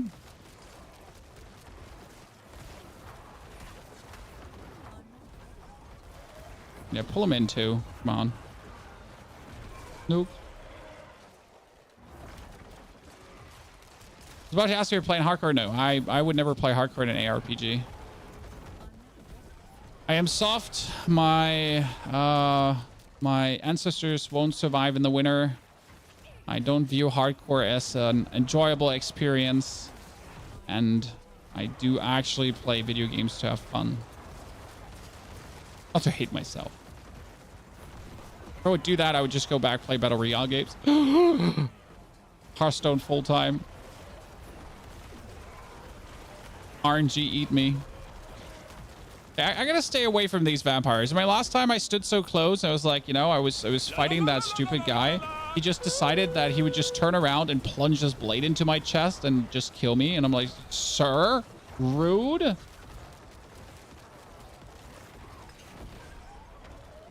Ryan, let's take these with us, hopefully. See if I can take all of them. And at the same time, take like these and that. Like everything together in the middle, please. Everyone gather up. Here, we're all here. We're all this a party. But like half the lads never wants to come, right? Like trying to get everyone involved.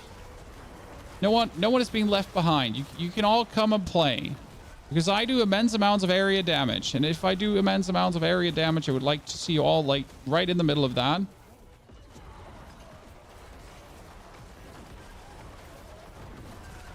Get damaged by this.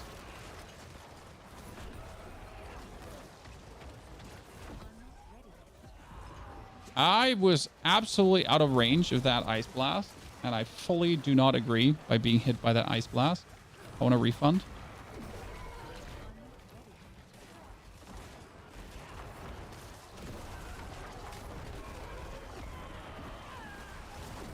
I totally shouldn't stand there. That leads to death.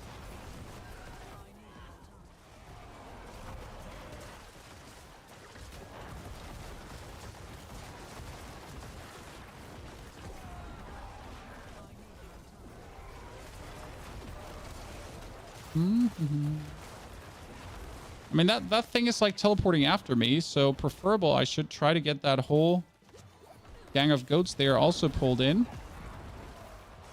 Right? And then we have everyone. Which build name is this? This is currently Golem 4.0, but it doesn't have like an update. We don't have an updated build planner yet. Because the build is definitely better now from a streamlined standpoint, and it is working more efficient than ever before. Because the old one could only clear a 110, this one is already looking like that it could clear a 114. And it can actually go further if I would finally get all my gear upgraded and actually find good gear. So we are definitely having a visible improvement happening. But yet,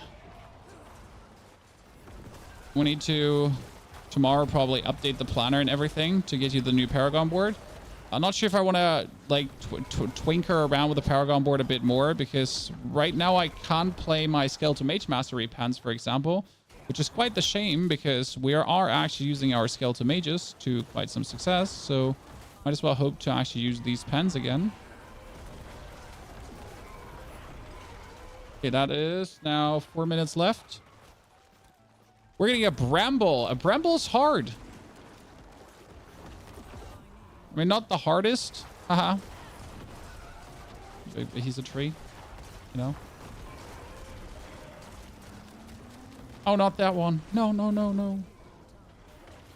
That's a very unlucky echo, considering that Bramble puts poison on the ground. Okay, Chad? In case you didn't know this, but Bramble puts poison on the ground. Then there's that dude who also puts his shit on the ground that we kind of like have to evade. And let's see what the third one would go into be. Yeah, and then Bramble poops on the ground too.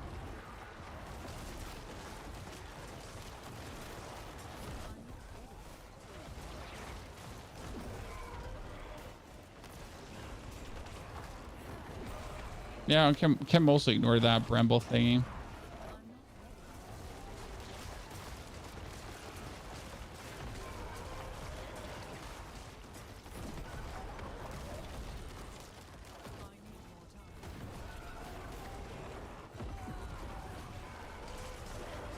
Hold on point. Gotta try to heal a bit more over Blood Mist and not actually use my potions because I don't have many potions left. Which is also a problem that I lost the Blood Getters. So again, I told you I lost the Blood Getters for getting the hulking aspect running. And now I essentially have to actually heal myself in between. Can be a problem.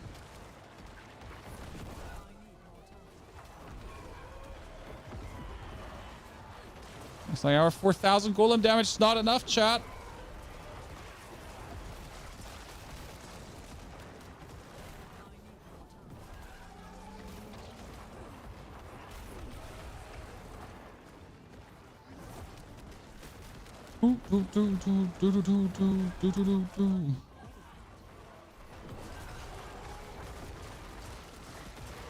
Okay, step 1 done, chat.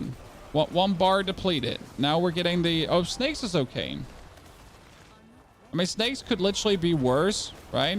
That's like area of effect plus snakes.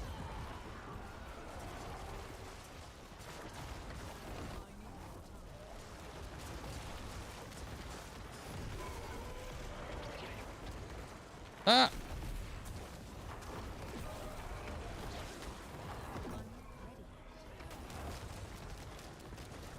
Been watching on YouTube for a while and enjoy your videos. Cripple Gamer, good to see you there. Howdy.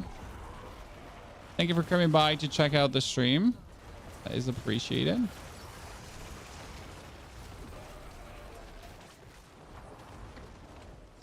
Hey, could you like stop chasing me? Oh, he just goes chasing me. Cool.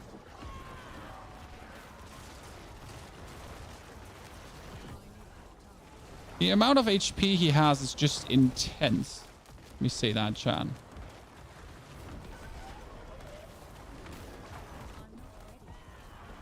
And yes, I just completely healed over the blood mist, over nothing else. So trying to conserve my potions because this fight is obviously going to go on for a while longer.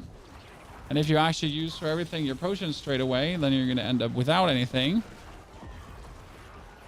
Also, I do have life per second on my gear, which I have to say I deem useless, but let's be real. The life per second is actually working way better than anticipated for this, because else I would like for every tiny wound, you would have to take like straight away a potion, right?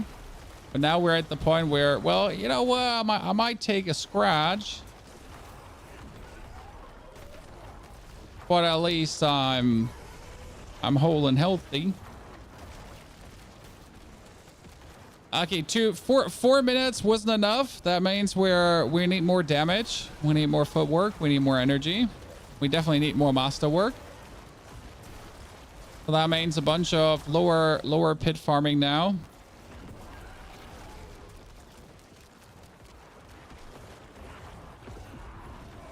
Oh, jeez, that was knapp. That was knapp, I would like to say in German. Please don't be what you are. You see that blood mist movement speed, chat? You see that blood mist movement speed? But also what I meant about this is kind of like stupid now. Because I need to get back to Bramble. But in order to get back to Bramble, I need to like walk through this minefield of poo. There's like put down. So we have area control paired with area control with some more area control. And how about some area control, chat?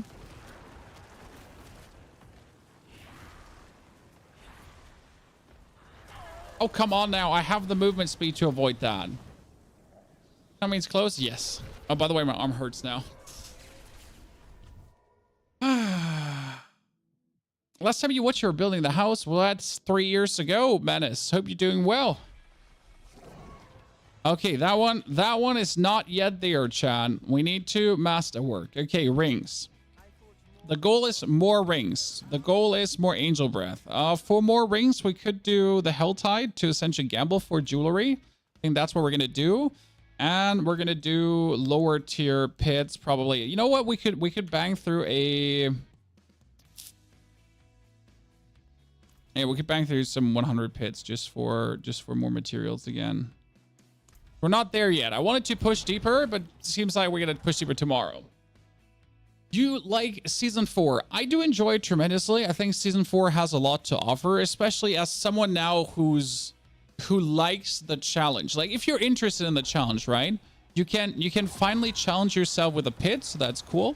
And if you wonder, are we going to do different builds? Yes, we're still going to do different builds. I mean, this is my build with which I plan to push deeper.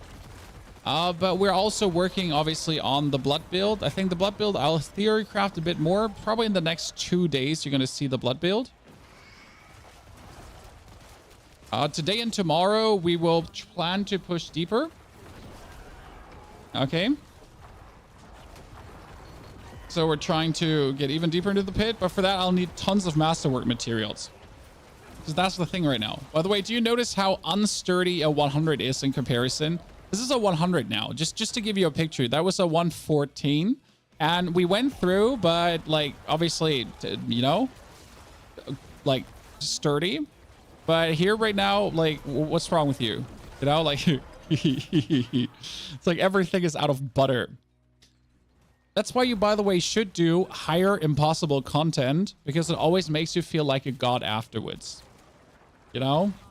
Like, oh my god, I'm insane. Look at me. I'm just destroying everything. Like, they're paper enemies. Paper enemies!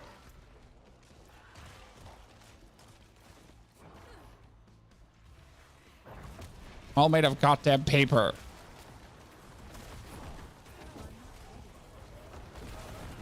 And before goddamn dudes who can't take a damn scratch, and now you're just like, get nuked, you low shits. No mercy.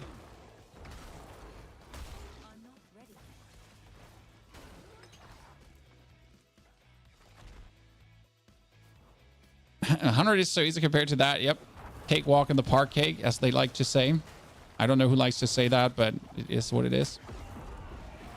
Pull everything together. So we're like actively trying to really pull the whole room, because if I pull the whole room and my golem tends to do a 1 billion hit, right? Everyone gets hit by 1 billion.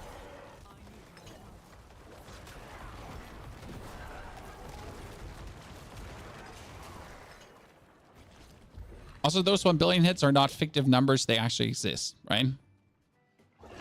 I want this build. When can you share it with us? The version 3 is already out, and the version 4, I can break it down to you. I mean, obviously, I can't give you the complete mobalytics yet because it doesn't exist. That will exist tomorrow, but we'll break this down to you in a bit. Like give me like 30 minutes or so. Then we're gonna break the complete build down. What we essentially changed, what we did different, and get you up to speed. It's essentially the version 3 with minor changes.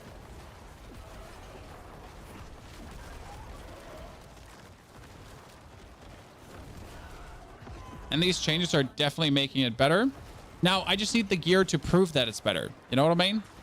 So I definitely know it's better because the tier 100 dungeon is easier than ever. Like tier 100 was before already like relatively cake, but I definitely improved my speed. I not only did I improve my speed, I improved my survivability due to just like doing more damage, right? My gear is better now. My Shadow Blight key passive stacking is better now. So everything is essentially improved. But now I need to like work on the masterworking of the gear, because if we get this higher, then we should be absolutely cooking. And what we're gonna, I think what we need to work on, and this is like the most hurtful thing, we need to reset the masterwork on my chest 4 to 5 times. Would you like to see that today, guys? So my chest has a golem mastery, correct? With +4. The problem is you need /want the actual tier 4 and tier 8 upgrade to hit like the golem mastery, right? Because it can go up to +7. So from +4 to +7, and that would obviously be the perfect outcome, the most desired outcome. That is, if that is achieved, that will be what we'd be working on. Uh-oh. Finally, I'm dead. Oh, just like 1 second before we actually deleted everything. Uncool. Just like, you know, one elite kill away from actually being at the boss.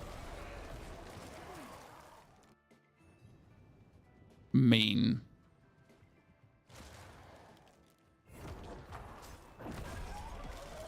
You haven't finished V3 yet, it's already out. We see, that's perfect. Like you're already ready, because V4 is obviously building heavily on V3.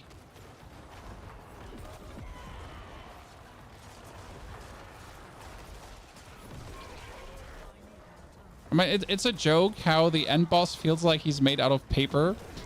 I mean, like just right now, I took like a whole minute to essentially put like a 20% dent into him, And here you're down like a few seconds, and he's down by 50.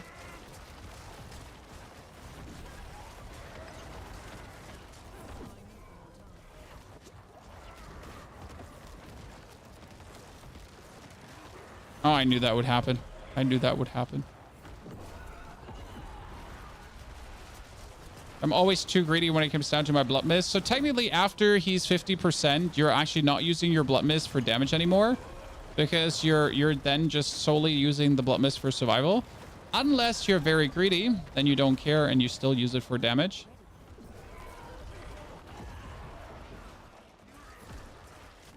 Da da da da da da da da.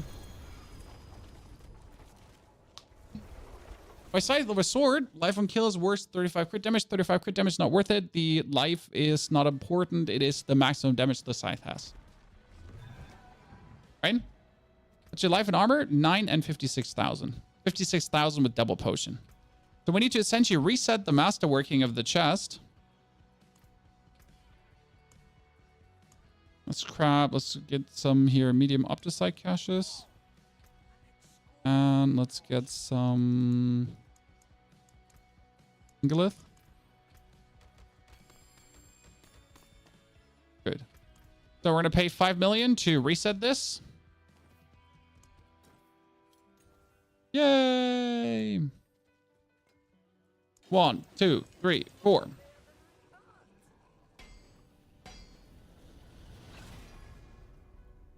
Okay. I'm not sure if you need to hit it like 2 or 3 times to make it work, or is 1 time is enough. Oh! Ah! Ah! So if I upgrade it further now, does it go to +5? But I would be okay with +5. I don't need it to +6 or 7. I would be happy if I get that to +5.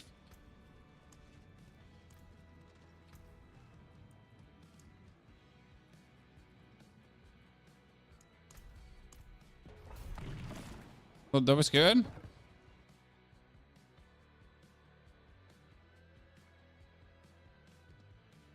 A bad range. That's good. What's your golem percentage at? Up 4,000% it should be. So we are at...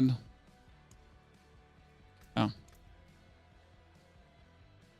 We're at 4,000%. Ah, Kenny, what do you get there? +5. Ah, so it's going to go up to +5. Thank you. Perfect.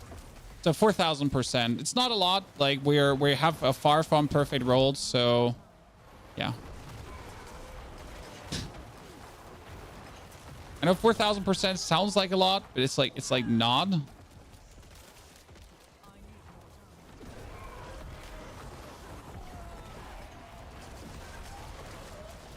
You thought you almost had me there, right? But it was a trap. And I had you.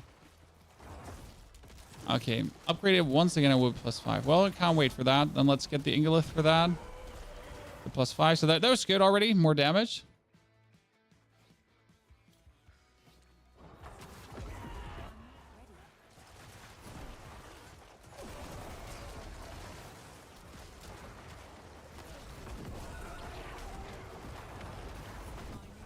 Yours is +6. But if you didn't, you can't get it to +6 if you don't get a 25% on it, right?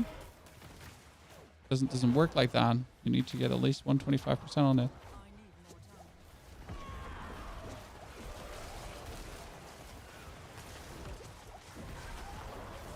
Paper, enemies, paper, enemy. I hate these lightning bolts, by the way, Chad. I don't know how you're feeling about this, but these summoned faceless lightning bolts, these tiny lightning minions that tend to attack you, bro. Like, is there anything more annoying than that? You're safe, right? You're standing out there. It starts targeting you. Then it follows you. It turns 360 degrees around. And then suddenly like 6 of them lock onto you and just absolutely laser bamboozle you down. You're just like, what the fuck? God. That just absolutely died in like a millisecond. It wasn't even funny. Poor lads. Just completely annihilated. One thing I noticed too, chat, with more YouTube views, what happened? More people coming out of the woodwork to make fun of the poor German trying to speak English. Always those filthy native speakers, chat.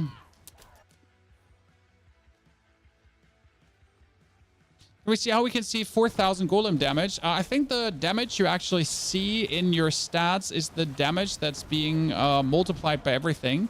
I mean, you essentially have your golem getting 100% bonus damage from 100% bonus damage from the Paragon node, and then he's getting 25% bonus damage from the glyph and so on.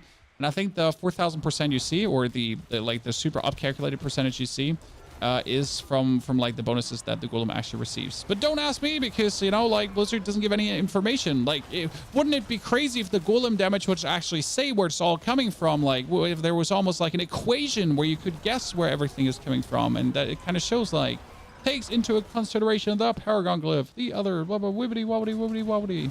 Would be crazy, right? Is Iron Maiden good for anything? Nope. There's technically an Iron Maiden Shadow build, but that one is also hyper gimmicky and doesn't actually work, probably. Iron Maiden can be used for leveling, because Iron Maiden is actually an essence production, so that's nice. Okay, with a more aggressive pulling strategy, we're saving some time here. I gotta essentially, like, fill everything up together. But we're again at the point where we reach the end of the dungeon and there's not enough minions. Biggest dislike in the history of dislikes. Ha, you get eaten.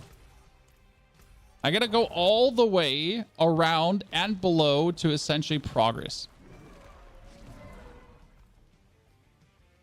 There needs to be an Iron Maiden build. Your blacksmith only tempers Iron Maiden. I mean, he got good taste. What can we say?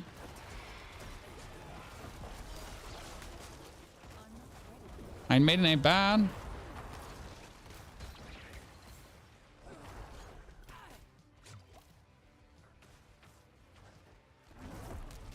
Okay, just don't put any minions in my dungeon, huh? And then that was pretty annoying. Early greater risk feedback. Yep. Flashbacks. This is probably the most annoying shit that can happen in a dungeon right now when you get to that point. It's just some of them are designed like very well, and you never have to like backtrack and run around, and some of them have just like horrible designs. Right?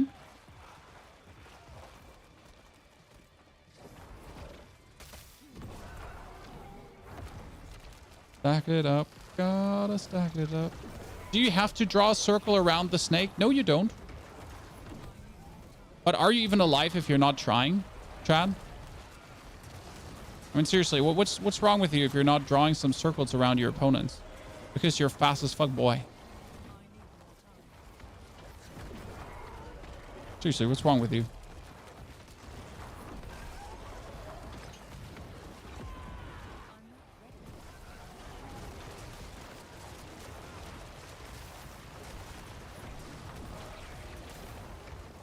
Like almost a must when you're playing Blood Mist.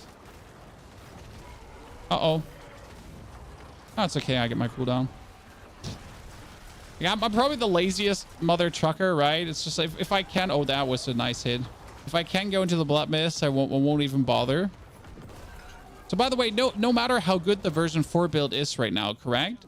If you actually suck at like pressing the right buttons at the right time, you're still not going to get a tier 100 cleared, correct? Like you can do those millions hits and so on, and you can do a lot of damage. But if you kind of miss on, like, you know, if you like if this happens, for example, that I just meant here, like if you suck, right? That's what I wanted to say. Oh, that's an attack speed ring, chat. It's an attack speed ring with crit. I just got it. Listen, attack speed ring with crit. Boom. I got robbed. That's a perfectly rolled. Very good. One of those. Iron Maiden. Chat, Iron Maiden. We just talked about it, huh?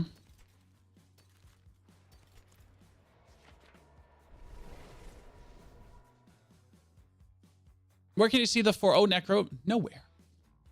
Not yet, at least.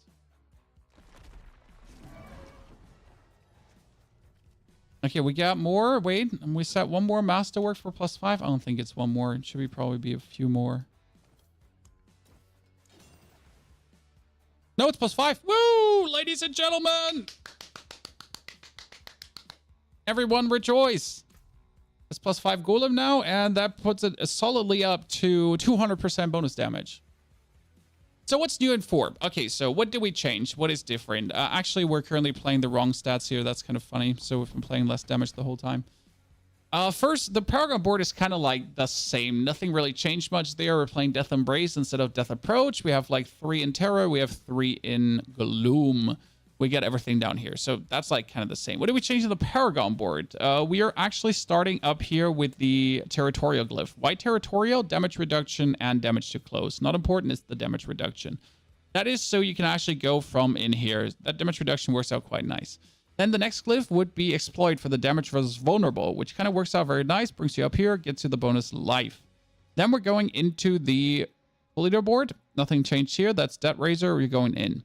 But then it's Hulking Monstrosity. This is Hulking Monstrosity.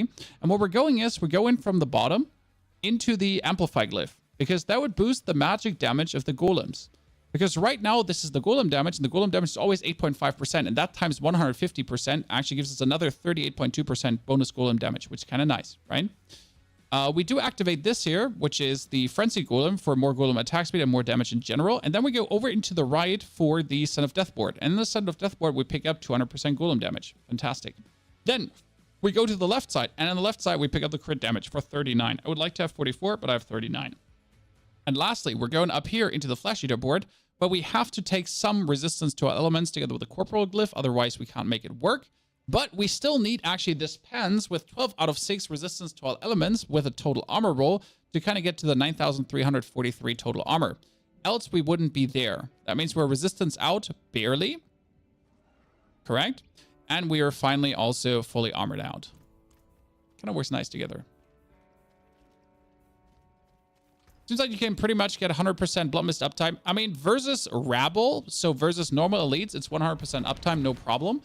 Versus bosses, you can get a 100% uptime, but it's not worth it. The thing is, you don't want to be in the Blood Mist the whole time, right?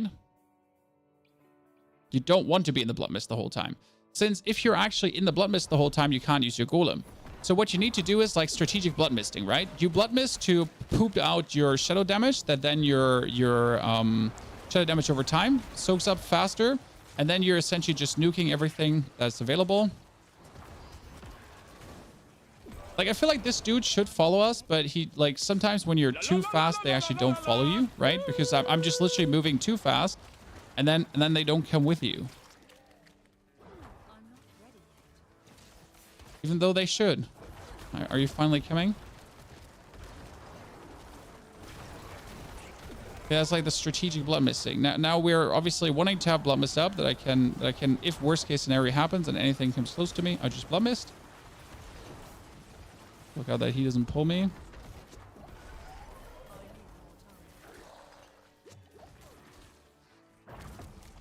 Take everyone with me to the bottom. Okay, everyone pulled. You know, the whole room, everything is pulled. Now we're obviously like completely nuking these guys. Then we're blood misting in for the absolute overload, and now everything is dead already. It was quick. Everything dead already. Take them with me. Put the last corpse there. Take all of these with me too. Oh, really? I was super out of range. For some reason, I cannot gain stacks of Shadow Blight. See, I have heard that from so many sources that they seem to not be able to stack up Shadow Blight. And there seemingly seems to be a bug with the Shadow Blight stacks that it seems like some people just literally... Okay, that should totally not have one-hit me. Do I not have a single potion running right now? No, I have the one potion running. That's bullshit that actually one-hit me. Bullshit. I always run through the first part. Is that not intended? If you run through the first part, you might end up not getting enough kills in the second part. I mean, we've had that now one time so far. There is not necessarily enough enemies to kill in the second part to get you to the boss. Okay. So no, you can't just run through the first part and expect to get enough enemies. I've had that, and it's like really the most annoying thing, because then you get to backtrack all the way to the first part, the way it should never happen, the way it actually does happen, and then you're unhappy little potato, and you hate life. Because who wants that? Who wants to backtrack all the way to do the same things again? Hasn't happened to me. Well, it was the first time that actually happened to me too, because I've always gotten like enough in the second part, but it can, as it seems, happen. And I don't know what killed me there. Ow.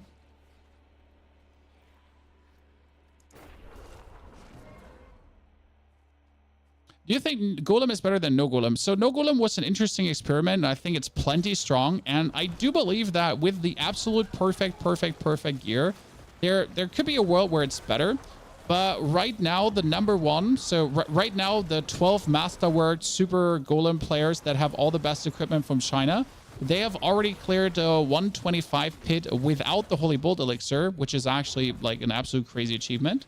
So we know currently that from at least no one with mages has done it. Maybe no one with mages has the equipment, right? No, like, this doesn't mean that Golem is the best. It just literally means that no one with mages has done it yet. Which could only be a matter of time, because hell, let's be real. Not everyone has the absolute end stage equipment already. Not everyone has slayed their life away. Use Bone Storm. No, Bone Storm is useless. Thank you, Lone Wolf.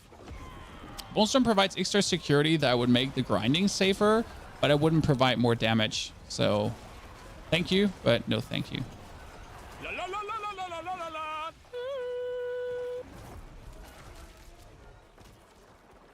Also, Bone Storm makes Army of the Dead feel shitty. The main reason I use Army of the Dead is because it continuously resummons my minions, because your minions will die.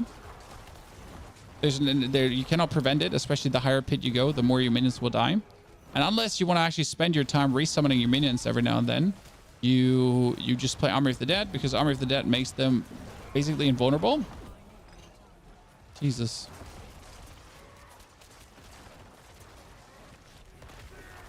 But basically, I mean invulnerable. Like, I say basically, but I mean they just can't die.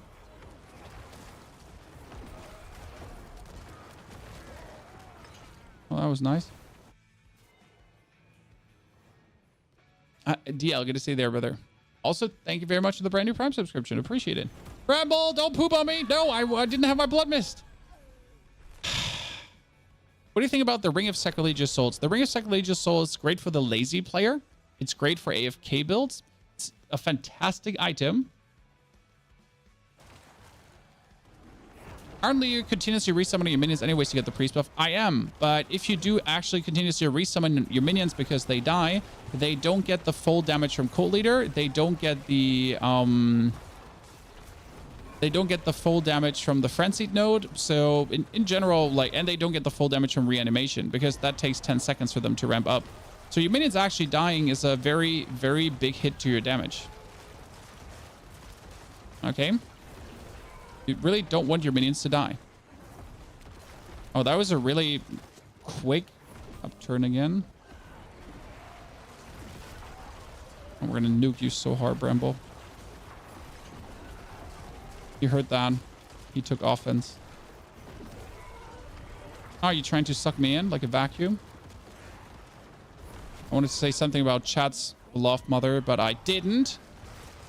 Yes, because I'm a grown-up adult of 35 plus years, so I would not drop like a offensive joke about your mom. Never do that. Just like I dropped on your mom last night. Sorry. Had a moment there. But you're currently lucky hit chance, none. Lucky hit chance. You joker. I mean, seriously, I don't. I think we are lucky hit wise at 0%.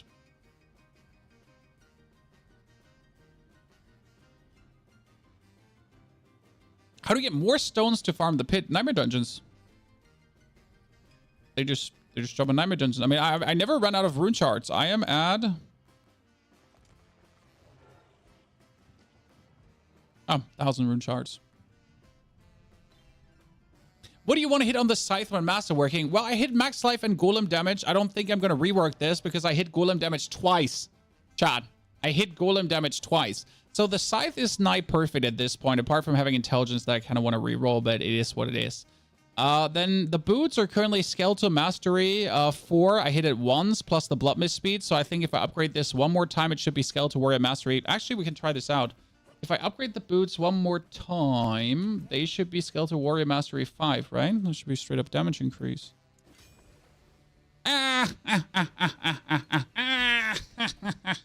Same goes actually for the helmet. No, the helmet should be going to 5 even without, right? Yeah. The rings I need to reroll. That's the problem. I need to get rid of the rings, but I don't have better rings yet.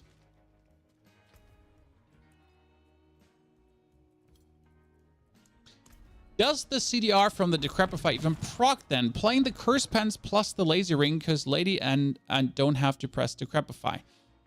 So does the Decrepify even proc? Yes. I mean, it might only be a 10%, like, it might be only a 10% chance for the Decrepify thingy. I think it was 10%, right? Decrepify is 10%? 15%. My Army of the Dead has a 64% lucky hit chance. So 15% of 64% is how much, chat? Do the math.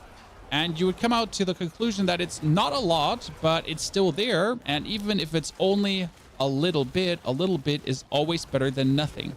And the point is that it's not a little bit, but it's a little bit versus a bunch of opponents. Because if you have like 30 opponents pulled together or 10 opponents pulled together and you do damage to all of them at the same time, then even if the chance is only 7 to 8%, that 7 to 8% will still happen because end of the day, it's like all these opponents, right? And then 7-8% times like 15 enemies. Anyone get the build? The build is the V3 version that you can find on YouTube already, plus the V4 update that I haven't released yet. The build guide we'll make tonight, and then we'll release that tomorrow, so you have the fully fledged out build guide, because I do think I will remake the Paragon board one final time. I mean, right now the Paragon board is already good, but I feel like we could weasel out maybe... Maybe I could go for a quad Paragon board to actually weasel out more damage. Because that's the thing. I'm currently at a at a triple outrins of the hulking monstrosity. But I feel like if I build it a bit smarter, I could get to the point where hulking monstrosity actually gets quad branches out, and we might be getting even more damage on the golem. More damage is more damage.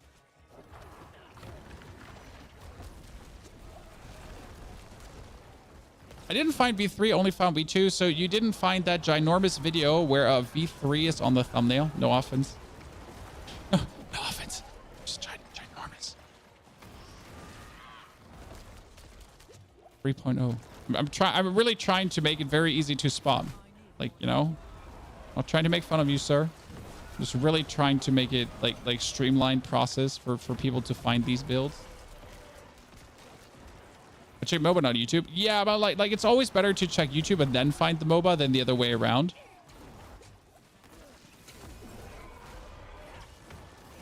Because MOBA might take a bit to be perfectly updated, whereas the video will most likely be there. I don't understand why Amplify control won't be better. So Amplify always works. Let me explain this very simple. Amplify always works. Okay? Amplify is 10% multiplicative more damage to enemies affected by the curse. It always works against the boss, and it always works against every single minion. Whereas Control is a 20% bonus damage, right? But that 20% bonus damage only works against, well, stunned targets and slowed targets. Now, bosses cannot be stunned or slowed. Bosses can only be staggered. And until the boss is staggered, he's not going to take a single percentage of bonus damage from your Control. Which means that your Control is, for the longest time, until staggered, useless, and then it's useful. Now, my question is, which state does the boss spend more time in? Staggered or unstaggered? And the answer is pretty simple, right? So you're going to be having more damage versus a boss, definitely with the Amplify over Control. That being said, while you're dungeon pushing and trying to fight your way through mobs, you mostly have them stunned, and there a 20% multiplier would be quite nice. So yeah, the answer is it depends. But realistically, control is actually not good.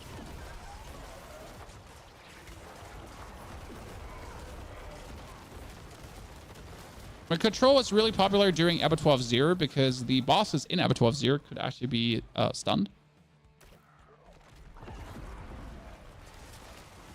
Thanks for the explanation, no problem. I'm trying to usually make sense when I say something. Unless I just want to say wibbity wobbity, then I say wibbity wobbity.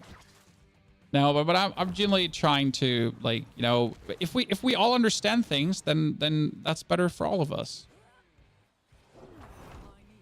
Okay, let's drop a billion crit, chat. Drop a billion crit. Come on. Damage, energy, footwork.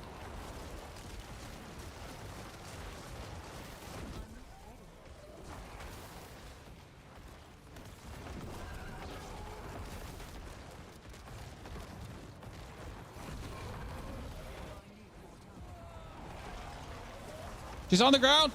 Beat her.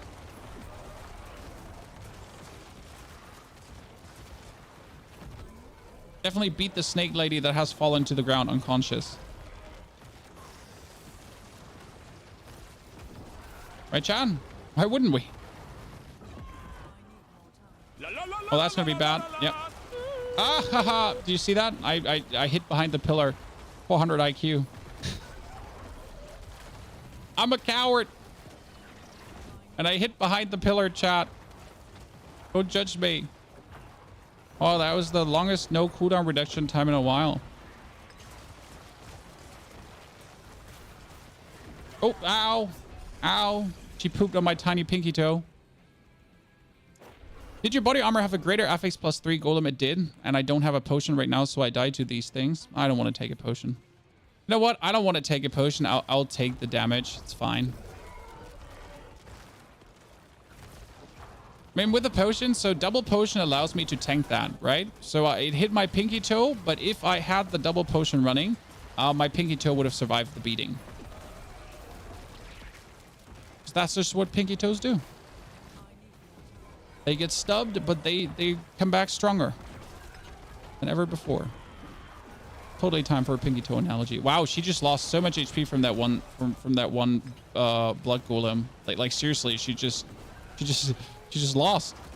Just vanished. That's the fun about playing the golem over any other build. And I'll die on this hill. It's just like these very big hits that you're chunking out, right? Where they're suddenly like losing a big portion of their bar. And that's just like the most enjoyable to play then. I mean, who doesn't like to do like juicy giant hits? Oh, if the Lilith Echo comes now, I actually die, so I need to hide behind my... Aha! Avoid it again. No, what range? Really? That killed me.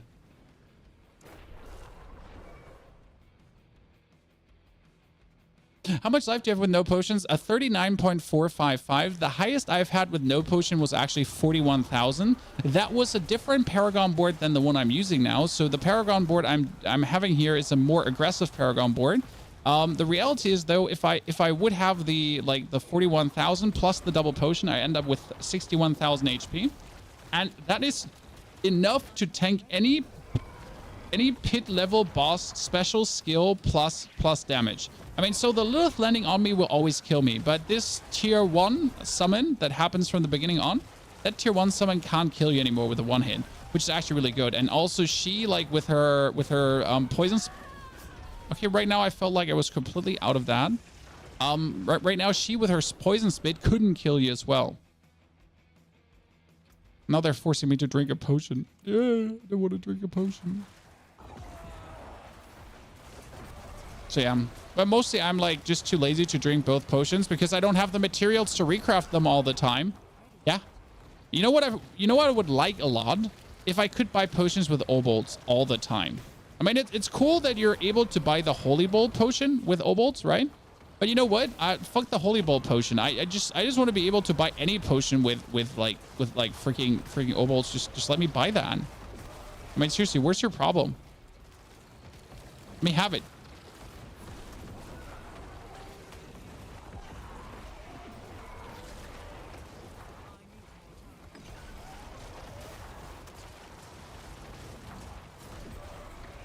Oh, you didn't pull me in? Weird.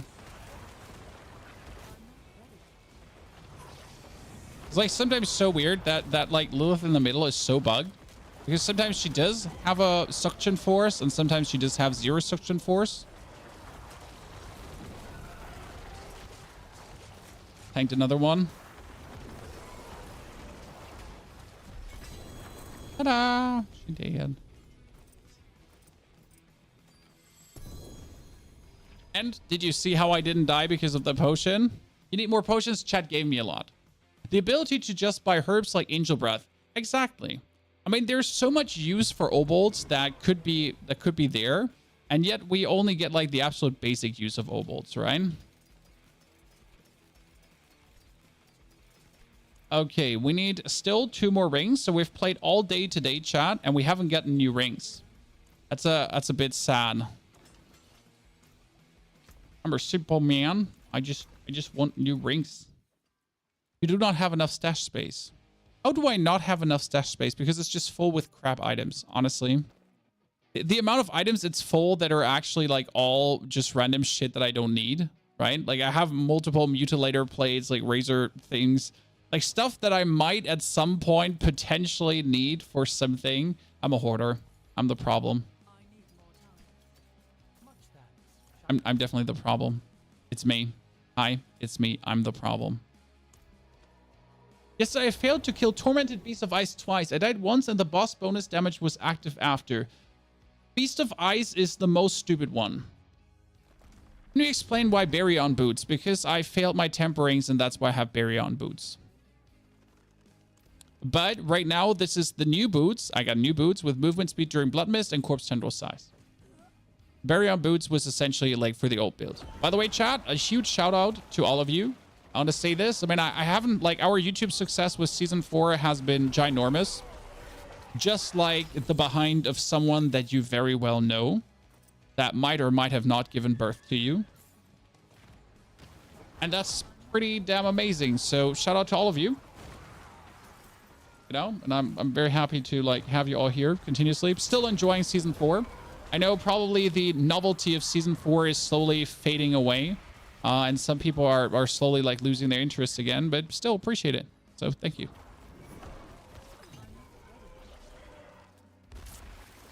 By the way, someone was asking for the boss quest for the Helltide. This is the boss quest. This is the world quest we have been talking about. If you now kill this, if you get rid of these portals, then the dude will spawn in the middle. So we're getting the portals, right? Last portal here. And then some rando in the middle will spawn. For the rando in the middle, you do 1, 2, 3, 4, 5. Get that stacked up. Then you auto damage him and kill him. And that was just the fun part is that was just a 50 million hit. Nothing more. Right? It's just a filthy 50 million hit. No one cares about that. Do you have to do it in one Helltide? No. It's 5 lifetime.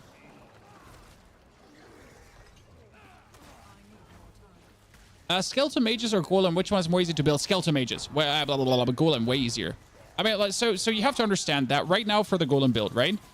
You essentially just have to get the frenzied aspect and you put that on your amulet. Okay. Then you have to get the most basic tempering on your weapon with a 22% attack speed on a one-handed weapon, on a two-handed weapon. With that, you already have the 100% bonus more or less covered if you just take the right Paragon points. Done. And if you have this taken, right? What I just said. You already have 150% bonus damage, 100% bonus damage from the Golem Paragon board. Then you just level up the Golem glyph, and that's another 25% bonus damage. And suddenly you're there. That's it. You're him. You can already, like, with any good gear and just the basic temperings and the aspects you're looking for, you can easily clear up to tier 50 of the pit. And I wish I was like making this up and pulling this out of my booty, but Golem has the smoothest sailing through the pit. Just make sure to get enough max life items that you're actually one sturdy mother trucker, and that's it.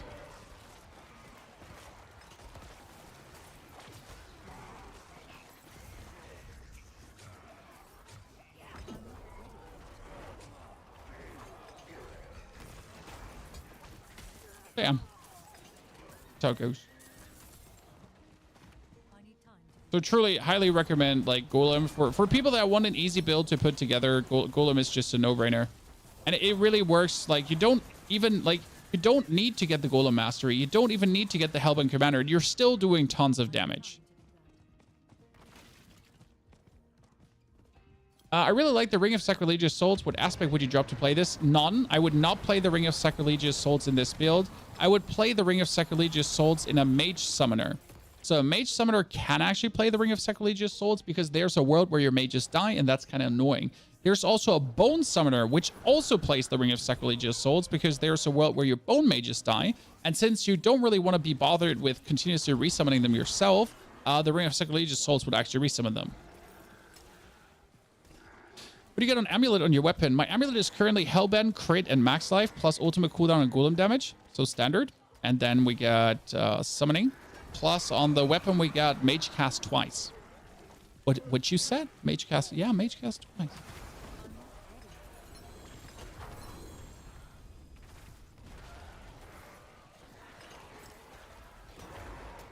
Finally hit a 1.267 billion crit with Golem is not even the full blood. That's the best part, Corvin, right? I recently had a 1 billion too, that I actually put right in the YouTube video straight away, obviously. And like, you know, there's more room. There's more room upwards. Well, what I really need is goddamn stupid rings right now. I don't know how it is absolutely impossible for me to get rings. I probably have to buy some. I mean, should we look on Diablo trade how much they would cost, what I'm looking for, Chad? And we farmed some gold. But again, I want to give my gold to someone. It's my gold. Farm for it. I'll keep it. Dragon Nature kicking in. You'll be shocked how pricey it is. No, I won't be shocked. I mean, like the actual thing, like the actual chest pieces that you might need are 250 million, which is ridiculous. But I know people will pay it. The crazy part about the ridiculous prices is, you know who profits from ridiculous trading prices, Chad? Gold sellers. Because what's going to happen end of the day? Like, you're just going to see, oh, wow, the one item that I really want costs like 200 million. Wait a second, 200 million is like, what, $5? Well, then I'll just quickly go to the gold seller, buy something for it, like, spend $5, and then I could get the item I want. You know how people are. They're impatient as fuck.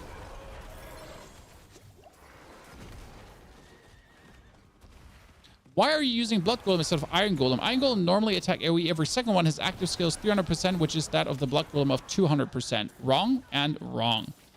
First and foremost, the Iron Golem has the slowest attack speed of them all. Yes, the slowest attack speed of them all. You would be surprised. So he attacks 100% slower than the Blood Golem, which means that even with an attack speed bonus, he just generally has a per hit that's way slower. Then the Blood Golem has a specialty that none of the others has, which works perfectly against bosses. Which specialty is that? Oh, that the Blood Golem does triple damage. Yes. Damage and healing received are triple if only one enemy is drained. And that's also how you're hitting billion of damage hits. I mean, last time I checked, I have not seen a single Iron Golem player who's actually hit 1 billion damage.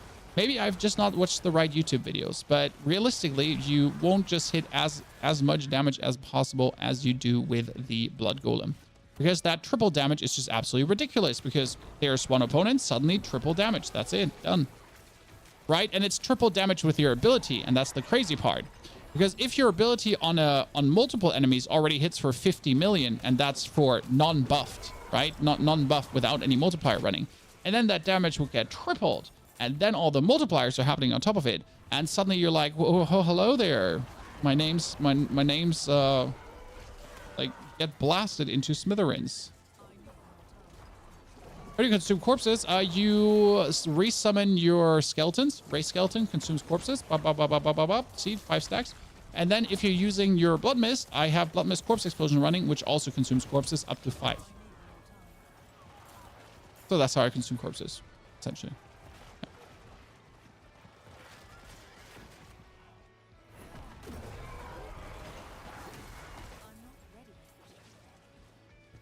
What ring do you need? Attack speed. I need greater affix attack speed rings.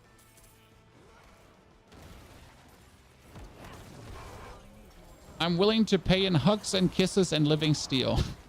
I pay everything in living steel. I do actually have a Hellbent Commander amulet with +2 Hellbent Commander for trade seas.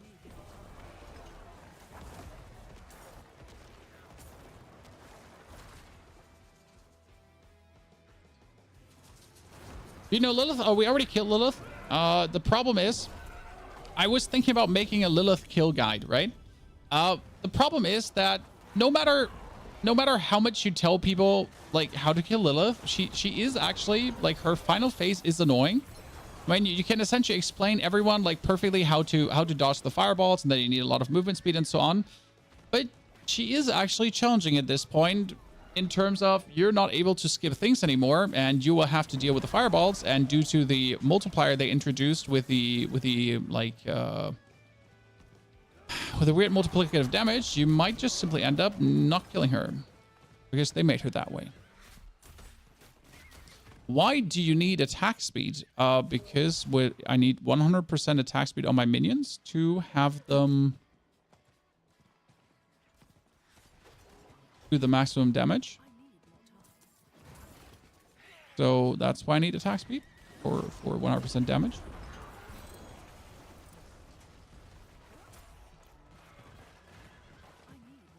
The spike waves, I mean, the spike waves are simple at some point, especially when you have blood wave. Blood mist, right? Tyler, what has Skeleton Mage effectiveness been a Necromain since day one, and finally minions are goated just trying to learn exactly what some... Tyler, you need to rephrase that because I don't know what is Skeleton Mage effectiveness. What? Where have you seen that?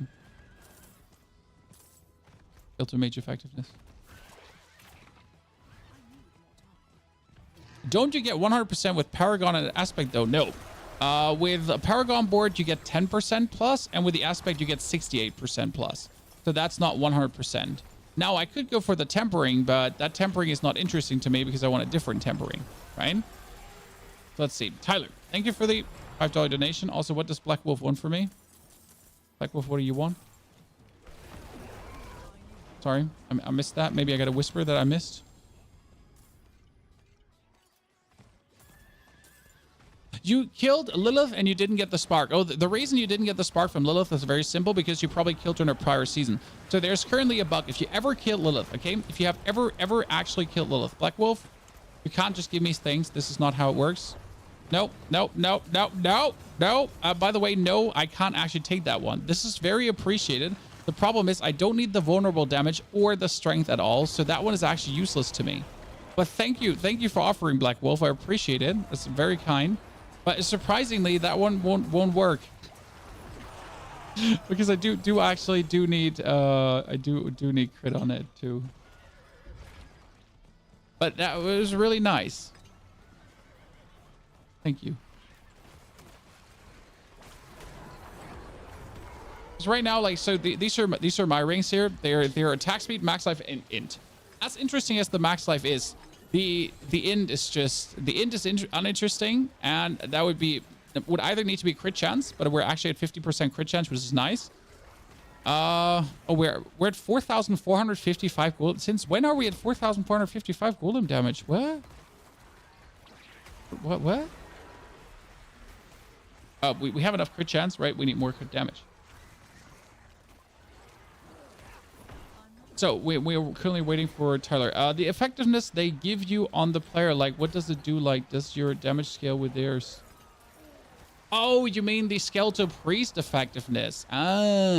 So the aspect you're talking about is the Priest aspect. This one, the Aphotic Blockgetters. What happens here is that you get 70. So your Skeletal Priest now empowers you at 70% effectiveness.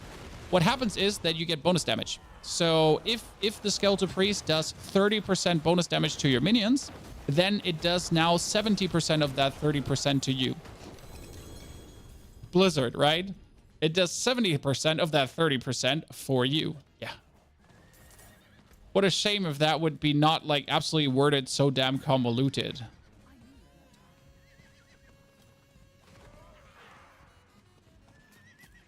So the Skeletal Priest effectiveness is actually really nice, especially because it heals you too. So the Skeletal Priest continuously heals your minions, right? But it would also continuously heal you then. And that's quite nice. So it's actually a very good thingy, especially with certain items together, like with Temerity, for example, or generally with overhealing, anything that overheals. It works good. Is Hardened Bones on Amulet and Harlequin worth it? I tried it, and you get way more survivability.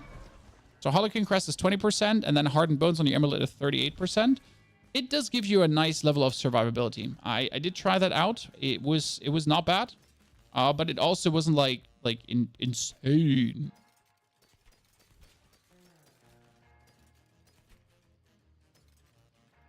Two Skeletal Mage Mastery. I mean, you know what? I might need that for a different build, so I should probably keep this. Boots are useless. Boots are useless. Actually, no, boots are useless. Wow. If I take a 2000 armor greater affix boots, I could take something else. That's max life and intelligence, but no overpower. No crit. That's int, max life, critical strike damage. See, technically, if I would reroll the int now into movement speed, that would be good, but I need greater affix movement speed. That's Death Embrace for maximum movement speed. The perfect amulet if I would ever want to play.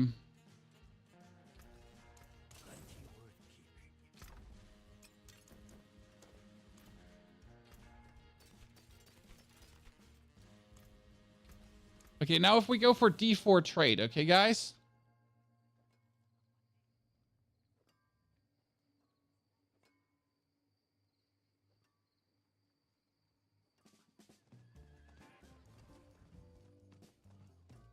Diablo trade from the Sanctuary Discord. And now what we'd be looking for, filter. I would be looking for item type. That is equipment. And we would be looking for equipment type. We would be looking for amulet. Where's rings? Why is there no rings here? Or does amulet fall under rings as well? Why is there no ring? Amulets, boots, chest, gloves, helm, pants. Is there no ring? Ring? There's ring. Oh, I'm blind. I would need rings, and they would have to have attack speed. That's 90 million. You know what? That's not even as expensive as I thought it would be. Can I add group? And that would be... Yeah, I want attack speed. Here you go. So we got... What do we have? Attack speed, attack speed. Here's greater affix attack speed and critical strike chance. See, that would be good. That's making an offer. I don't want to make an offer. I want it. You got attack speed, crit chance, intelligence, attack speed, and maximum life. See that's ring is 400 million. Like these prices are absolutely unrealistic because no one will ever buy that for so much unless they're buying money from a gold seller. Because no one has 700 million just lying around unless they're actually effectively trading. Correct? That one is also cool. I like that. I mean, I'm really not interested in spending that money. This one has greater and maximum life. See, that one's fantastic. 20 million. Absolutely reasonable. You know? Absolutely reasonable. People. Triple greater affix one is different, though. That's definitely something. Look at that. Max life, crit chance, and life. See, this one is worth money. Rob had like 4 billion, yeah, but Rob also sold Uber Lilith carries, as far as I'm aware. So that it's not like a money-making scheme that works for everyone, right? What are you looking for? Greater attack speed? Well, I look for greater attack speed plus something in a third stat that I could reroll. So I definitely need attack speed, and then I need to be able to reroll the other stat. I mean, right now, where's the reroller? If I look at both my rings, this one has... maximum life. I could reroll the maximum life, but I'm kind of reluctant to do this because I also do need the maximum life. And on the other ring, I could reroll the intelligence, but I just really don't have the resources to reroll a lot. Because I need critical strike damage and or critical strike chance. The intelligence is really absolutely not needed there. but I only have like, you know, I need freaking six angel breath per. So in order to get the perfect gear, I'm either going to be absolutely dirty, filthy lucky, which can happen, right? That's why I've been rolling rings all day. I'm just literally rolling rings and hope to get dirty, filthy lucky. Okay, not. So drop everything. Or I just keep farming the Hell Tide that I'm actually able to finally spend my angel breath.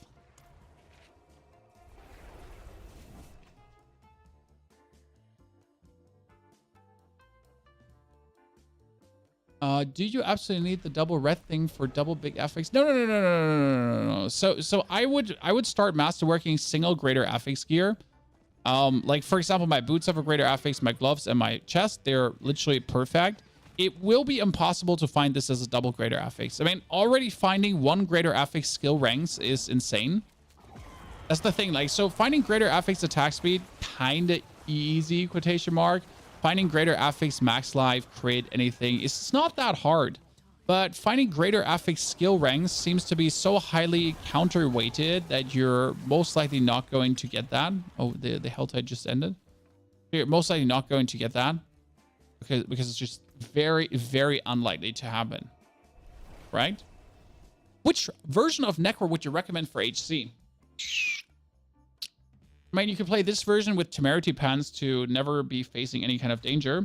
Then again, I would probably never farm any pit over tier 70. I mean, if I was a hardcore player, I would probably like cap out on tier 70 pit. I mean, this is like a tier 70 pit now with this build. Let's put on a movement speed elixir.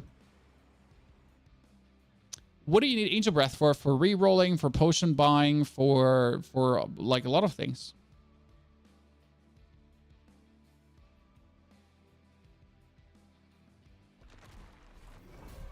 So this is like how a tier 70 would play at this point with my gear.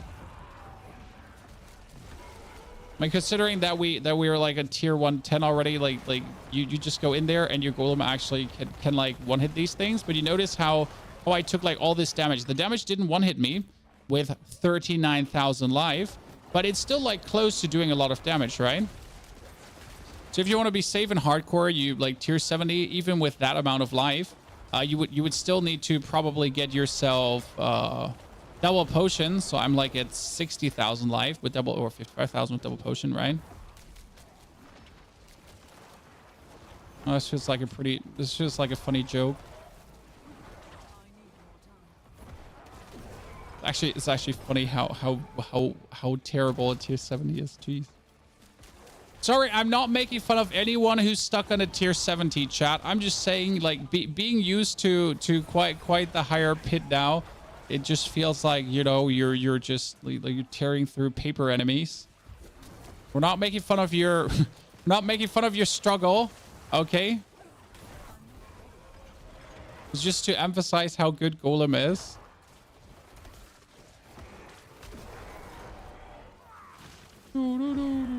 Because tier 70 is still challenging for certain builds, right?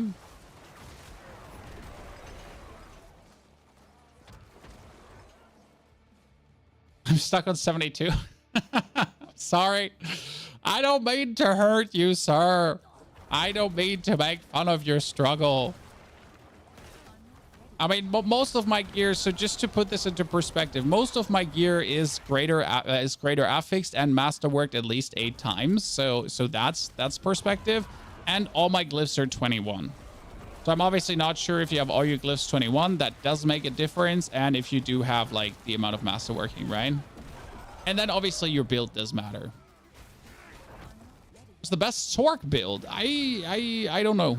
I honestly don't know this season for Sork. I haven't checked much Sork content yet. I will make my Sork myself to also level that up. That's for sure. As I will make a druid. By the way, that movement speed is just silly. I mean, tier 70 is really nice for speed farming, I have to say, especially with that movement speed potion. The problem is, no matter how fast I can do a 70, it's only like 35 or so material. And now watch the boss, guys. Watch the boss. Okay, so we're gonna start slow. We're gonna ramp everything up. Okay, shadow damage rolling. 5 thingies roll in. Start stacking the shadow up. Getting everything. Ah!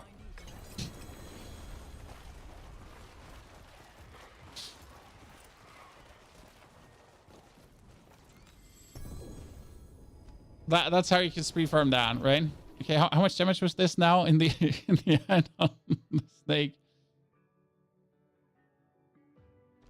Where'd it go? Fine. Do we have like, so we're going through?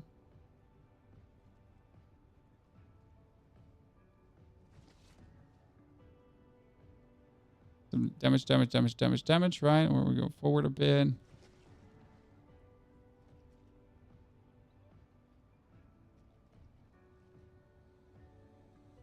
Oh, here, 432 million. Ah, tiny. It wasn't even a crit.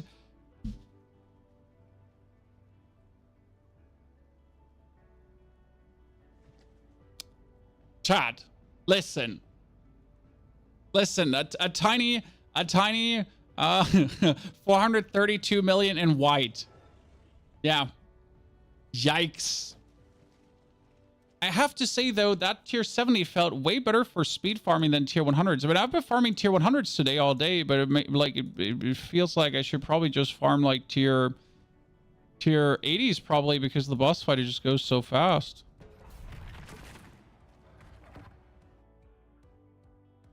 White Pit 30 don't drop magic and rare mats. I have to farm low just to upgrade my items to 4. No, Magmadar. You farm the highest pit possible, and then you downgrade your materials. Okay? So what happens is, right now I am here where there's Neath Iron. But I can downgrade at the Alchemist my Neath Iron into Ingolith and Opticine. So no, you don't have to do the lower pit. You downgrade the items, and it doesn't cost a lot anymore.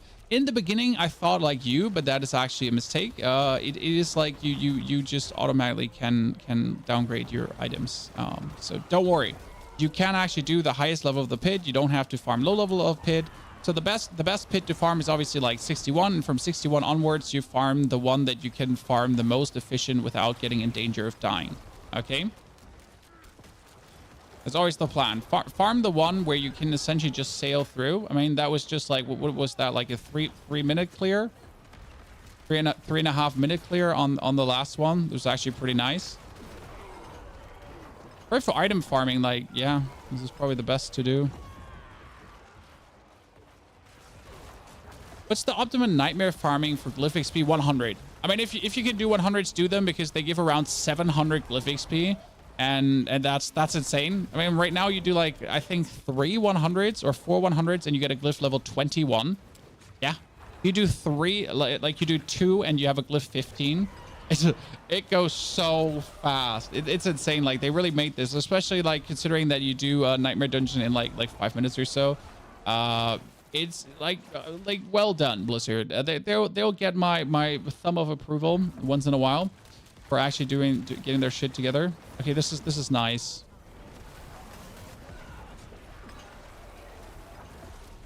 You know, I don't know why I thought that I needed to speed farm 100s. I mean, like, 100s are obviously possible to do, right? But it's always like that with 100s. They're like, the boss fight just takes longer. I mean, especially like how quick that boss fight was. Kind of nice. 50 at the moment. Yes, Nightmare 50s with 75 is fantastic too. I would always try to do as high Nightmare dungeons as possible. Generally speaking, do Nightmare dungeons later. I would level probably up to level 90 or so without Nightmare dungeons, and then from level 90 on, you can just straight up jump into tier 80s, 90s, or even 100s, depending on your build. The Golem build can definitely do higher Nightmare dungeons early, because you essentially have the Golem to tank for you, and yeah, you're just cheesing damage like there's no tomorrow. So Golem build definitely good for pushing Nightmare dungeons quick.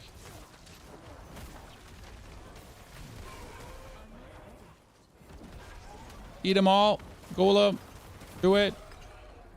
Whee! 70% bonus movement speed with Blood Mist.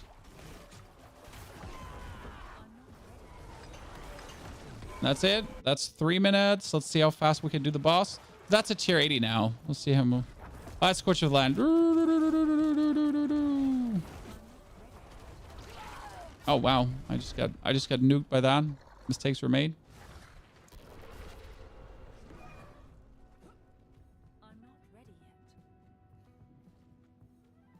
Is there a fast way to farm gems? Nope. It takes the time. Do hell tides, do nightmare dungeons, do whatever you feel like. You'll get it over time. I was literally already like a couple of days level 100 until I get my gems there. So don't worry, you're not the only one who's probably been. Come on, give me that one hit. Give me that one hit.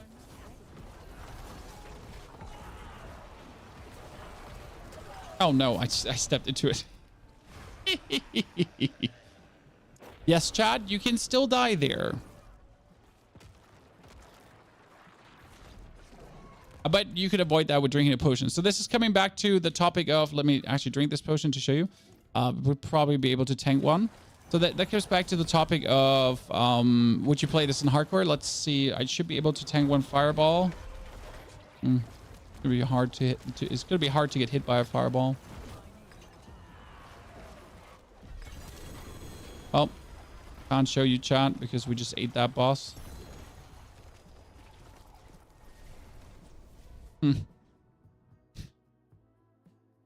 Is this build essentially a minion build with a focus on maxing golem? Is either nodes applied and shadow damage a thing? Is wither node applied? So you cannot apply the wither node here. It makes 0 sense because you're really not doing enough shadow damage to ever apply that in any way. There is a golem build where you can apply the wither node. I did try it. It was fun. It wasn't as good as you think it is. Right? Is this build better than the Bone Storm one on max roll? I don't know the Bone Storm one on max roll, Tony. I can tell you, I mean, you can see what the build can do. The highest the build has cleared is tier 110 without a Holy Bolt. I'm going for 130s plus with a Holy Bolt elixir. You can one-hit Tormented bosses. You can kill Lilith. I mean, we just did a 400 million non-crit hit against one of the pit bosses. 400 million non-crit hit. When it comes down to Bone Storm versus Army of the Dead, there's a simple thing to look at. Army of the Dead essentially allows you to do higher level pits without worrying about your minions dying. Bone Storm keeps you alive, so with a barrier from Bone Storm, you often survive scenarios that you wouldn't have survived otherwise. That being said, for example, I'm like speed farming like the 90 pits here right now, and we've been doing like a 70 pit there just a second ago. And honestly, if you do want to speed farm the lower pits, I guess you're actually better off with Bone Storm, simply because the Bone Storm just allows a level of convenience that Army of the Dead doesn't have. So if you want to like have this smooth sailing feeling where you're like wibbity wobbity, I don't care, like damage comes in left and right, I don't get one hit, then definitely Bone Storm is better. If you though want to actually do push as deep as possible, then Army of the Dead is king.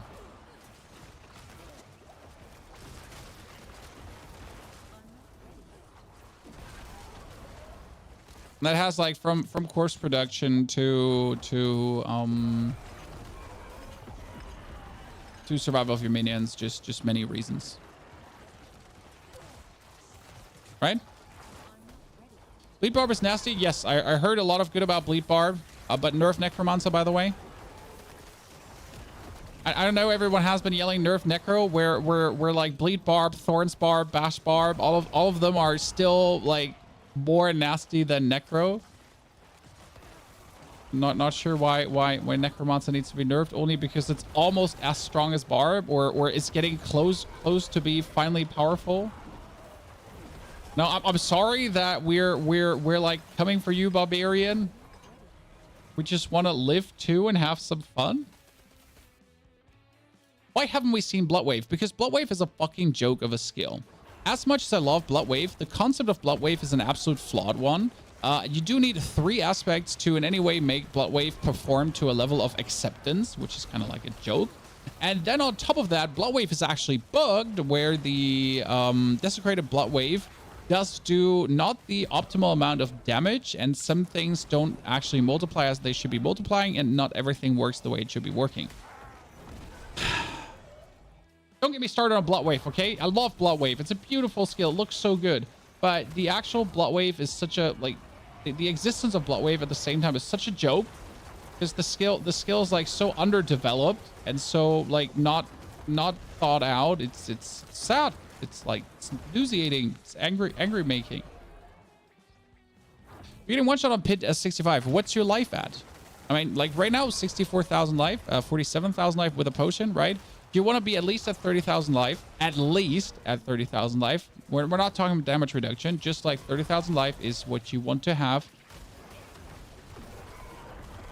You think it sounds like a lot and you'll never achieve it, but you really have to make sure. I mean, I put a whole Paragon board into my Paragon board just to get that amount of life.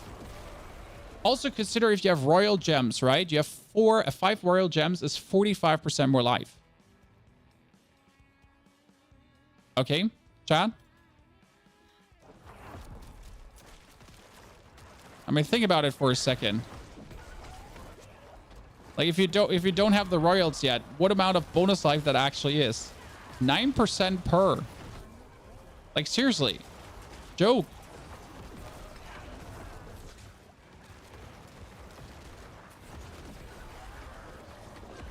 I'm still gonna kill you. Ah, ha, ha, ha. He's dead. Okay, so like we just figured out that we want to farm tier 90s, Chan. Want to farm tier 90s because they're a goddamn joke. Okay. Is there any reason to run a one-hand offhand instead of a two-hand? Yes, safety. Safety. If you play a shield and a one-hand or a focus and a one-hand, you can put more aspects on, you can be safer, you can be more damage reduction, you don't die. For example, for speed farming instead of pit pushing, it's better to play a one-hand and a focus. Wish you play different classes. We will play different classes, but right now we're like, how long are we in? This is like week 2. Week 2 just started. We're barely, right? We're not really that deep into the season. I will play way more.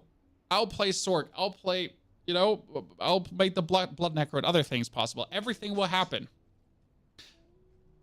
But just not soon. You know, gonna focus on the necro more. That being said, we'll end it here, chat. Expect a video tomorrow on the version 4.0 and a live stream coming, so come back tomorrow, okay? The big difference between 3 and 4 is mostly coming down to the hulking aspect and the different tempering on the weapon, but more in detail to come. I wish you all a fantastic rest of your day. Don't forget to check out the YouTube videos.